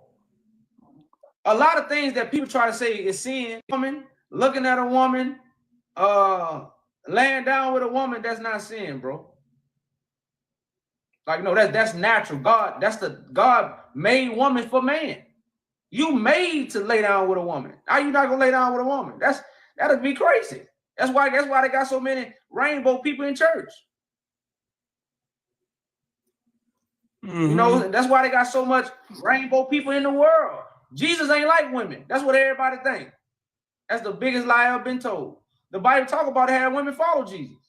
They don't talk these lies, man. Like I say, the Bible is these things pertaining strictly to God.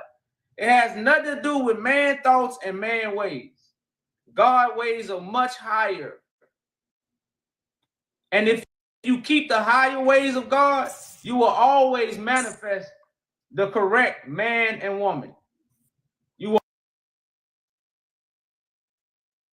always, as long as you connect yourself to God, you're going to always manifest the correct man and woman. You won't be doing no wrong. I get you. Okay, so you're saying when it says fornication, it's talking about you sleeping with somebody who is with Satan or not with God.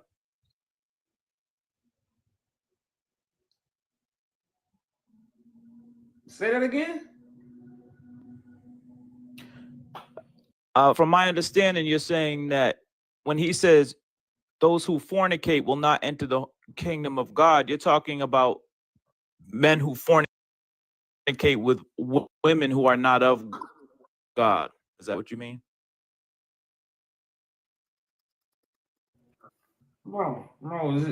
It could be man or woman. You fornicate with the information because they have deception. So that's what it means. It's not have nothing to do with the flesh. It's talking about the information. That's why so sin the Ten Commandments, is transgression of the law. So those who transgress the law commit sin. These are the people that bring deception into the world. Okay. These are the people that bring lies about God. So, King, I got a question for you. Is an example of, say, fornicating with misinformation? If I go out and I start preaching to people and telling them if they don't get baptized and take communion, they're gonna go to hell. Correct. Would that be an example of fornicating? Yeah. That's an example of fornicating.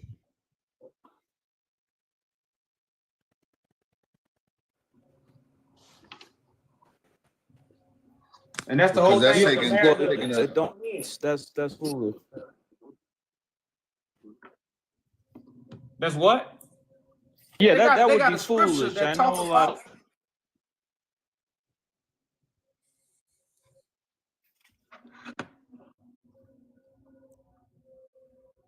Y'all both started speaking at the same time. That's all. I know. Yeah, I was telling. Just go ahead because I want to get the scripture. Okay. Yeah, so these are metaphorically speaking then. So when they say a man who cheats on his wife will not inherit the kingdom of God. Show me where it say that.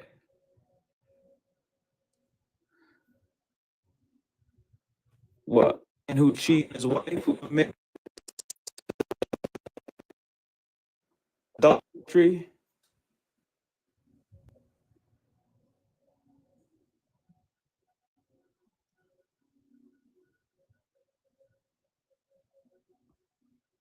Yeah, I would. My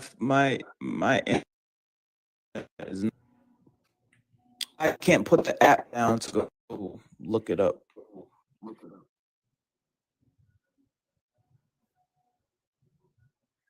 But yeah, brother, man, you know, he's talking about the information, you know, fornicating with the information.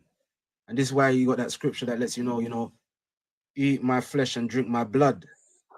Again, that's another parable talking about the information, because we should be eating the information coming from Christ.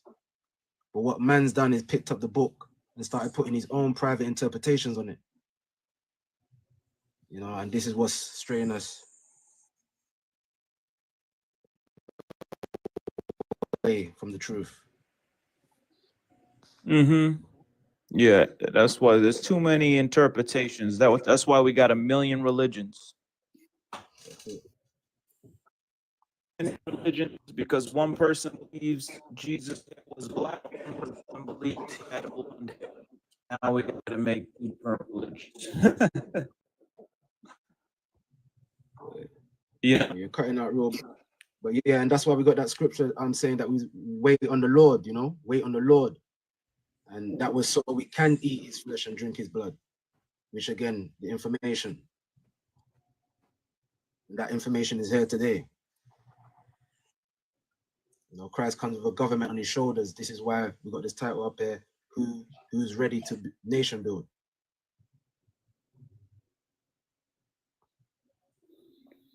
Oh. So Christ meaning is Yaju, or who is the leader of the nation? Yeah, that would be Yaju. Yaju Judah. Or is that what it is? Christ, yeah, King of Kings, Lord of Lords, the head of the body.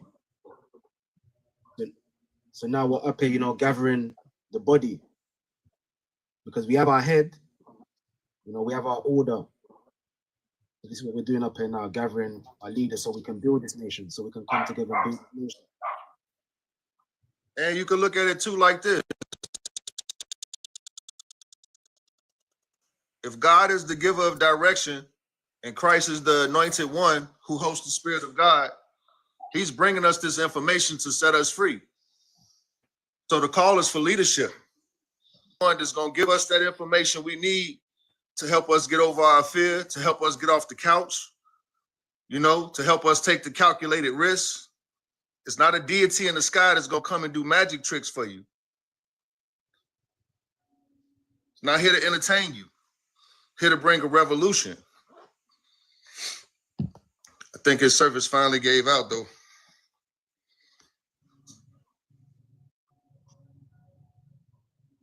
Yeah, so much doubt.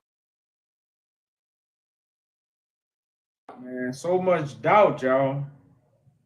And a lot of people is doubting because they're not even listening to the information really. You know, they're not really listening, like, because there's so many people that have listened, because this is a new song. And a lot of people come up here and try to go against us based off the narratives that they done already heard. You know, it's not based off the narratives of what we saying right now. It's based on what they heard, because they never even sat down the time to even listen to us. You know, and like I said, so that's what I be hearing most of the time. And you know, there's so much doubt in my brothers and sisters, man, to where that's why again we call in the few.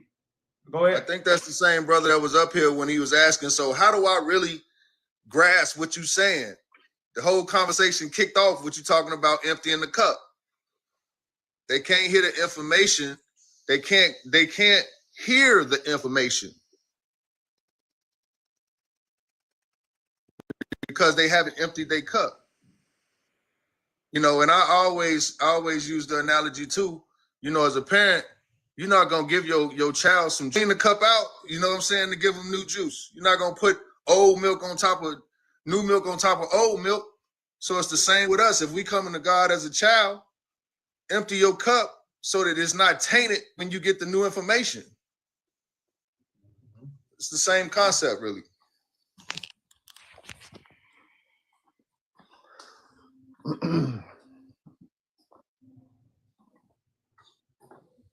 But ain't at the hard, same y'all. time, It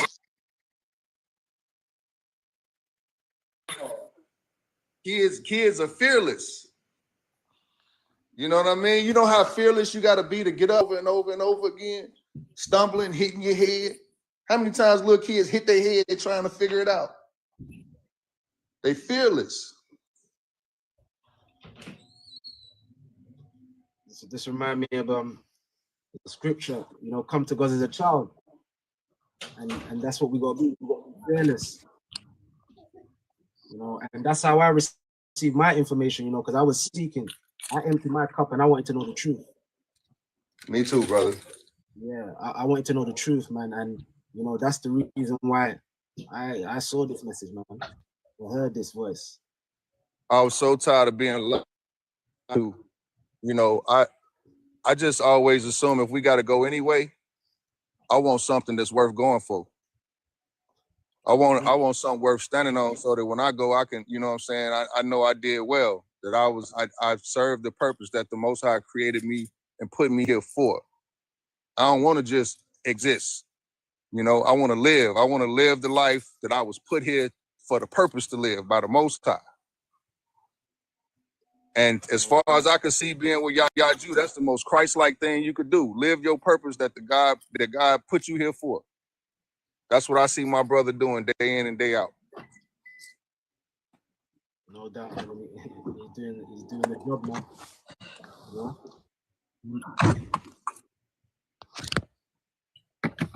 Like what my brother man said, man. You know, I looked up to people that was always trying to fight for the people.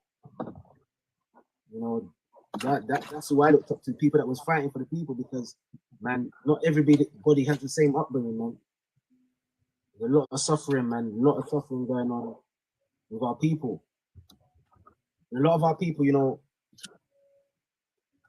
they keep it in silence, man. They go through a lot of suffering in silence.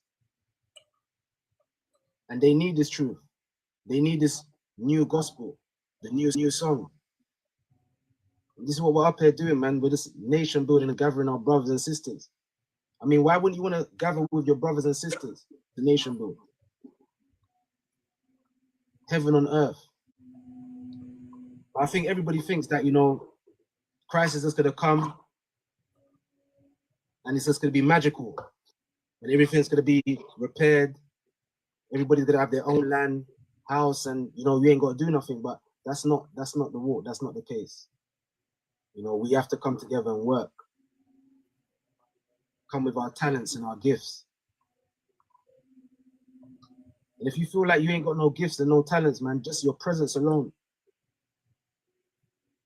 Because you're working for the system anyway. So like my brother, man, said, man, there's nothing to lose, man, coming to this truth. And building this nation. Because I don't know what the retirement age now, I think it's about like 70. You know, they've already planned out your retirement. They're telling you you've got to be working for them until your age is 70. That's in the UK anyway. I don't know what it's like anywhere else. Man, that's not life. That's not life, man. So yeah, man, just put down the fear and just come to this truth, man. Come and eat this food. It's the best food you're gonna get, the best information you're gonna get. You know, the facts are there, the evidence is there.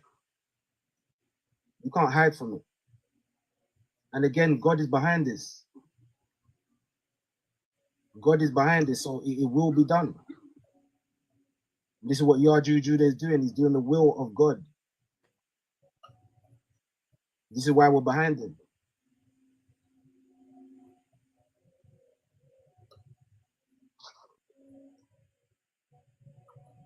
Man, that's the part, like when you're able to bring the scriptures out to verify what we're doing, and people still try to refute it and just go against it with their own will or something they imagine.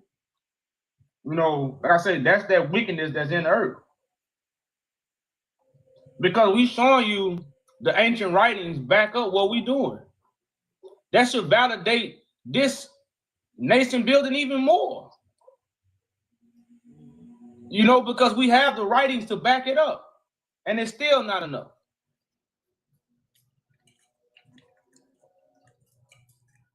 That's when it get bad, y'all.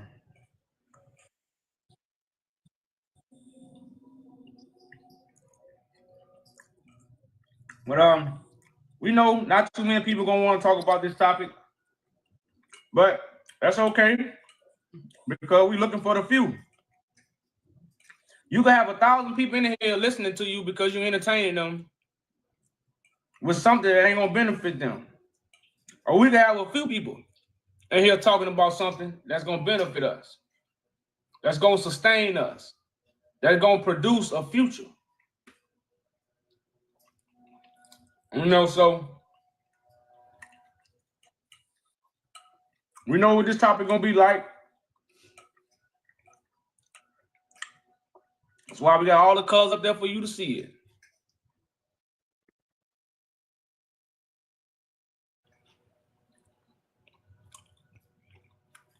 Peace. I can't say your name. There for you to see it.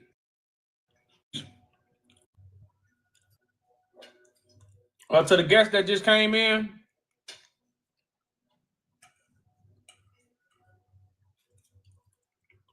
Hi, how are you? we could barely hear you.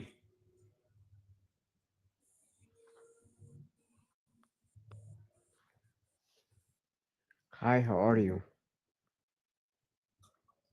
We good.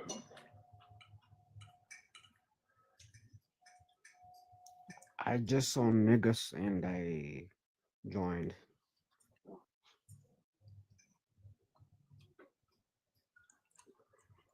I couldn't really say it again. Why you joined?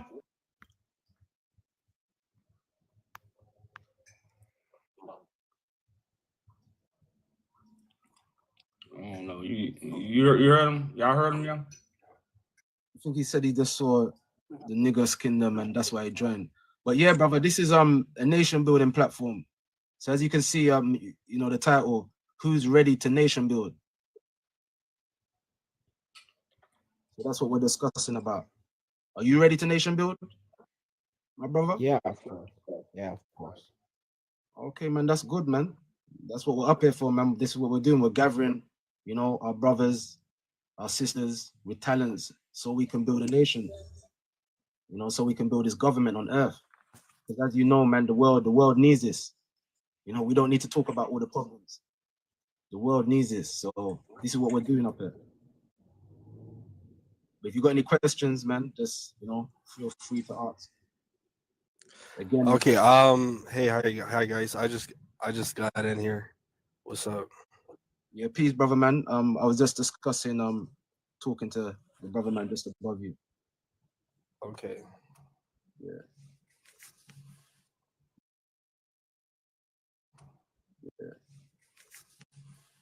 But yeah, brother, man, so just check it out. We have a petition to judge the Pope declaration. Yeah, Okay. Yeah, but you know, I was trying to talk to Ark Evolution. Is he not here? He's here, right? Okay, he's here. Okay, so I'll talk, bro. So like from Ethiopia, and I live in Atlanta. I actually missed your. I know you had a meetup in Atlanta 2 weeks ago, but I missed it. I was busy working. I was trying to meet you there and talk to you about what I'm going to tell you today, but I was thinking, like, I was in Ethiopia last week. I went there for a week, and like I hear you guys talking about all these positive things, but there's so much going on in Ethiopia right now, so much movement, so much change that it doesn't make sense to start from zero when there's something already in motion. So have you guys thought about like trying to go there and maybe do something, talk to the government there? Because there's actually a government that's willing to talk to like people that are trying to build Pan-Africanism. The government, they're taking that as a policy in the Ethiopian government right now. They say Pan-Africanism is like a policy that they talk about on almost a daily basis. So it would be, I just wanted to know if you knew that and if you had what you think about you going to Ethiopia and talking people, you know, because if we're talking about building a nation, we should be talking about building Ethiopia, because that's our center of gravity. That's our. Well, brother, man, What do you you keep guys think telling you about talking maybe? about something we already doing. You're talking about something Yeah, we but already doing. no, I'm talking about physically going there and like starting, like talking to the people, starting a movement there, because you guys Well, know like more I said, about the Ethiopia movement, than. the movement is just not Yeah. about you know, man, you got like most of the Ethiopians. I'm not gonna be real with you, bro. Like, Yeah. most of the Ethiopians in government right now, they don't even really supposed to be there. So, like, No. going to Yeah, I Ethiopia, we are. Let me say this: we are in the move, in the making transitions somewhere in East Africa. Hopefully it'd be Ethiopia. You know, but like I say, we are being called by Please. God. A lot of people don't look at this mission this way. People look at this mission as just we some people that woke up and we just want to do something because we felt like doing it. A lot of people leave out the part we being moved by God to do these things. You see what I'm saying? Yeah. So this either get with this or get rolled over. But at the same time, we humble, we meek, we open. We ready to build bridges, but at the same time, you cannot disrespect and throw out the window that we are being moved by God. Repatriation of Ethiopia is Bible prophecy. You see what I'm saying? So when it comes to the people and the government inside of Ethiopia, like this is something they're gonna have to submit to. Okay. You see what I'm saying? I see what think people okay. don't understand that about this mission. You know, so like I say, this ain't something we bumped our head and we just want to do because we felt like we want to do it. We actually being moved by God to do the things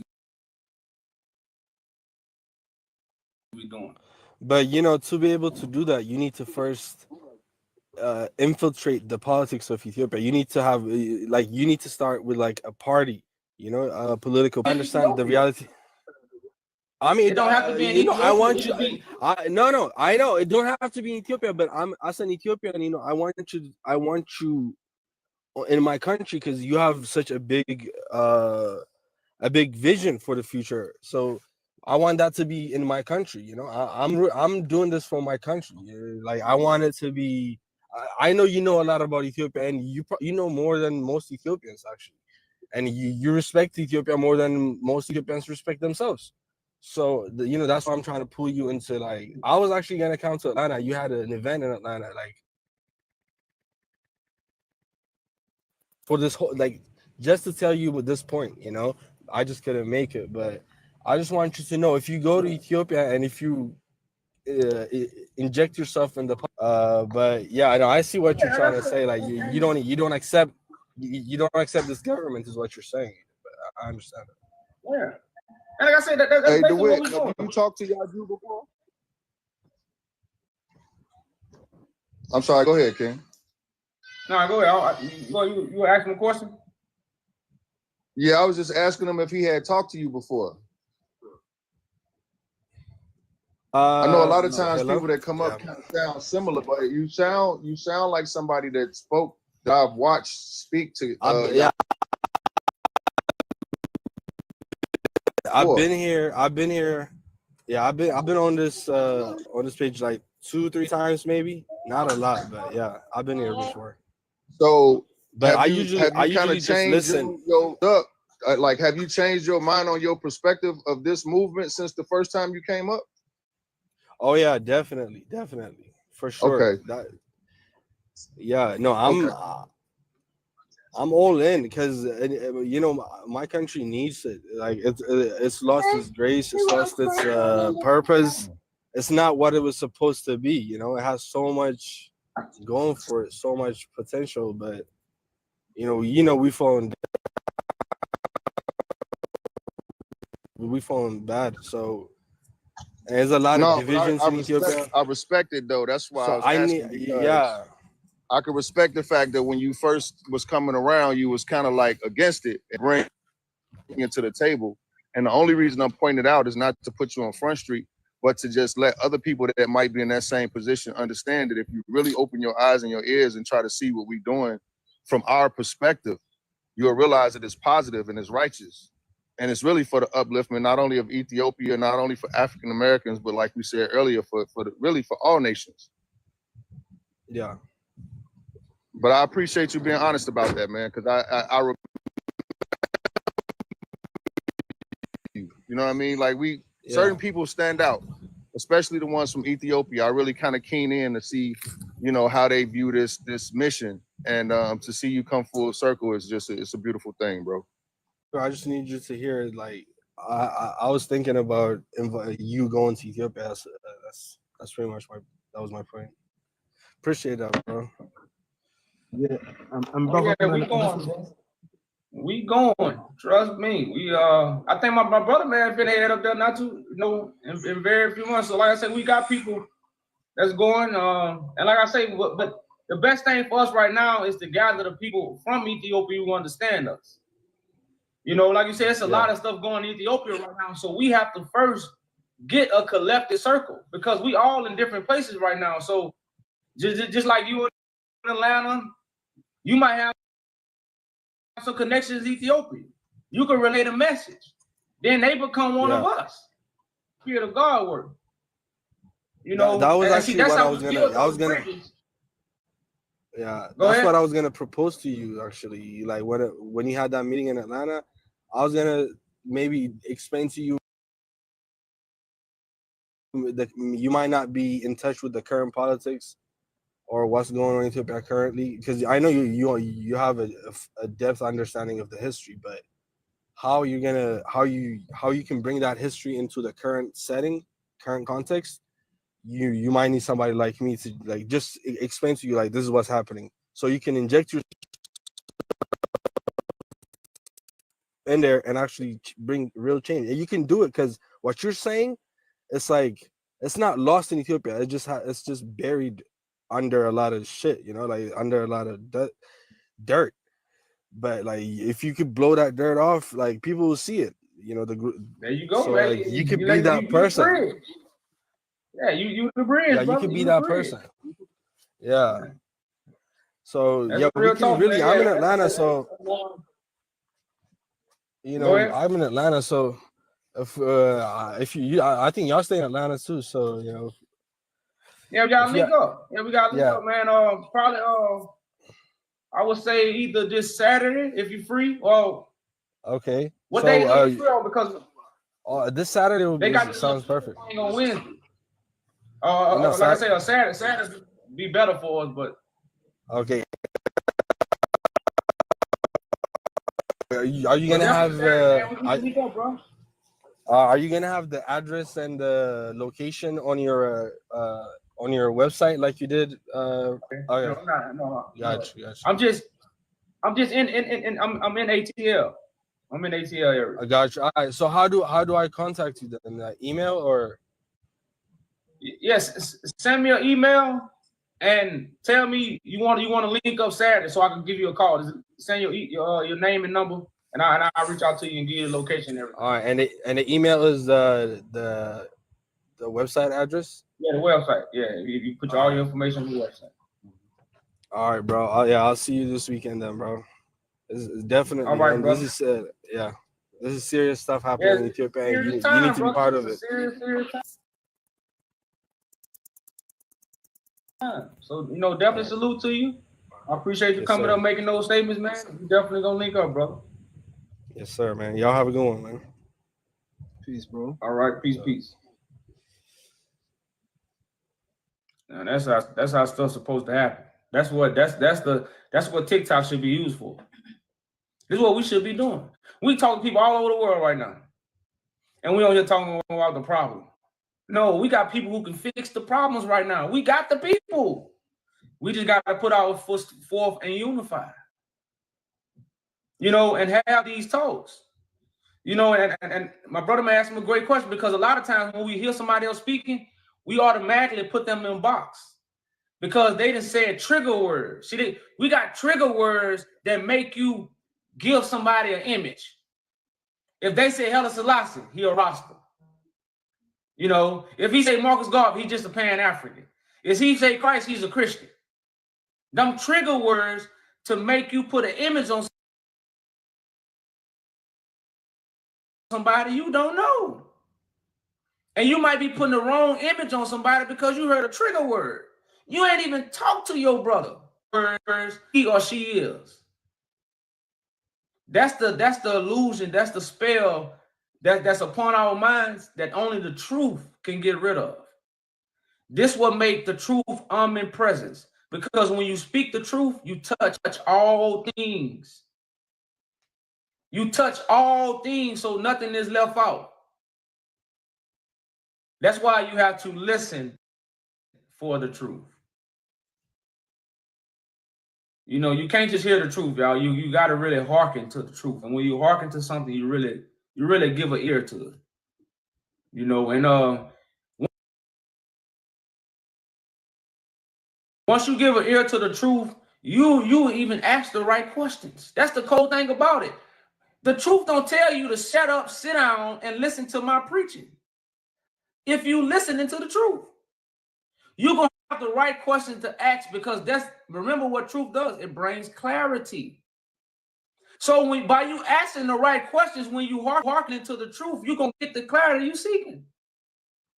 That validates the truth. And that's why I say, man, like, people really just fight now right now. You really fight now when you fight the truth. You know, because it's touching all corners, y'all. And like I say, it's something you can't run from. All you can do is just... So like I said, y'all, it's time for us to nation build. The people know where the truth is. It ain't no secret. It is time for us to get up and stand up for our rights. And we let you know our rights. We have the right to start a government. It's no secret. It's in the Constitution. We have that right. So, and I tell people about leaders. Like, they didn't... One thing about Marcus Garvey got a lot of people. He didn't have no guns. Y'all ever looked at that? Marcus Garvey had the first non-violent movement, and he wasn't getting spit on. You see what I'm saying? So these things we have to understand. The truth is the only thing Marcus Garvey didn't have is the right people around him. That's the only thing he lacked, the people around him. Other than that, he had the first non-violent movement that gathered the most people that America has ever seen when it came to a movement. And he was connected to the African what? The African queen. Well, we overlook these things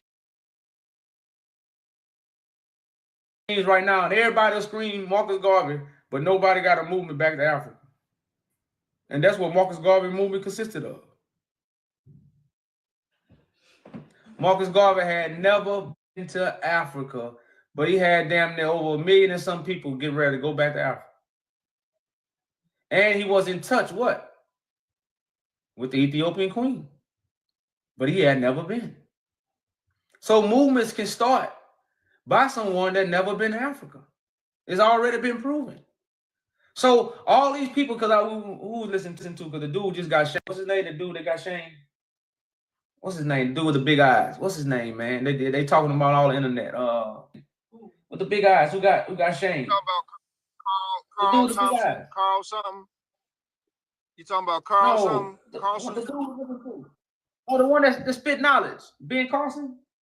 Billy Carson? Yeah, Billy Carson. Yeah, Carson. Billy Carson. Yeah, Billy Carson. Yeah. Because he validate his information because he traveled everywhere. So he validate his information because he didn't travel.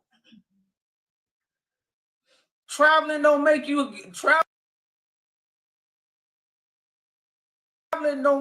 wise. Now, I take that back. Traveling does make you wise. Traveling don't mean you know. That's a better way. Traveling does make you wise, but traveling don't make you know. That's nothing to do with you knowing. You know, so of course traveling does make you a little wise, because like I say, seeing things make the mind, it expands the mind when you've been many places. So I can't take that away, but you've been to Jesus' tomb and now you know Jesus story. That's bullshit. They might have created that tomb. You know, so that's what I mean. Because you went to Jerusalem, you don't know the Jerusalem story. That's a story they created. You know, so these are things, y'all, that just validate, you know, just bring validation to this movement and what we're doing to be on the foot of Africa to help Africa, especially with technology right now. Now, of course, if we want to establish something in Africa, we got to go to Africa. And that's what we're doing. We're going to Africa. So we're not saying we're not going to Africa, you know. And it's very soon that this stuff is going to kick off. And that's why I say, like, what the Pope is doing and what these people doing behind closed doors, nobody on here talks about. We talk about the news they want us to talk about. Y'all, how could they give us news that they want us to know? Y'all really think the news they put on CNN is something they want us to know? Y'all really think it's literally on worldwide TV for us to know and it's beneficial? No. That's not the news. This the real news right now. But don't nobody want to talk about this because it ain't on TV. You know. So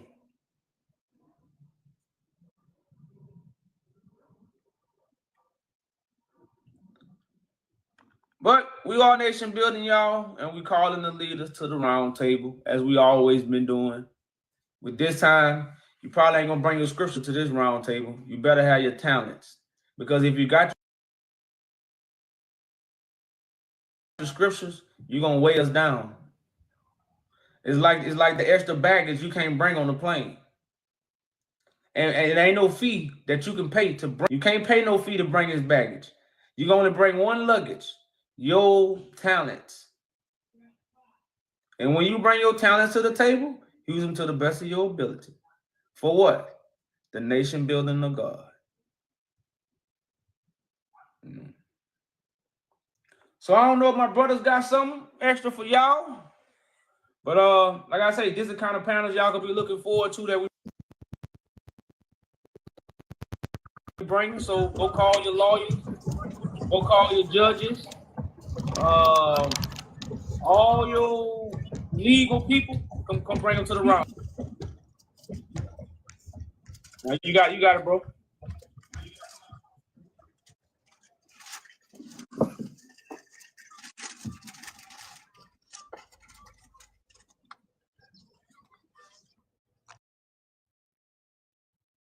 No, you ain't got nothing. You got nothing. Y'all got something, brother men? Y'all got something for the people? Before we get off here, y'all, nowhere in the Torah does it say speak about Malachi Z. Y'all being Yahshua.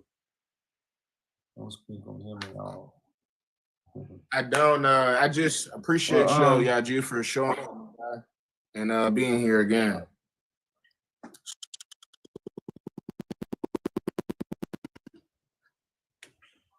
Okay. All right. Salute to you, brother, man. Peace to everyone else too, and peace, family. Forgive me. Yeah, I just want, you know, brother man coming through and trying to make something happen. I don't know what's wrong with that coming together and trying to make happen for our people. So, you know, this is what we need to see more. You know, this is what Yes, sir. And I vouch for that. I vouch for that, you know, and I don't know if I ever told you, Jerome, but you know, even you being in the UK, you also represent just that strong spirit that's connected to the true vine, you know. And I've always just admired that about Yaju, to be able to draw brothers like yourself, but even yourself for just having that strong presence in this movement. So, you know, it's just kind of ironic that you would be pointing out somebody else as that connection, but you yourself also represent that as far as I'm concerned. You know, that's just that's how I feel. Peace. Thanks for that, my brother, man. Yeah, peace. Just to see that unification, and that's like when I first woke up, you couldn't have told me they had brothers in the UK. I just wanted to let people know how blind I was to the world. You couldn't have told me they had no brothers in the UK, bro. You couldn't have told me that. You know, if it was, I would have thought of some brother wearing a suit or something, or dude with a briefcase or something. You could have told me no brothers is in the UK. You couldn't have told me that, man. Just to see that right now and how that truth is God. That's God to awaken us all at that same time, to attach ourselves to that same truth, that same mind frame all across the globe right now, man. Y'all it's just God. But like I said, you couldn't have told me that. And I know there's a lot of other people who have them same eyes, who really see what's going on. So yeah, my brother, man. Yeah, just like the brother man came up from Ethiopia, you've been from the UK and the rest of the brothers from these different places really, really show how this coming from somewhere else. That. And it's definitely God, because me not being in the book, the Bible, and bringing out them scriptures where we are scattered through the four corners of the earth, man, just enlightens my mind even more. You know what I'm saying? Like, this prophecy is just so easy to see for me, man. It's there right in front of your face, man. So yeah, man, I just let all our brothers know, man, sisters, the four corners of the earth, man. This is real, man. This is real serious. It's happening. It's actually happening now. Don't be afraid to friend. I'm not the greatest speaker, but I'm up there, man. I'm speaking. It's not hard. So don't act up there, man. Just come up and be a part of this.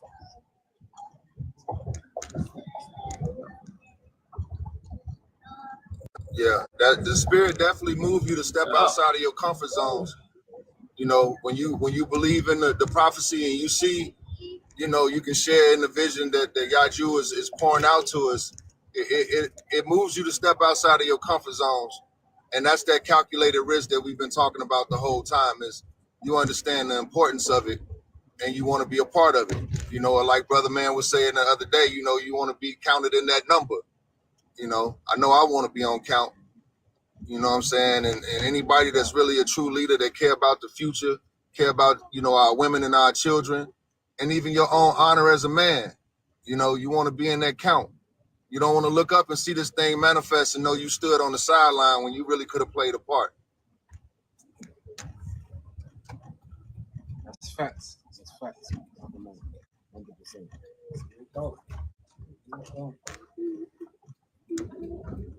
Well, we're gonna end it on that, family. We had a good bill. I think the brother closed it out great.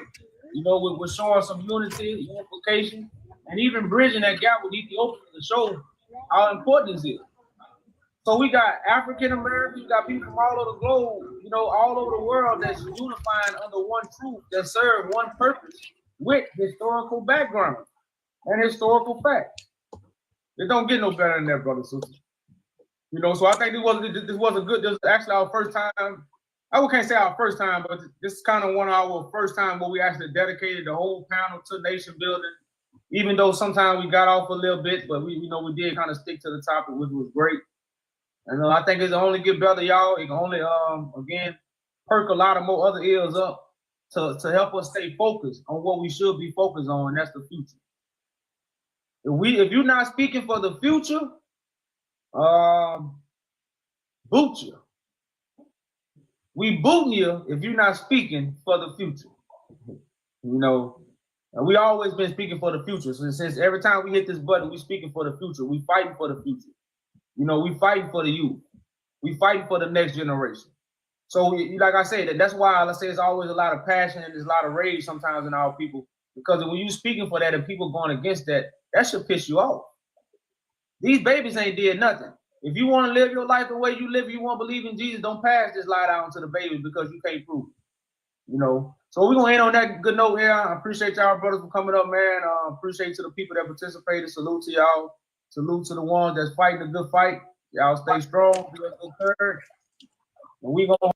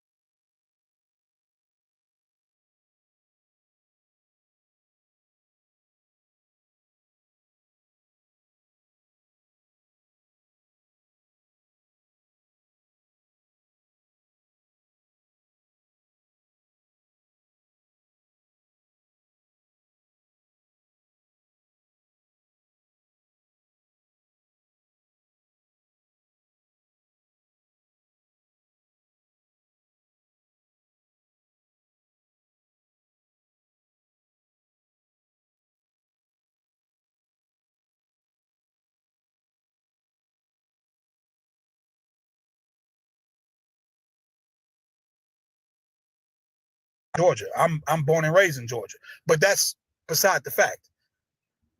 If you're trying to start a government, which the scripture says he should already have a government on his shoulders, number one. But that's beside the fact. If you're trying to go to a government to ask for a government, you got to prove what you're saying. Sis, I just can't take you to court and say I think you're a thief and don't have nothing to prove it.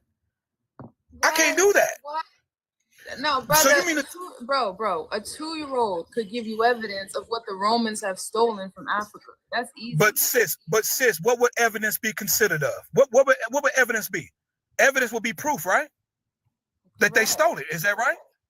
Yeah. So that exactly, sis. So I'm not trying to convince you. I'm just saying, if this man that you believe is Christ is going to go to a government of devils and tell them that he's the Christ in the book that they swear on, that they don't stole, whatever they done to it, you best believe he better be coming with some proof.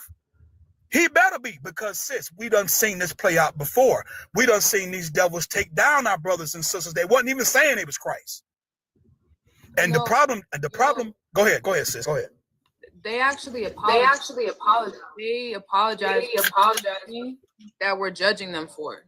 They already sent out an official apology for calling the world with their lies and stealing from these other nations. Sis, this devil done made promises to the Native Americans and didn't keep now one. So apology from someone that's gonna keep our people captive don't mean nothing. That's no. I'm talking about the evidence. Like you said, what's the evidence that they stole? Well, they admitted that they stole. So, sis, they admitted to slavery. That don't change nothing. Yeah, it doesn't change nothing just because they apologize. They don't change nothing, sis. We all know that. Christians know that. Christians know these devils done stole from us. They know that. Yeah, but what y'all? I'm sorry. I'm gonna give it back to you. Just let me get this out. What y'all is talking about doing is something more than that. And I want to give you a warning. This is my first time ever coming on your page, so I haven't heard you say it, but I have heard certain people that follow him say this. Please be careful when you use the words you want to overthrow the government, especially in these times. I don't think that's what you guys mean when you say that. But the way this devil acts, when you say stuff like that, that can cause a lot of unwanted company to what y'all trying to do of establishing a government.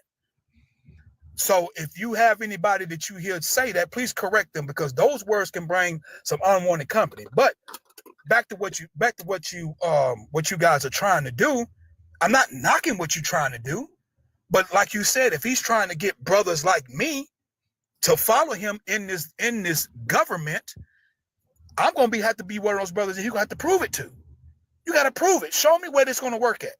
Because every brother, let me ask you this, and I know I seem like I'm jumping all over the place.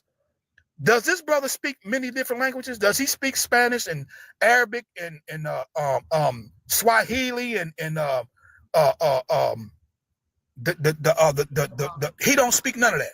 So if he doesn't speak any of that, how is he going to raise the people on the planet? Because he's supposed to be the one, the Christ that everybody's supposed to take a knee to. Everybody's going to acknowledge that he's the Christ, but you got people in the earth that don't speak English at all. How's he going to convince them? Yeah, we have great technologies in our time that he'll use when it's needed.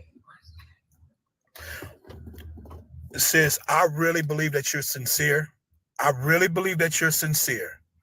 And this is what gets our people in big disappointments, because you're sincere with what you're saying. I feel your spirit. But I'm going to tell you, sis, that I believe, I'm going to use that word, I believe that you're being misguided, that you're being led astray. The God that you're looking for in the kingdom, in the government that you're trying to establish, or you're believing that this guy's going to establish, is sitting right up in you. You don't have to go to Ethiopia. Have you ever been outside of America, sis? Well, brother, let me ask you then. What's the Yes, ma'am. What's the significance of us having evidence that they stole from us and having evidence of the things that they've done to us? What do you break that down a little bit more for me? You said, what's the significance of us having evidence of what they stole from us and us having evidence of what they done to us? What do you mean? What do you mean by that? Like, what are we gonna do now that we know what they did? Well, I tell you this right here. We've been knowing what they done. The fact is, it's not one person that's going to pull us together. It's going to be a collective of us that's going to pull us together. I think it was Elijah Muhammad said that the black unity is more powerful than the atomic bomb. That's the one thing that we ain't done. But it's not going to take one person to do that. We've had people come before our people that is way more knowledgeable than your Christ. And they couldn't do it. They couldn't do it. It's going to have to be, it's got this, what's going to have to be, this generation got to be born. It's going to have to be a born generation. In my opinion, I don't really see this guy. I mean, his heart may be in the right way, but the fact that he's saying he Christ, I just don't, I can't see it. I don't see it. I don't see it. Well, you just don't understand where Christ comes from. Well, let me, understand. Break it down to me, sis. Break it down. I'm willing to learn. Break it down to me. The prophecy is East African. It comes from East Africa. It was stolen from East Africa.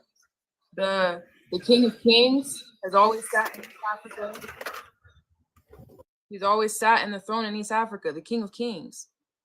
Always. But you've only been taught from the Romans because Ethiopia hasn't been in power since they stole from the King of Kings.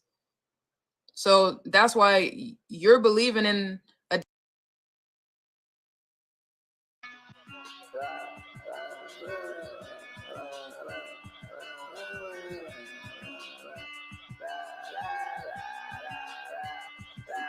We real rock star rebels and we gon' take over. If you ain't with us, we gon' run you over. Split up, chop it down, come and get with us. It's Machiavelli in 7 days, and we hit them up. Don't be corrupt. These wicked games, time to destruct. Come meet with us. We the saints, we the chosen Now let's ones. paint a picture, 100 issues, and ain't nobody with it. How you figure that you deliver? There's different in the system, we don't miss it. Trying to fix them, we ain't just blowing whistles, but they tickle, smelling like pickles, and need to watch they tip. Watch they temper and watch they mouth, they don't know what they talking about. Y'all wrong and loud, I catch it down. We the cops we're talking about. Spit it out the life was drought. We the rock stars of God's house. I got my crown, I had some doubts, but it's God I can't do And we without. black and proud, strong and mighty, so you can't take us down. Undefeated, they can't believe it, now we leading the town. This here's a sound that must be heard, which is God's word, don't be deferred. It's from the high priest's lips that knowledge is preserved.